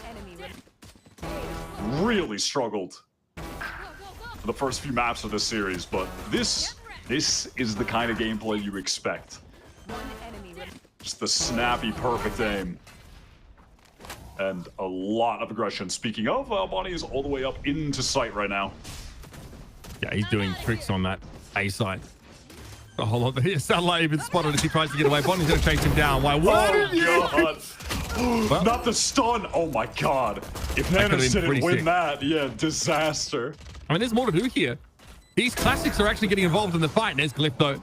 Alvin, no need to right-click at all. Retro overrun, though. That's Welly's second classic kill of the round. So the Marshal is the savior. Okay. Fine. 4 for Alvin now. Burger Boy's adamant about converting on this game.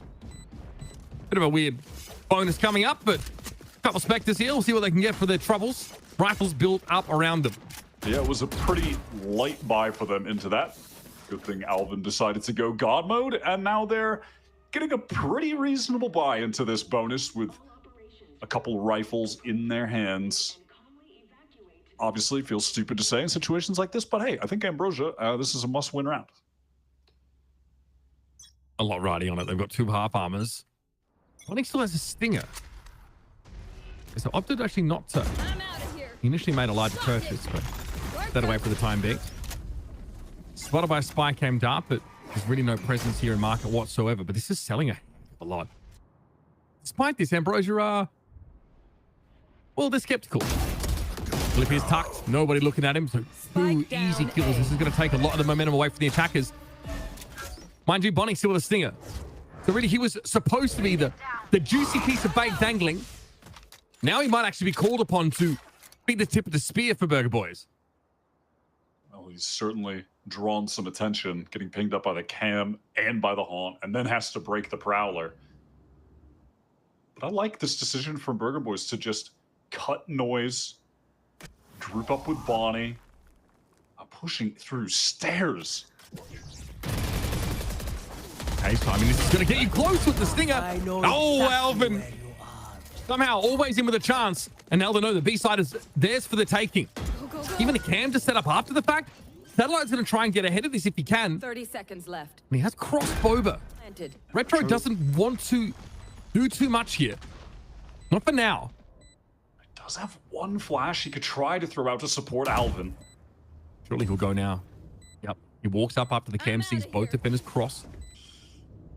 No, just wants to play for potential crossfire swing off of Alvin. Enemy remaining. What crossfire? He's swinging the corner.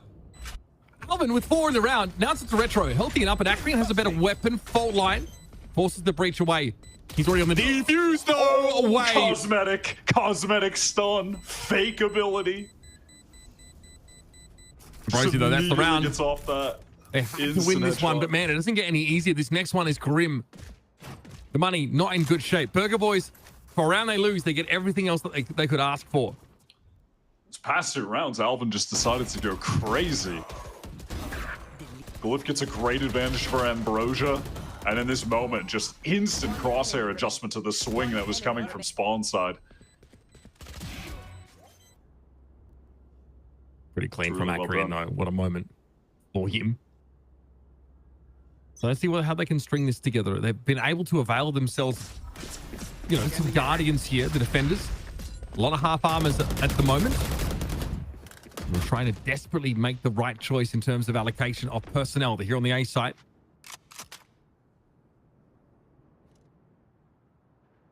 He's looking a little more smug. In a lot of trouble. Great util combo. What? No. Okay, Nana's TP'd into that. Maybe just a slight misjudgment. Yeah, I think it, honestly, even when I saw him do that, it looked like the aftershock was a little bit to the left and he would have been able to make it. It was hard to tell. All right, Ambrosia. My goodness. Man, this is the stabilizing round they needed. Satellite downed by the shock. Facto eventually going to get cleared. Alvin's able to get the crossfire going here, though. Dangerous. It shows himself as he thinks to cross, but the spike is loose, and it is. It's all down to Alvin. No need to rush this. Not when you have Shondex making his way over via mid. Okay. Job done. Ambrosia now really taking a bite out of this Burger Boys economy. The second the Burger Boys showed that presence in elbow, you can see Ambrosia just had a nice utility set up to pounce on that. When you're in that enclosed space, you really can't do anything about the stuns that are coming through. I believe there was a paranoia as well. And then obviously, unlucky for Nanners that he teleports right into that aftershock. Thought that he was going to be to the right of it, but not the case.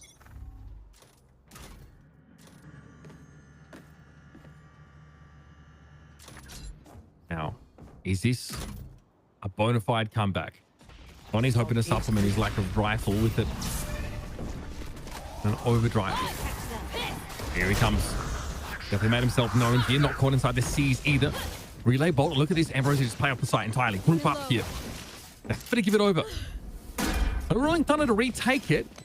But again, they don't get taken down by any of this early aggression. This pop forward. Well, he's so disciplined in this corner now. Prowler out. Should reveal Bonnie tucked there. There's an outdrone looking now for the attack side to try and light some of these players up. Here they come. Nana's down. Satellite on the site. What a time. What a time to come alive, folks. Wow. That was a lovely retake from Ambrosia. Satellite able to dance around and then just get some really clean headshots into main. They were in need of that flawless. Look at their economy right now. 3 players on 200 or less credits, and they get away with a flawless. That's putting them in a nice position to make this comeback a reality. They have the Rolling Thunder now for this buy round. That's going to be huge. But just look at them on the mini-map right now. The way that they're swarming in together, this scaling is perfect. Giving up the site now is a real option once you have the Rolling Thunder in order to retake. I think Acreum has often, on the attack side, just kind of used it more speculatively and didn't really catch anyone with either of the two that he used. Here, though, obviously the context is vastly different as a defender. So what do we got? Burger Boys, big presence here in elbow. This is the last round that they can really buy, so it's definitely incentivized if you're Ambrosia to spend these big ults if they make sense. Be allowed to creep into mid. There is a camera watching for this. Alex does see what he needs. He sees the deal, so he knows. Haunt, sees 3. All the information you could ask for. And now's the question of, do you pull off the site? It looks like that might be the case. All about the Rolling Thunder now for the retake. They can absolutely just play to that ultimate. Burger Boys are slowing down a little bit right now. Jerome is going into Boba. Here comes that Rolling Thunder. It's actually going through Market, so Satellite can try to get a pick. I love that. One easy one. It doesn't do anything about the site, though. Eventually, Satellite does have to reach a little bit further. He wants to go for it. Prakno in the corner. Just burned to a crisp, folks. Satellite 3 is going to be more than enough now to make this a genuine comeback here from Ambrosia. Burger Boys' economy shattered. And another 4 guns carried into the next for the defenders. That is such a heads up, just lovely decision from Ambrosia, from Acreon, to just use that Rolling Thunder to isolate one player in Market, get that free kill with the overdrive, and then it resets. And Satellite really played to the time remaining on that ultimate so well. After he gets this kill, he's trying to find the duel, just gets in, clears that corner on a Prakto, and then it resets, fights into Nanners. The rest of the team swing out Boba in the meantime. These retakes are just looking regimented. They are fantastic on that B side at the moment. Scott Burger Boys in a bad economic spot. Yeah, this could be a 1-round game at this rate. Again, like you're likely just to play off the site. Notice the trapwire locations here. Next might actually want to play off them more aggressively. Take those kill opportunities. It's much harder to trapwire that B main exit nowadays. That was patched. Took a while though. Here we go. Hunter's Fury already being popped by the attacker side now. Satellite trying to dodge through that. Welly stunned up. There it is. Satellite though rips out the Outlaw. Only good for 1. Shonek's trying to play off his own trips, but somehow Bonnie's able to bring him down. There's no good reason that kill should be happening in the trip. All right, Dark Cover isolates Bonnie, and now the Nightfall. They feel like they've got to use it on this anti-eco. You can't blame them. Can he get in? Nanas is dealt with. That's the hardest part done for Ambrosia. More to do. Akrian takes a bit of damage there through the corner. Sharp shooting, though, yields the kill of Retro. And Prakto here's going to have a double, if not triple face to deal with. Has to reveal himself now. He just has to be better in moments like this, and that's a big ask. To some extent, Burger Boys will be happy that they were able to get that Nightfall out, that they made the round close enough that that ult needed to be used while they were on an eco. And it is unfortunate that the Hunter's Fury doesn't, you know, net much. Retro is still a bit far away from that Rolling Thunder, so all of the relevant ults have been expended at this point. Again, Ambrosia, it's like that Dark Cover that gets thrown down that just puts Bonnie alone so they can swing ult and get that first free kill. Their play on this B site is genuinely excellent. Satellite's got this op. Gonna take that to mid a little later, but there'll be a crossfire at least to watch for this Tiles push. No one's watching out of market except their passive cam of Shondex. The Burger Boys get mid. That's a question of what they do with it. One way over at A being refreshed now, but there's definitely no action coming that way. It's all about this transition out of mid for the attackers.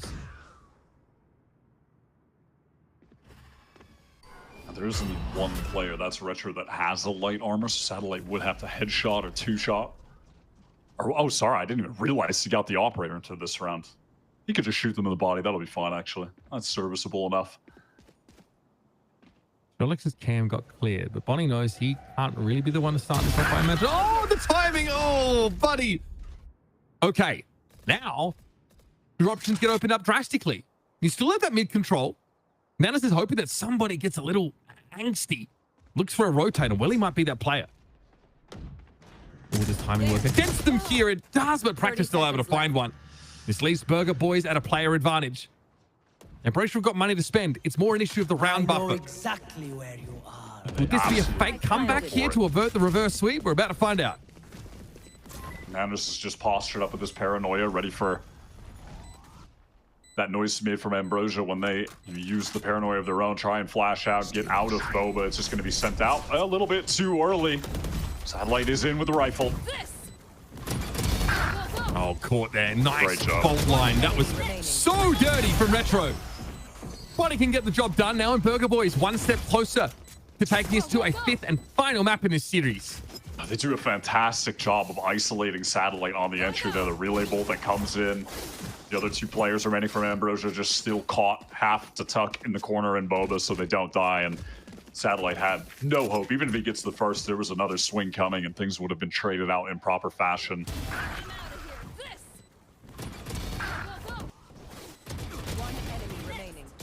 Beautifully done.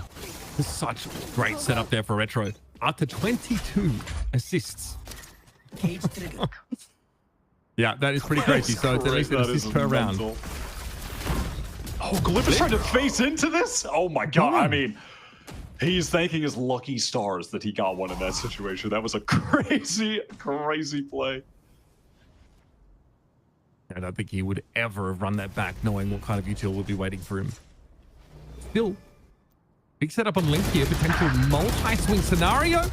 Burger Boys to some degree were ready for it though. Nana's got his. Tunks to 44. But the map has definitely softened up significantly. This play from Shondex getting active, pushing up mid. He might have a golden opportunity here. If he ends up getting this kill on Alvin, if he ends up seeing him, this changes the math drastically for the attackers. He did hear some footsteps for a moment in spawn. And you could see that Ambrosia, because of that, they are rotating away from A right now. The dark cover is thrown to B, but that is a fake. Oh, Shondex catches Retro and gets the neural theft off. So critical. And information means everything now. No longer can Burger Boys spread Ambrosia thin. They're going to have to go with it in a disadvantaged scenario. They need to get to the site. 23 seconds left. Oh, where's the play off of that? Okay, there's Willie at least secured the trade. Alvin ducks behind box. He's going to go for it now. No other choice. Prowler takes a bite out of crime. Now Alvin will be revealed to all, and Shondex is able to finish him off. That's dicey. A little bit of a dangerous round. The coffers of Ambrosia starting to get drained. but they're still on track for an 11-11 game. That was really fantastic from Shondex. Catches a lovely moment to get down mid, push into spawn. Having the neural theft there, that was huge. That was wild. Again, if you're in my ranked games, you better not be doing that. On God, do not be doing that in my games. That was a crazy play to go for. One enemy remains. And that was bizarre. So the fact that he gets away proves the cosmetic nature of the stuns. There. Just as Riot intended. Right, let's get to it, folks. 22 rounds into the game, and it's a close one. A three-player stack over on the A side is present here for Ambrosia. Satellite still with an op in hand, so the option to swing back to mid and catch a later foray there. You have to call out the Burger Boys economy right now. It is looking super rough. This is a must win for them. This should be worth 2 for Ambrosia. P from Satellite. Really nice reaction time. They get 4 players over here. Practice able to dig one out, and we might just be falling off on the back of that. Glyph can't really follow. No alt orb. They get into B quickly. And again, in so many of Ambrosia's wins in their big results, it's really hung on Shondex. Being such a difficult sentinel to shift from these sites.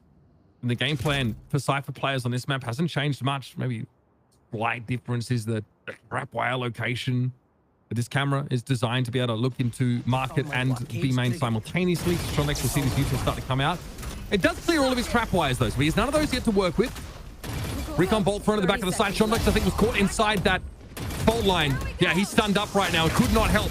In we go. Shondex having to deal with Bonnie now and merges. Only finds his one. Well, he's on the move here. There's no way he's getting that kill, and Alvin shuts him down. Map point for Burger Boys. That was an insane kill from Bonnie, sliding backside. Genuinely insane. Practo, that kill he got swinging into Satellite early on. Big risk to take, but it absolutely paid off. He was rapid with that shot and also just had the perfect crosshair placement to delete Satellite on this swing. Go, go. 30 seconds left. That fault line again, man, is deadly. Yeah, they're syncing things up really well. I mean, they are absolutely giving Bonnie prime opportunity to get kills. And Alvin has just been robotic with his aim on this map. Just how far into B main Burger Boys looking to go here? The Ambrosia build up enough of a bank. This is the kind of round where they give a sight, play off Acreon's Rolling Thunder. They don't need to take any risks here early. Just try and play off this Cypher cam. That camera, though, is not set up to watch into B main. Right there. I think it is just for that mid look. Probably going to go there himself. Check out the Prowler. Smoked out inside market, though, as we speak. It's going to be the setup now for Burger Boys. In they go. An early Rolling Thunder. Very early.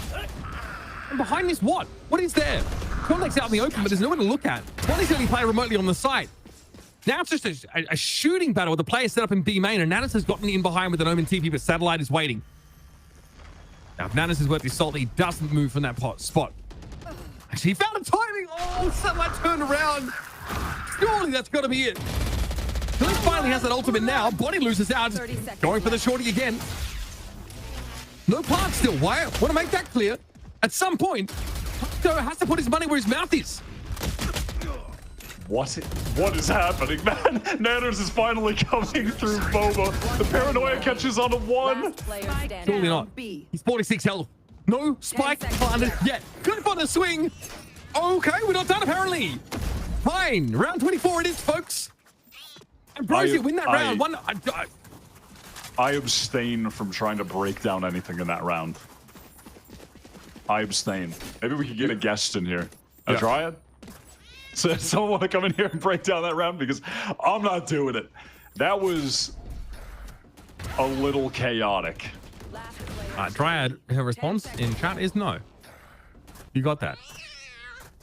No, I'm good. Next round is starting. Let's see what's going on. That was just chaos. You literally just boycotted the end of that round. Okay, stun through for Satellite to push it. Crazy team manage. Oh, we should have been able to get that. He knows the two. Look at him lean back in the chair. What a tense round. The Rolling Thunder for Retro. I know exactly. And he stops Ambrosia in their tracks, but here is a bit of info for you. All right, fast lane thrown up by Bonnie. Akron doesn't want to spray himself away. Well, okay, trade to the mid. Shondex tries to swing out, removed. Welly. Okay, well, Welly had the opportunity there, surely with that scope weapon, and there you have it, folks, 13-11 on Sunset. Why not? Why not take us to map 5 after that? Burger Boys, wake up. Bonnie comes alive when he's not actively trying to be eliminated. And this team looking pretty bloody good now. And Alvin was just a demon on that map. His aim was insane. Every time we were on his point of view, it was just robotic. Every single time he was snapping to everybody. And in the very last round, Retro decided, I will get some kills after giving us like 25 assists in that game or something ridiculous. Sick, honestly, sick bridge game. I mean, that's many assists. That is exactly what you want. Since you're boycotting your job, which is fair enough. It was just that round. Just that round? Okay. I appreciate that. I do appreciate that. Well, Sandy, are we unionizing? Yeah. Let's get right on that. Caster unions famously have been really easy to put together. They work every single time. Yeah, exactly. Except when they don't. We're going to go to a break. When we come back, we get our desk to break down Sunset, and we'll look ahead. Last map, it's a decider on Haven to decide who goes into the finals to take on Envy.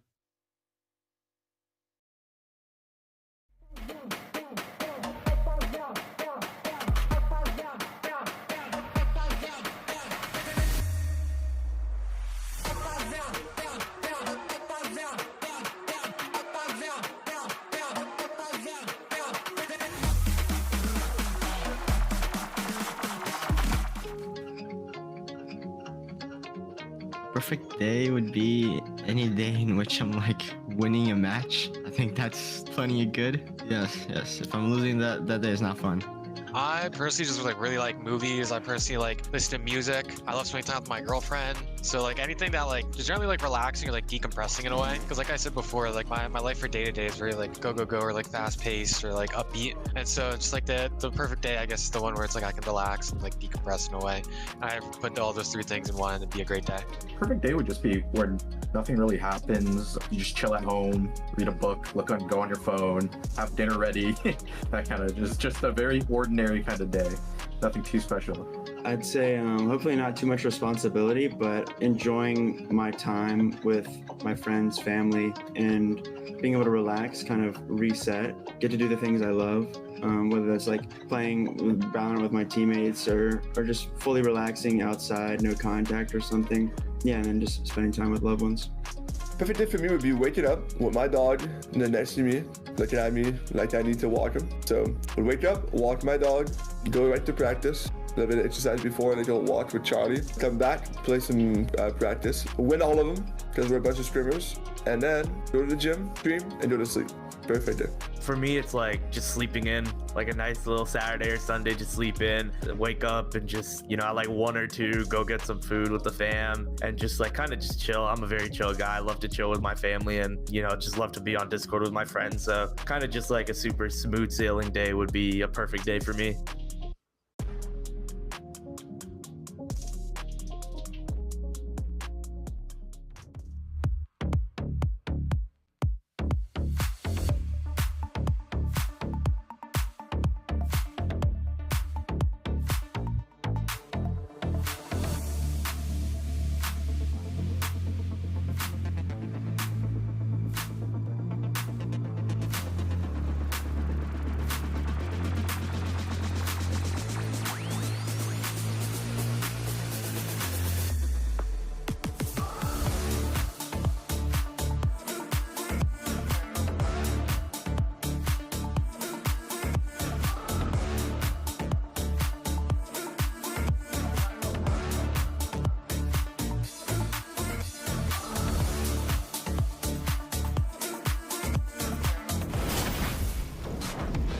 Up the top of B site. The ace! What they have left. Only 3 of Jets, but Bora makes it happen. Where the 2 duelists are waiting. Ted's first blind. Good for 3.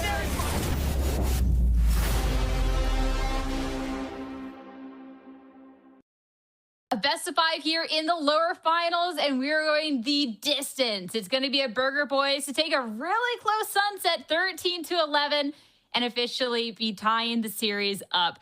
This was not the series that I anticipated after the first couple of maps, but it was kind of the one that we teed up from the start, Ash. So I love to see this bounce back, but man, this map was intense.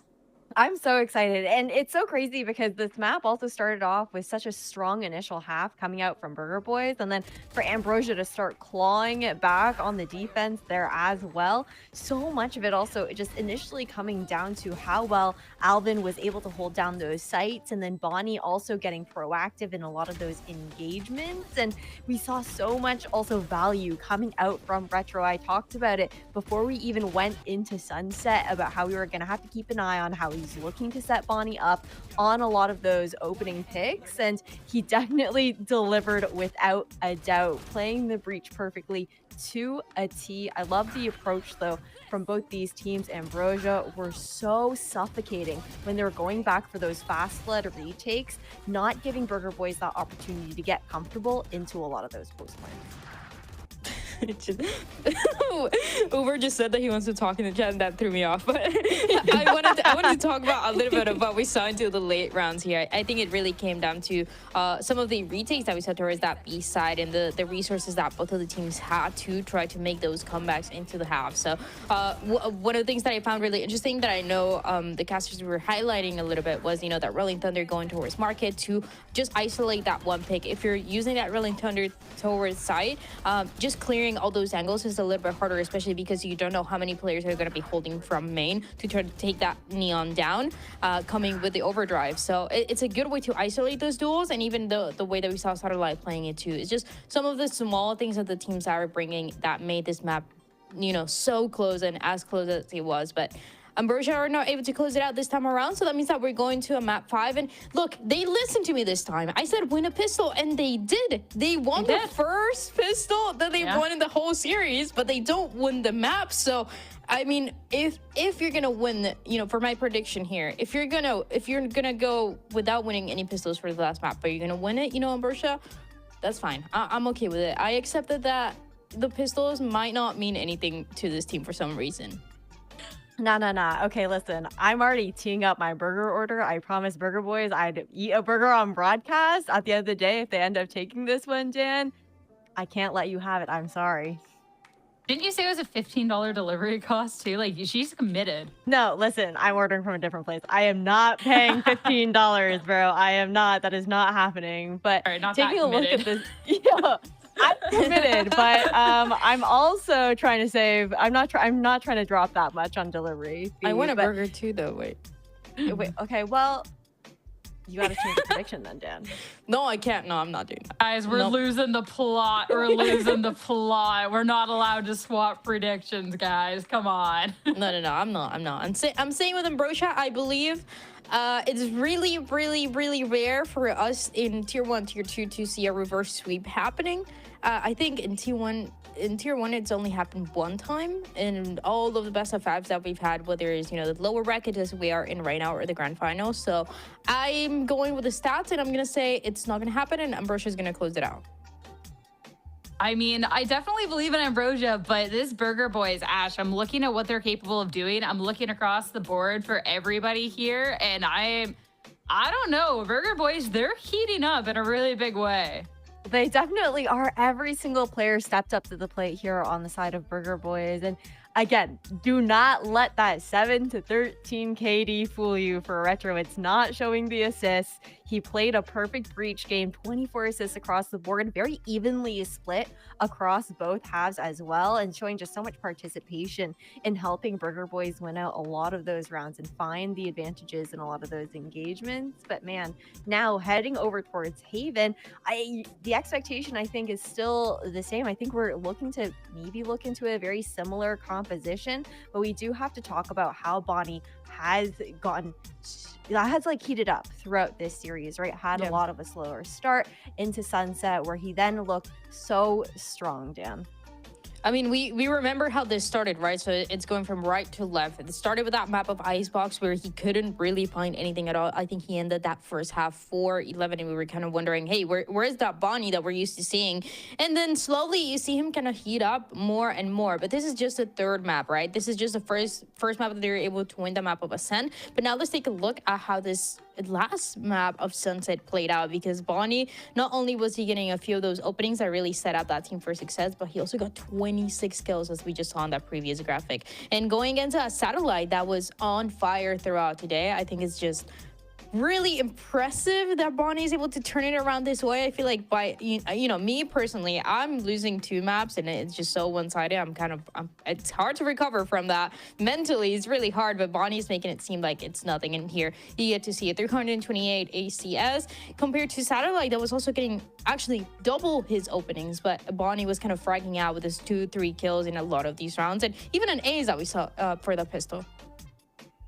This was crazy to see this glow up from Bonnie here, considering that Satellite for the first half of the series has been just absolutely electric. Into seeing what Bonnie was able to do there, I feel like everybody is warmed up in the server now. And when we're looking at the prospect of the 5th map now in the series, winner moving on into the grand finals, loser, I mean, you're out, right? It's a tough one. There's so much on the line here. And going into Haven, I think this one is especially exciting for the 2 teams, because back in that upper quarterfinals, it was an Ambrosia that was knocked down into that lower bracket by Burger Boys. 3rd map of the series was that Haven. It was a 13-11 there, Dan. So I think this is the ultimate showdown for these 2 teams now. It was a 13-11, as you're mentioning, for Burger Boys. We're able to close it in that decider of Haven, but things have changed for the side of Ambrosia since they are not playing with that Neon anymore. We've recently got the chance to see Satellite playing on this Jet instead of the Neon, and I feel like that worked out so much better when they played it against YFP. Much more comfortable, and he was not a... Because, you know, when he was playing with the Neon, he was forced to play by himself in a lot of the rounds on the attacking side, kind of going for that 4-1 where he's going short by himself. But with this Jet, is a lot more standard to this map, going back to the comfort of the Jet that we know Satellite from playing last year in a few other maps. So I think the composition looks better, and I feel like that should make a massive difference on how this can play out. I'm really interested to see the approach that Burger Boys take to Haven as well, because they've played it twice recently, both within stage 2 of Challengers, as well as during one of those third-party events where we saw 2 different compositions from them, right? The one that we're used to seeing on the VCL stream is that Yoru ISO comp, where we see Nanners filling into that secondary duelist role. But in the third-party tournaments, we saw actually... Bonnie heading back over towards the Neon there and having that opportunity to kind of, I guess, like shift the tempo that could be expected there on defense with a lot of those quick rotations and whatnot. And you have a little bit more of that supporting utility, because you would expect to see Retro then back onto the breach there as well. So I'm curious to see what Burger Boys are going to choose to bring to the table. I think that if they do opt for that ISO, there's the opportunity to also deny a bit of that value coming out from Satellite, knowing that he's looking to get posted up on those long angles as the Jeff with the off-light we were talking about. Nanners has been somebody that's been on fire the entire series. So sometimes when someone who doesn't duelist too much goes into it, I get a little bit worried, but I'd be intrigued to see Nanners on this pick once again. But whether we get switch ups considering what they've played in VCL in comparison to third parties, I don't know. It's also hard pressed that when you're in the map 5 here in the lower finals, do you put it all on the line? That's going to be the question. The agent select is ready though, so we can get confirmation on what idea these teams are looking forward to, as one more map will determine who moves on into the grand finals. Going into it though, it's going to be Nanners on Omen. Ash, single duelist for Burger Boys. Okay, I'm not mad about this, actually. I feel like you look over towards Burger Boys, and this is what's pretty comfortable for them. Yes, they did make that Yoru ISO composition work out previously, but I think also maybe Ambrosia were anticipating Burger Boys to run that same comp. This is an opportunity to try and take it off guard. And with how perfect Retro's utility was on Sunset, I love seeing him back onto that breach. Looking forward to seeing the dynamic with so many pieces now, with Nanners as well being able to assist in setting Bonnie up with that paranoia. A lot of long lines to look at Burger Boys setting Bonnie up for those initial fights and trying to put that pressure on the attackers. Both of the teams with different compositions from the last time that they faced each other in the upper bracket final, and that was when Burger Boys were able to get that win. So I feel like the expectation here is to try to get advantage of the little things that you were able to practice from these last couple days. But for Burger Boys, I do like to see this Neon. It's going to depend a lot on Shondex and the way that he's going to be able to slow it down, as we've seen him do previously with other Neon players throughout playoffs and in the Swiss stage as well. But this is still a spot in the grand finals. We're about to find out who is going to be facing Envy. Is it going to be Ambrosia or Burger Boys? I already said what my prediction is, but I feel like with this change, I'm doubting a little bit. Two teams that have had absolutely incredible glow-ups, not just throughout the playoffs, but through stage 2 as well. And now one of them to stamp their ticket into the grand finals. It's all on Haven. Let's get to it and head over to your casters, Uber and Wyatt, to take you through.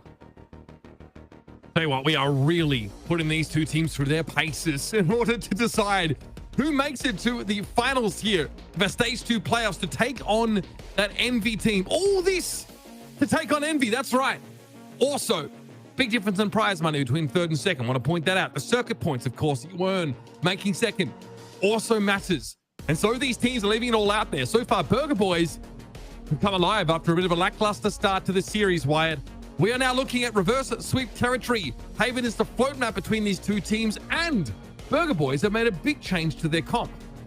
It has been just a bizarre series. Bonnie, we're off the back of his best map yet, which was him playing the Neon, and glad to see him on the Neon again, to be honest. I think that's going to allow him to just carry that momentum into this map.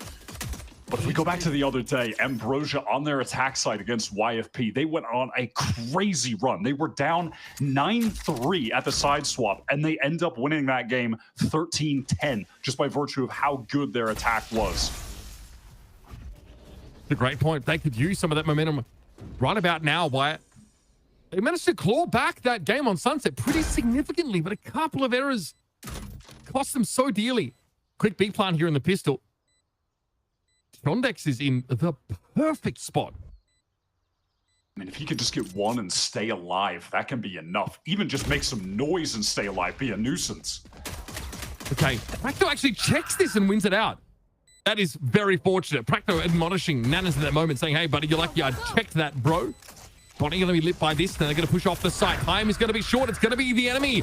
Here are Burger Boys. In they come, in numbers. Gets a tap, gets to half. Retro here amidst the smoke, trying to push up, deals with Satellite. Welly, though, well, there's no time really for the defenders to make this work, and this attack side hit towards the B site. He's off. Those were some sick shots from Welly. That little jiggle with the tap back into sight after they fight into the AB link. Able to trade out on Bonnie, who was probably fortunate to even get one on Akrian, who swung onto him while he was stunned. Cosmetic ability, again. We're starting to see that on the last two maps now that we're getting a lot of breach, but look at this from Welly. That shot is crazy right there. We knew that time would be the problem. Definitely fortunate for Shondex. The round still went favorably for him and the rest of Ambrosia, despite that little issue that he suffered. It's in a great spot, though. A lot of early warning was given over to the attack side and the post plant. We move on, though. Outlaw for Satellite. No interest in C whatsoever for Ambrosia. The ace split, though, looks like it's definitely on. Should be relatively easy. They're getting the site for free here. Satellite has all of that forward space. Definitely significant how easily they've been able to do this. Not a drop. Oh, blood spent in order to get them there. Okay, the shrews. No, that guy with the moonwalk. Unfortunately for Bonnie, it's going to take more than that to make up for the weapon deficit that is being suffered. Outlaw will be maintained. Phantom alongside of it. So pretty reasonable bonus coming at you for Ambrosia. We'll see how much they want to invest into this bonus round now. Yeah, pretty solid start for them. After what has just been a bizarre couple maps in a row. They're able to win the first two maps in the series without winning a single pistol round. Then there's a delay because of Practo's power outage. We come back. Burger Boys look like a completely new team. They brought us all the way to map 5, and now Ambrosia get to start on a map side that they're excellent at. All right, Bonnie is just going to tear them apart. And they just keep coming. Practo wants to get involved now as well, but Bonnie just gets left as the insert, nice and healthy as he is. Re-clear this now, and Bonnie says, "No, I'm gonna go for it." Oh, yeah. Many such moments this series. Big. That's a big win for Shondex, though. All of a sudden, these attackers might still have something to work with, and if Ambrosia end up taking this round, Bonnie is going to be absolutely kicking himself. Oh, for sure. This should not be a situation that they're in right now. Still just under a minute to play with for Ambrosia. They're pivoting back towards mid. This cam has been watching. For anyone pushing down, that hasn't been the case. There are tripwires defensively placed just for info in garage, and then a kill trip on C. And after this is broken, I mean, that's giving up the game here. Still, we are on for just an honest 3-on-3 retake. I mean, Burger Boys are not in a hurry. They're not convinced. They think that this is just... I mean, look, again, it's easy enough to sell a fake just by destroying a trapwire inside garage. So Burger Boys are pretty ponderous here, Wyatt, taking their sweet time. Yeah, they are going to have to waste some valuable seconds just on this rotate over. Acreon's stun has cycled back up, so fault line and flash to play with in the post plant. When these players try to get out, Choke might be able to connect that onto a couple. Maybe Welly can swing, but he's actually playing really close. And comes Nanas now, Acreon flat on that angle. Stinger, I think, in his hand, so he may as well make use of it. And there's Ambrosia, huge win in the bonus. Taking 2 rifles out of it. Great start on this attack side. The side, of course, where they need to be stacking these rounds up to give themselves any degree of confidence heading into that next half. And they were good. They were real good earlier on this map. The attack side for them is definitely where they want to get a nice, healthy lead. This from Shondex is what opens the map up for them. Oh, that and Bonnie sort of getting very aggressive up A long. Let's go! Come on! And then from there, not even any util used to counter the retake. Akron had it all up, but he was playing close, taking contact. Just good fundamentals. The other 2 players insta-swing off of him taking a fight. Burger Boys are going to walk away from that round so frustrated. Bear in mind, Bonnie just gets a free 2K at the beginning. 1 kill through smoke. Someone tries to push through it, and he gets the second. I mean, they just can't be giving that up. They can't be losing that. You've given way too much to Ambrosia. Their economy is going to get out of control. They've got a Hunter's Fury to play with on the next gun round. You can see how much that round meant to them. Bit of a pop-up moment from Welly. Now, you want to go down here against this Sheriff round, apparently, from Burger Boys. Welly just has to speculate with the last bolt. There it is. Retro swings onto the site now. Ambrosia are already kind of committed to this. They're going to go for it by the looks of things. Retro just going to try his luck. Eventually, the spray down comes through. Nanas, though, finds Sheriff purchase as well as down to Alvin. Nowhere in the vicinity, not even close. My eyes are But the camera, Spike planted. it's a little bit of information as well. He will pluck that from him. What have he got? Probably not too much. Credit to Shondex for being able to pick up all those kills in a really tough situation.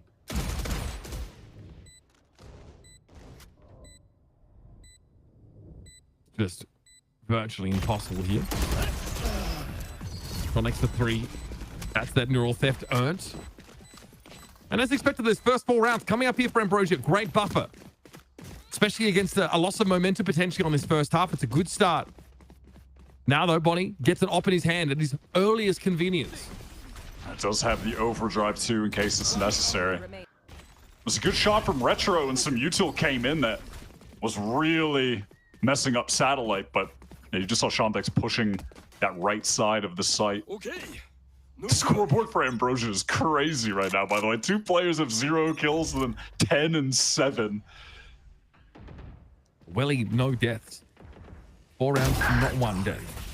Wow, okay. Operator investment has just gone up in smoke instantly. Feast or famine is Bonnie. Like, genuinely.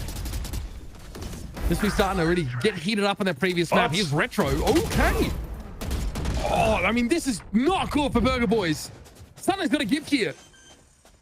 Retro going down so cheaply. Surely you're already saving here. You're going to look. Nanas is going to try his luck.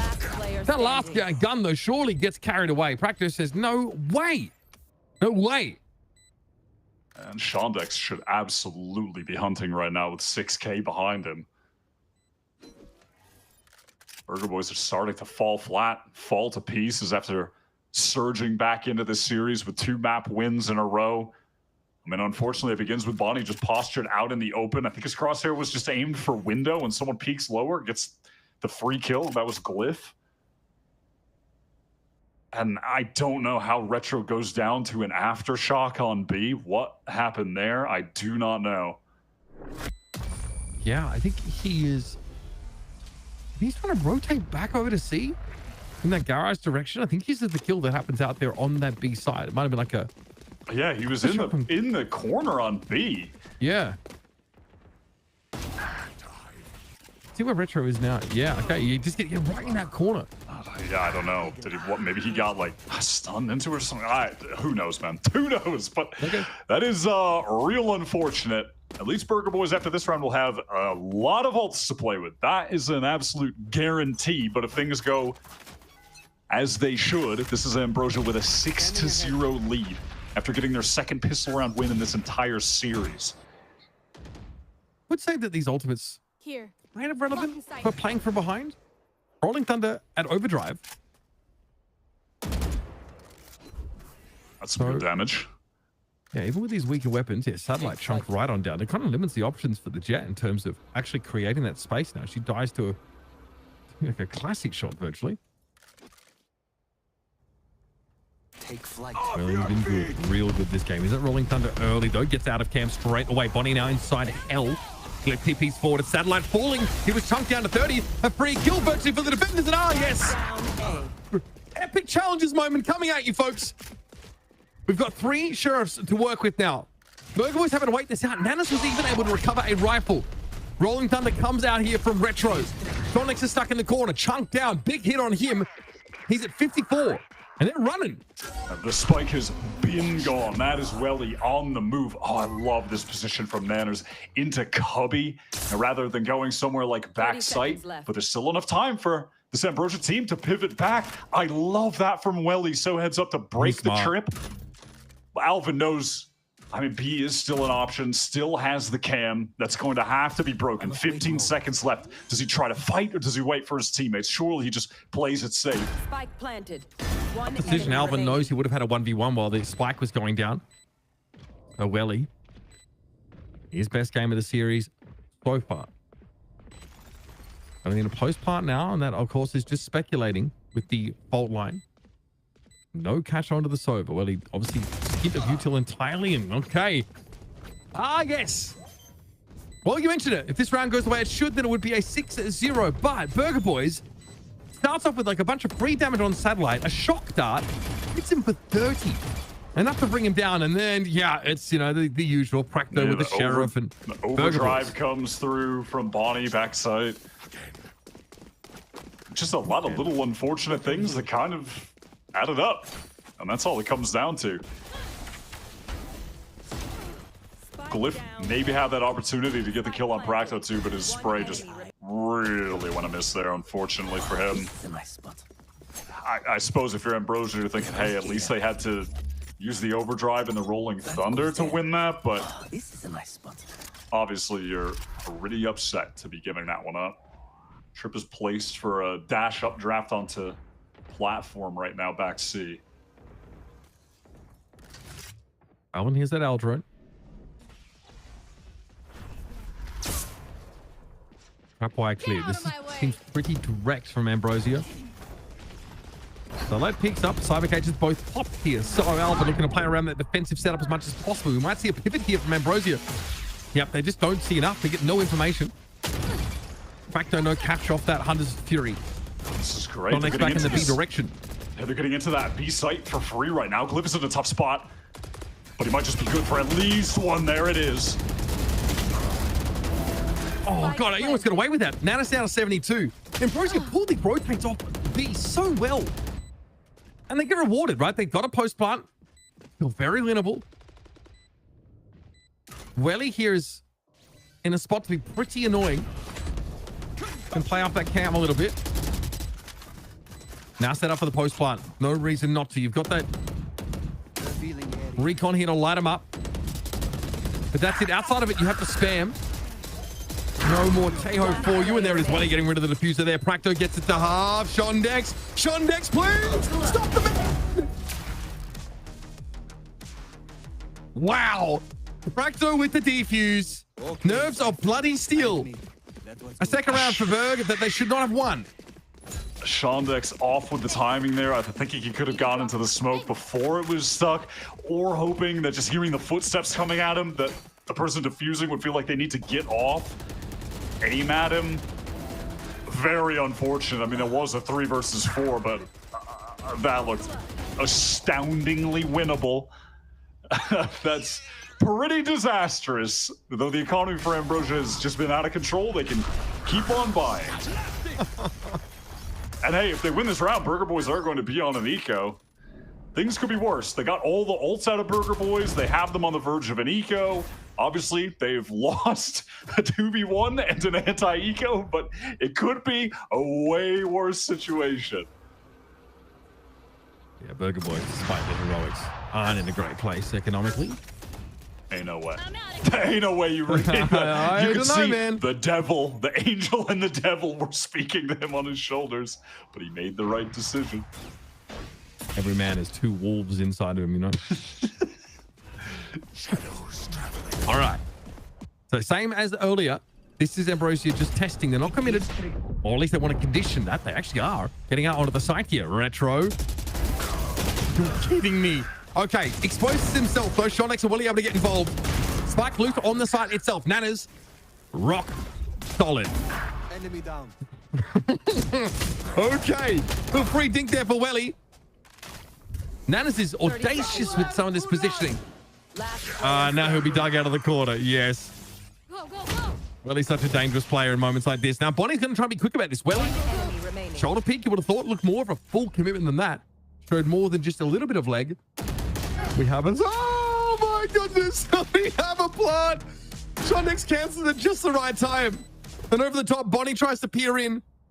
Well, there goes the neighborhood and the bank balance of Burger Boys. That was such a crucial clutch for Shondex to win. That's got Burger Boys on the eco. Look at the numbers for him and Welly. What are they at? 24 kills? The rest of the team has 9? Is that correct? That is mental. It gotta be said, Welly, without a doubt, is at his best when he's on Sova. It's not even close. And I'm not just talking about this map. Like, back on Ascent as well, he was easily one of the best players for the team. The impact he was having with the util and the kills was so high. This is absolutely the agent he thrives on. Looking down here, the barrel of a 7-2. Here. Yeah, I would say markedly higher impact gain than what we saw on the Fade. But obviously, Flip kind of dictates you move off the Sova. Deploying drone. Like they're re-clearing this off a pretty decent timing. Far enough down that this our drone not able to spot far enough into lobby. That might give some false info. He's still going to jiggle that. Did he see someone? It's hard to tell, but regardless, Bonnie is going to rotate over. So that will be 2 players. Bonnie is only with a classic, though. So how useful can he really be? Pulling rotates off B. This is, again, what we've seen from Ambrosia. The anti-eco protocol is to hit that B site and spray people down through smoke, apparently. This is absolutely brazen from Satellite, but he knows he'll have a chance to respond if he runs into a classic player. 30 seconds left. Here's Practo. Still 20 or so seconds before he'll have another owl drone. And everyone's getting lit up now, of course. Neural Theft committed just to make this a safer play, and then we're pushing off the site. Look at where he is. No way they're going to be looking for someone there. 3. We are stat padding on this round for Ambrosia. Already 1 round for sure. Bonnie now has a rifle he can afford to lose, but he can't turn it into a kill. Ambrosia have done a really solid job on this attack app of dragging rotates, and then specifically, they're just loving going into this B site. And they've been right on the decisions of when to go into B for the most part. It has been pretty vacant. I mean, that time it was really just Satellite taking a lot of space on his own, but does a nice job doing it, and the rest of the team can follow up on that deep positioning that he was able to take. Let's go. It was a 7-2 in the end. This time maybe more insistent, this Satellite. Knows the Neon's there. Just gonna allow Bonnie to cross. Feels like it's too dangerous to actually try and punish him unless there's a swing from the left. They're completely So that's definitely got people alert and attentive over at 8. Yeah, they did know that there were certainly 2 Burger Boys players there, and all that noise has dragged the attention of Retro. If Alvin does get pressured by a C execute, oh my god, that is a little bit unfortunate. The site is totally free. Even if he lived, I was going to say there's no trips here, but... Oh, on the move, Danner's punished.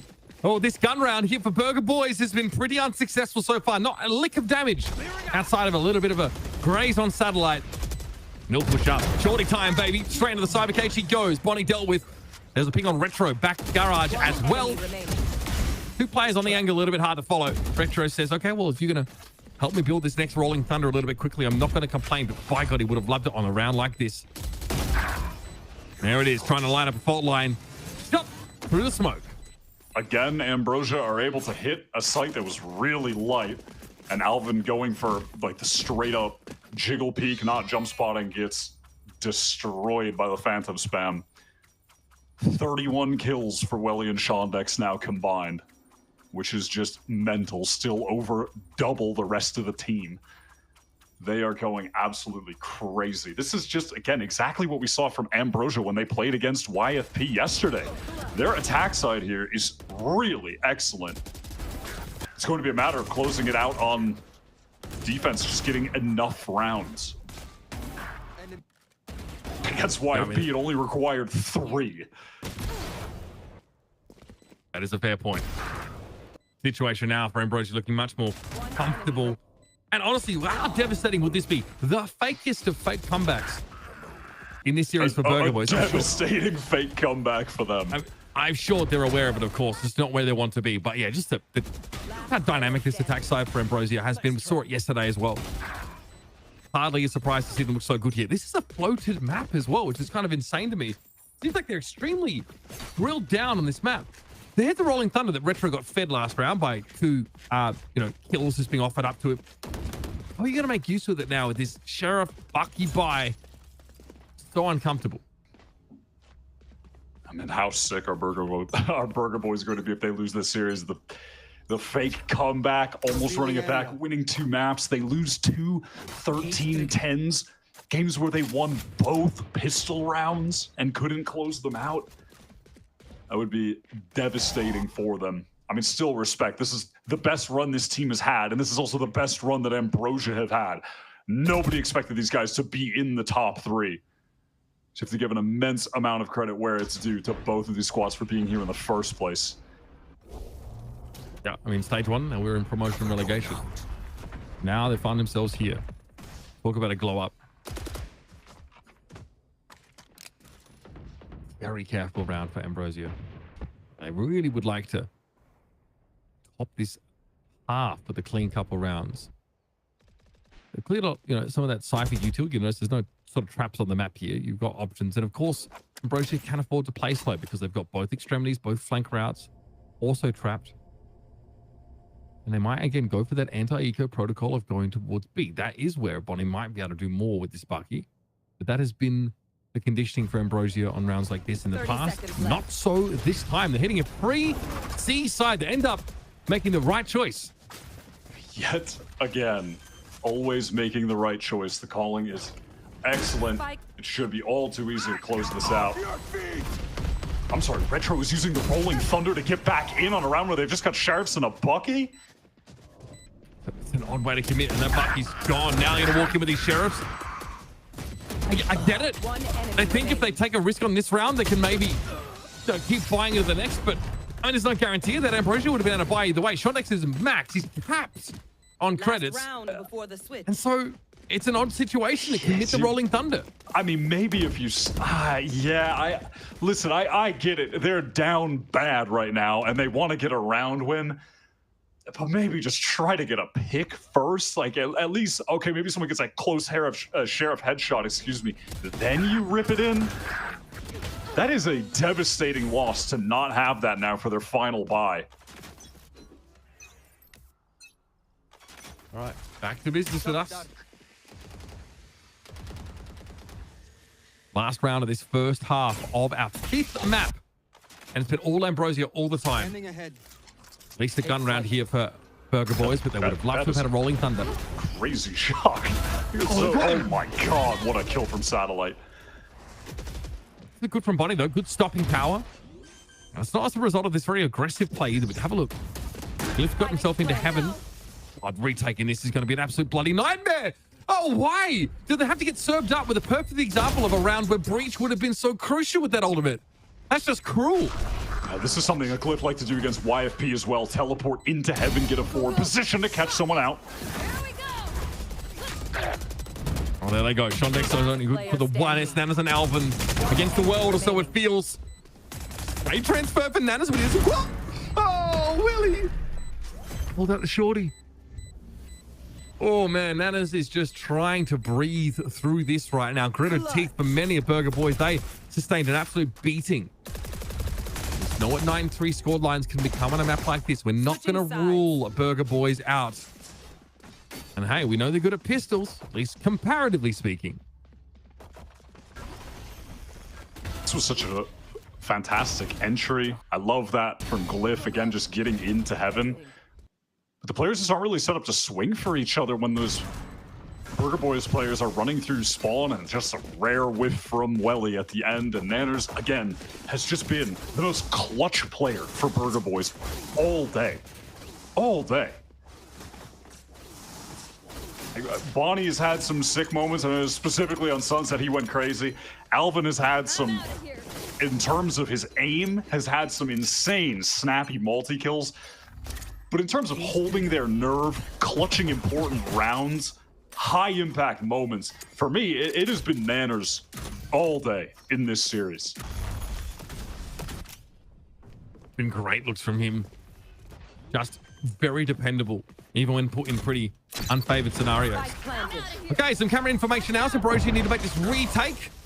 Not a bad start. It's traded out. Both Omen's out of the game. Controller util now limited. Satellite wants to surge forward. Bonnie's been dealt with now. Who's going to watch this from long? It's going to have to be classics now. He has a ghost to work with, so theoretically favored at range, but not when there's two players trying to riddle him with those bullets.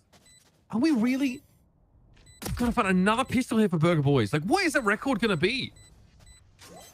Across the series, if they win this, yeah, 8-2 in this best of 5. 8-2. One enemy remaining. I like that from Willie. Stage 2. Just a little wider swing than you would expect, but there's Retro. Okay. 8-2 in pistols. The Burger Boys still find themselves in such a scenario. We won't get hung up on that one, but it is a pretty wild stat. Okay, my arms are good. We can go. Unfortunately, past 2 rounds, Welly just wasn't able to connect the shots in moments where the squad really needed him to step up. That 1v1 in there, and that 2 versus 2 certainly had an opportunity to trade one out right away on the crouched player, but just couldn't connect the ghost. One enemy remaining. Now Burger Boys, they have an opening. They've got a chance to get back into this game. Oh, aggressive push here from Satellite up long. Getting tucked into a better position to make use of the Sheriff, perhaps.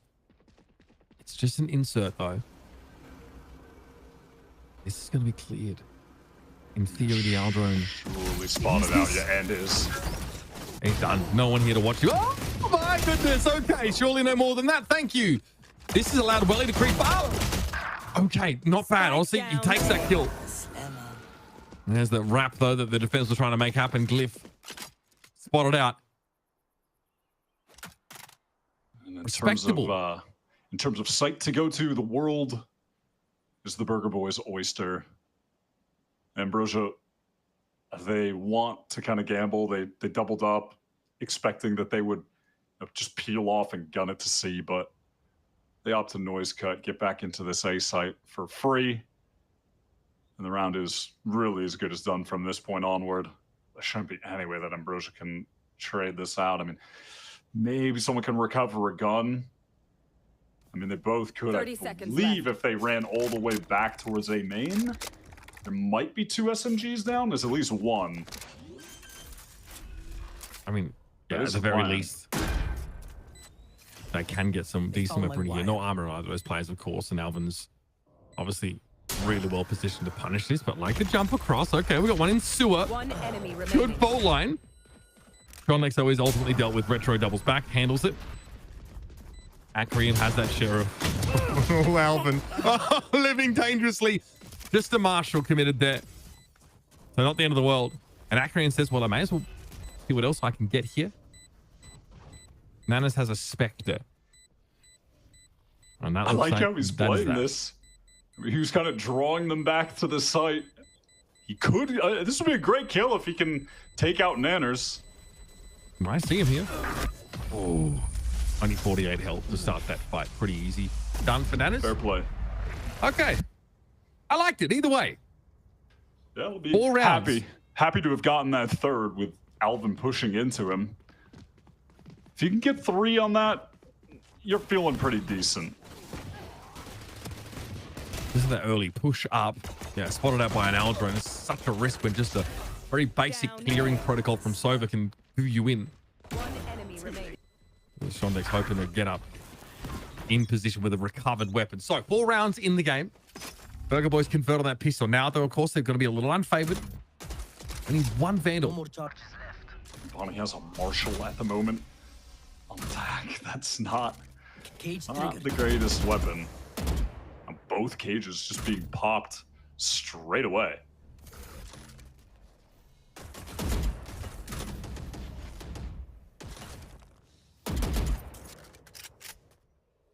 Couple of taps here, just some due diligence being done. Yeah, deeply anchored here, Ambrosia. Unlikely to be shifted off this side. This is committed positioning from the defenders. And Shondex will be able to see this push-up garage. So, in Haven terms, it almost feels like a stacked site, even with only 2 players here. Now comes the stall util. Since Burger Boys have played themselves into this situation now, the rotation of Omen smokes. Might just have to flash themselves through this one. It's risky. It's going to be spotted out. Shondex now knows what's coming. Paranoia hits into him, though. Bonnie gets forward. Quite far forward, in fact. Shondex now on a timing, looking for it. Gets his one. Perfect. Defenders definitely established themselves here. Now, keep 4 guns out of this round, and Ambrosia are feeling like they are laughing all the way to the bank. Spike in the hands of Retro. Now to be planted. Alvin with only 4 bullets left in his gun. Well, made pretty darn good use of them, I must say. Ambrosia will still get their 10th, though. Just a little bit of a rougher buy they would have liked. His aim is goddamn crazy. He's done that so many times or similar things over the past couple maps. That was insane, man. What the hell? 30 seconds He'll take that damage all day. Unfortunately, you know, Burger Boys, they just weren't really able to sync up a great push back sight after getting front sight. They were light on util to get in after that initial wave. So there was just really nothing to supplement Bonnie's deep push towards platform. They do some damage, they get the spike down, and if they can beat Ambrosia on this round, it would be worth 2. Good start. Big hit there taken by Satellite, down to 16. A little bit risky, him posting up in that same spot the Glyph was in. Really does get some great damage. No kills, but that's 3 players at half or less now. Did he stay here? It looks like yes. I know he's going to talk. Oh, that sucks for Welly. Brutal. A kill off this? Surely something. No, not to be. Yeah, that's a big risk again. It's a player pushing up A long, getting punished by some form of info gaining utility. Satellite ruined there, caught inside the relay Bolden. This is such a big round for Burger Boys in terms of keeping a nice economy building. They've got a comeback, so these clean rounds where they can get them, whether they're against, you know, ecos or even full buys, are massive. Shondex just relegated to a pretty sad save right now. I mean, I get why Welly wanted to go for that play, wants to try to find a kill, but man, is it risky. When that cage gets thrown down, he doesn't know if a player could have crossed over to that right side.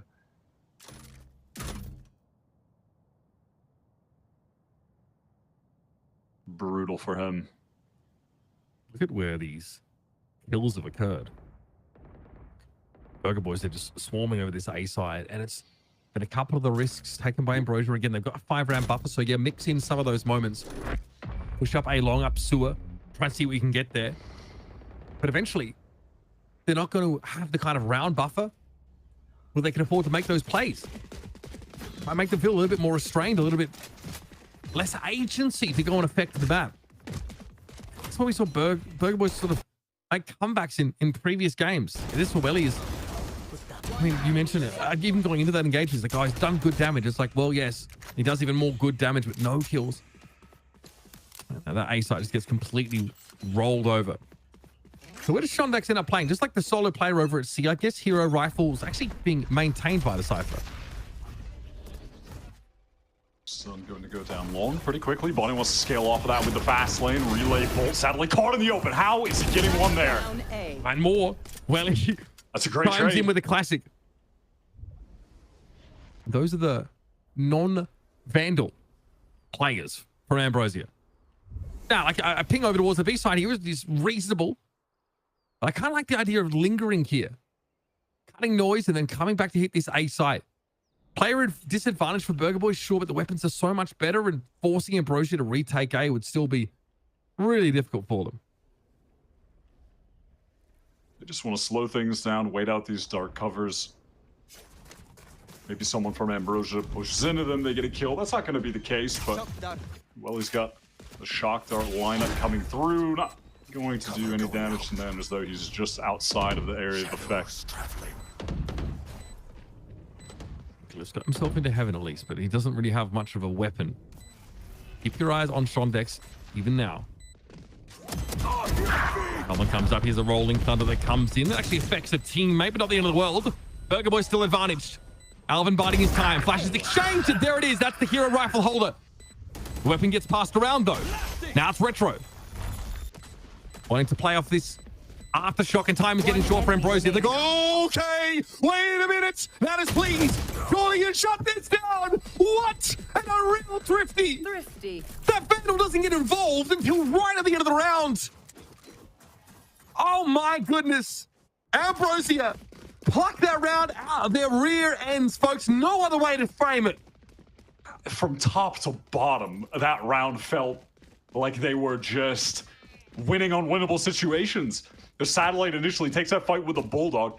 He's dodging around relay bolts. There was a fault line. Bonnie's sending it down with the fast lane and somehow gets the initial kill. There was a great trade from Welly. Nice AC. They win out that 2 versus 2.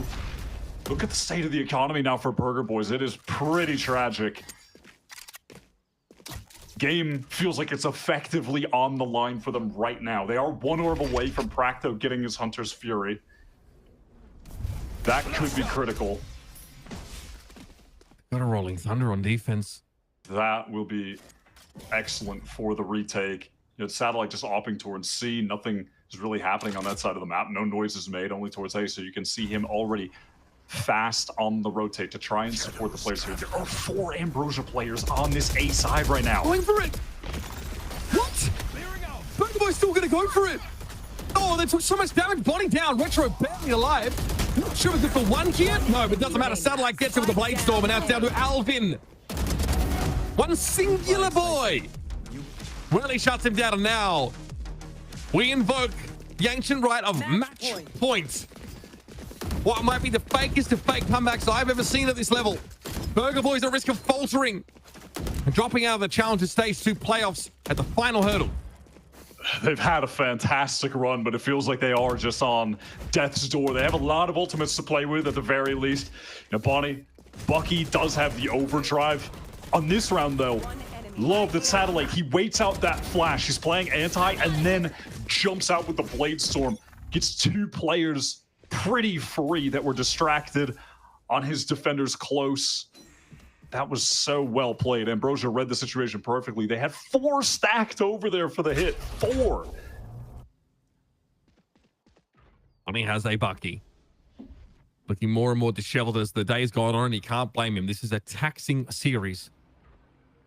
Fatigue starts to creep in, but Ambrosia realized just how close they are getting through this game. There's that swing on Natters. Good Lord, the fact that they've got the wherewithal to go aggressive in a moment like this. Gondex, not quite a cosmetic stun, but he's still able to find the kill on a Bonnie, and it's over, folks. Practo and Retro have got to put together a literal miracle. Retro pinged out. Okay, not bad. Down to 50, but able to win that fight, crucially. Satellite holding with the op here, and Practo eventually has to swing into it. Retro is done, and Ambrosia have done it. A great start in this series, and then we get to their map of split. They lose it 5-13, and we're wondering what the hell is going on. Grit and determination gets them over the line today, along with a massive attack side on Haven. Well-deserved win. Bloody hell, they made them work for it, though. Frankly, I feel like coming out of this, both of these teams really, you know, they deserve some acclaim for the run that they have made up until this point. I mean, specifically Burger Boys, they're going out here in this lower final, but what a run from them. No one expected them to be here. They go down the first 2 maps, run it back, make it that 2-2 score. Unfortunately, they falter at the end, though. Ambrosia, they really hold their nerve across this entire BO5, able to win out the first 2 maps without winning a pistol round on either. That is mental. And then there's that extended break. They come back, fall really flat on split, start coming back to life on Sunset, and then on Haven, they get to start on their attack side where they've looked really potent. The calling is great. They're constantly hitting sites that are either vacant or maybe there's one player. They're always light. The calling there is really fantastic. Super impressed by those guys.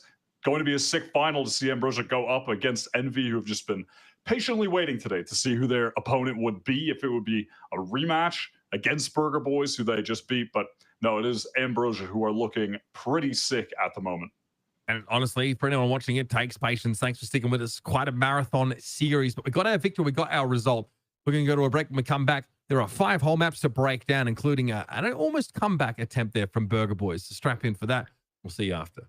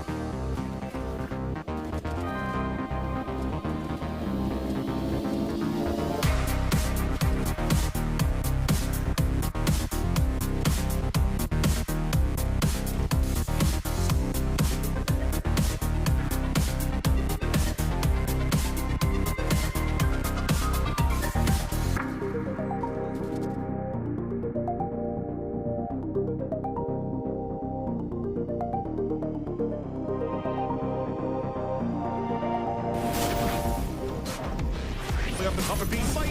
Oh, the ace! What they have left. Only 3 of Jets, but Mora makes it happen. Where the two duelists are waiting. Ted's first blind. Good for 3. There's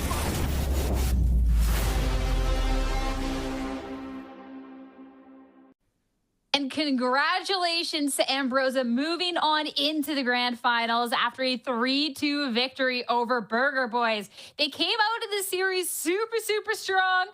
It got a little funky in the middle of it. You know, you got to make it interesting for the drama, the cinema, right? But a clean Haven in the end to take it. Dan, congratulations, Ambrosia. That was well thought.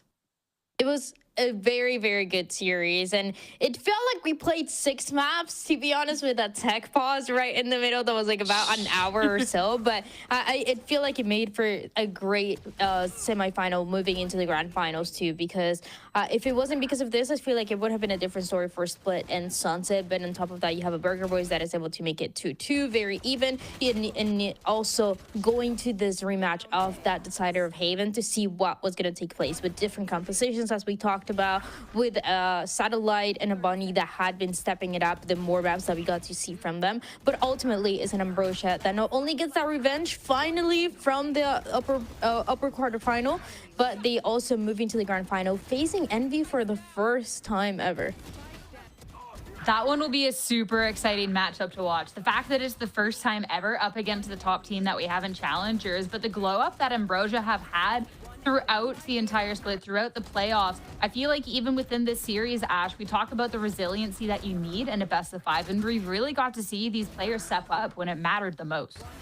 Yeah, especially when it starts like going into that reverse sweep territory, right? With such a dominant split, and then Sunset being close, and now into Haven, where they crazy to think that Burger Boys actually opted to start on defense on this map. Curious to see if it would have been a different story if they had opted to start on the attacking side. It's not often that you see teams preferring defense on Haven to kick things off. And Ambrosia had such a strong start. It had to do with Welly absolutely popping off in the beginning of that half. And then also Sean Dex having such great opportunities off of all of the chaos, the high octane gameplay that we're seeing coming out from Ambrosia, taking the opportunities to thread the needle on a lot of those lurks and find some backstabs. Throughout the series, we highlighted the Sentinels quite a lot because Alvin was also fighting demons, trying to make it closer, especially when it came down to that second half. He was trying to save a few of those, but ultimately is that Ambrosia teamwork that you start seeing more coming into that second half that really makes a difference, because as Ash mentioned, towards the beginning, it was a lot of Welly, it was a lot of Shandex pretty much by themselves. It was a, round 4 or 5 that 2 of the other teammates had 0 kills. So it really was all about the Soba and Cypher kind of being the difference makers. But then you see kind of that switch up as we go into the second half, everybody kind of putting their effort into trying to close it out and turning out so well for Ambrosia. This is a map that I love seeing them in, and they understood those weaknesses that they've had in the previous times that they played it, both against Burger Boys and other matches that they've had where that C side was kind of empty. They only had oftentimes Shandex playing by himself or playing based on that utility. This time around it was a lot heavier. They had Akrian as well helping too, and fast rotations from Welly and Satellite to make those possible. It's a perfect combination for a team that has been stepping it up every single time and now moving into the grand final. I can't wait to see what they're gonna do. Yeah, and then talking about Welly, there's a reason why we're highlighting him. We talked about it, even just listening to Wyatt and Uber on the cast as well, right? How good he looks on this Sova in particular, the amount of impact that he's able to have. But he was just, honestly, it didn't even really come down to the utility. He was just frying in that first half that allows Ambrosia to start out 5-0. Welly is 10-0 up until the end of round 4. And it is just crazy how well we saw things coming together here for Ambrosia. It was just honestly insane just seeing them kind of take on Burger Boys on their own, almost, him and Shandex at the beginning of Haven.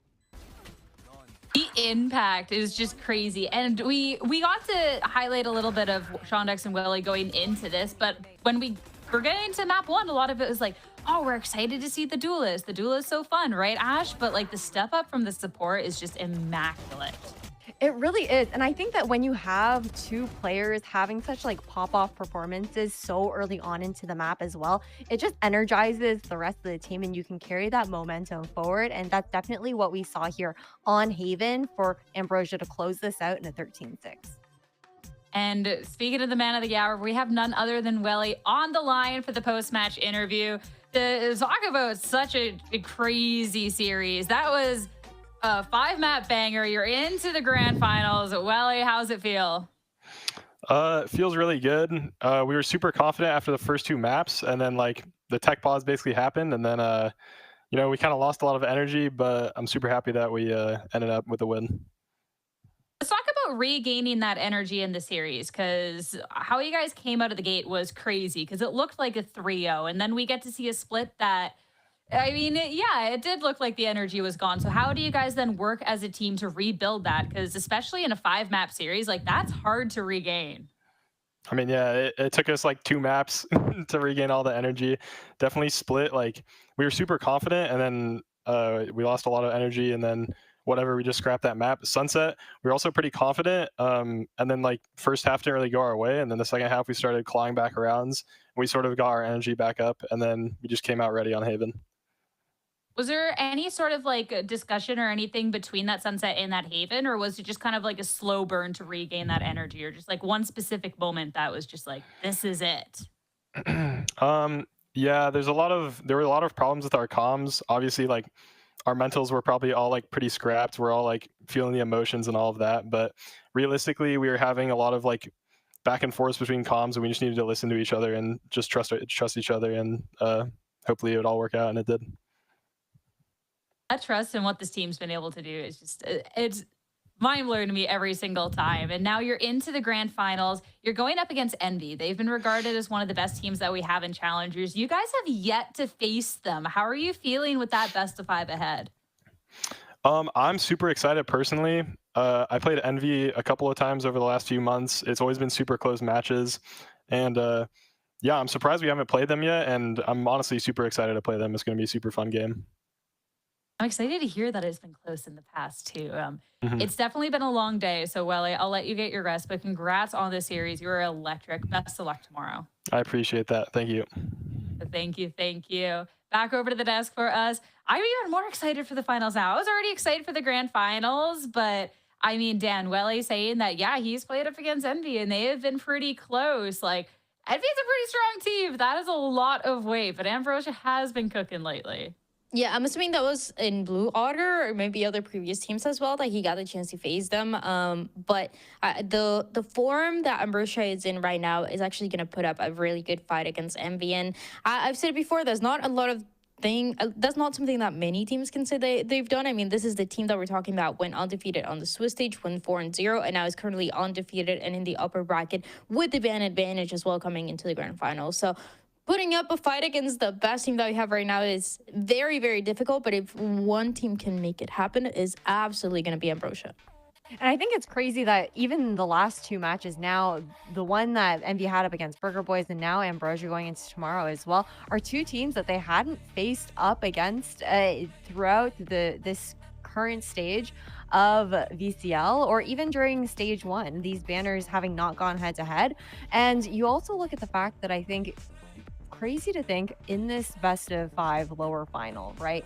We had the 2 teams that were regarded as the underdogs going into playoffs, the dark horses, and it was only one of them that was going to be able to make the full deep run. But it's honestly kind of insane that it even ended up being Burger Boys versus Ambrosia in that lower finals in the first place. I think if you talk to any of us at the beginning of stage 2, this is not what we would have predicted. We have to remind ourselves that the top 4 is completely different once again from the first stage of VCL. And now for Ambrosia to have gone from that promo relegation run to be taking it all the way to grand finals up against our top team who has been undefeated this stage is an insane storyline to make.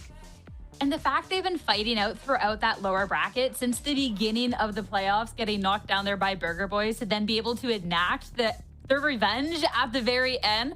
Like, I don't know what the script writers are on right now, but they're putting in some overtime, that's for sure. It's going to be such an electric grand finals tomorrow. You already got to see it with the lower finals today. We got a 5-map banger, so make sure that you are here seated. You do not want to miss it. Ambrosia going up against NB for the Challengers Stage 2 grand finals. It's going to be a great time. Everyone, thank you so much for tuning in. We'll see you back here tomorrow. And yet they want to hang around. Body, finally, something early, something good. Gets himself up in the crow's nest here, and a beautiful follow-up deals to Shondex. Now Burger Boys have got every reason to stick around, but they've got to respect Satellite, who's just pulled the Blade Storm. Body trying to drop down. Nice suppression, honestly, from Retro. Response to the Blade Storm, but it was an off in hand still. And Satellite back up. Retro won't be able to be picked back up. Homie going to be brutalized now. It's going to be up to Nanas. Dealt with, and that's the map. Apparently throwing a speedway to set them up. Player in main. Well, he might see a lock here. Dart cleared. So is a dart cover about to disappear. He gets off the line. He's not ready for it. Oh, the util! It's so hard to retake against this deadlock competition. And Acreon caught 2 in a Sonic. Yeah. Not really catching on to them by the looks of things. Here come Ambrosia. Alvin spots one rafters. That's called out. Nanas timing. Would have been an issue if Alvin weren't watching his 6. Now, though, he's still got 2 more to work with. Nanas is just having a day. Far too solid. And not enough time for a defuse. Practo. Perfect flash. Yeah, stunning. All right, fast lane thrown up by Bonnie. Acreon doesn't want to spray himself away. Well, okay, trade to the mids. Shondex tries to swing out. Removed. Welly. Okay, well, Welly had the opportunity there, surely, with a scope weapon. And there you have it, folks. 13-11 on Sunset. Not quite a cosmetic stun, but he's still able to find the kill on a Bonnie, and it's over, folks. Practo and Retro have got to put together a literal miracle. Retro pinged out. Okay, not bad. Down to 50, but able to win that fight, crucially. Satellite holding with the off here, and Practo eventually has to swing into it. Retro is done, and Ambrosia have done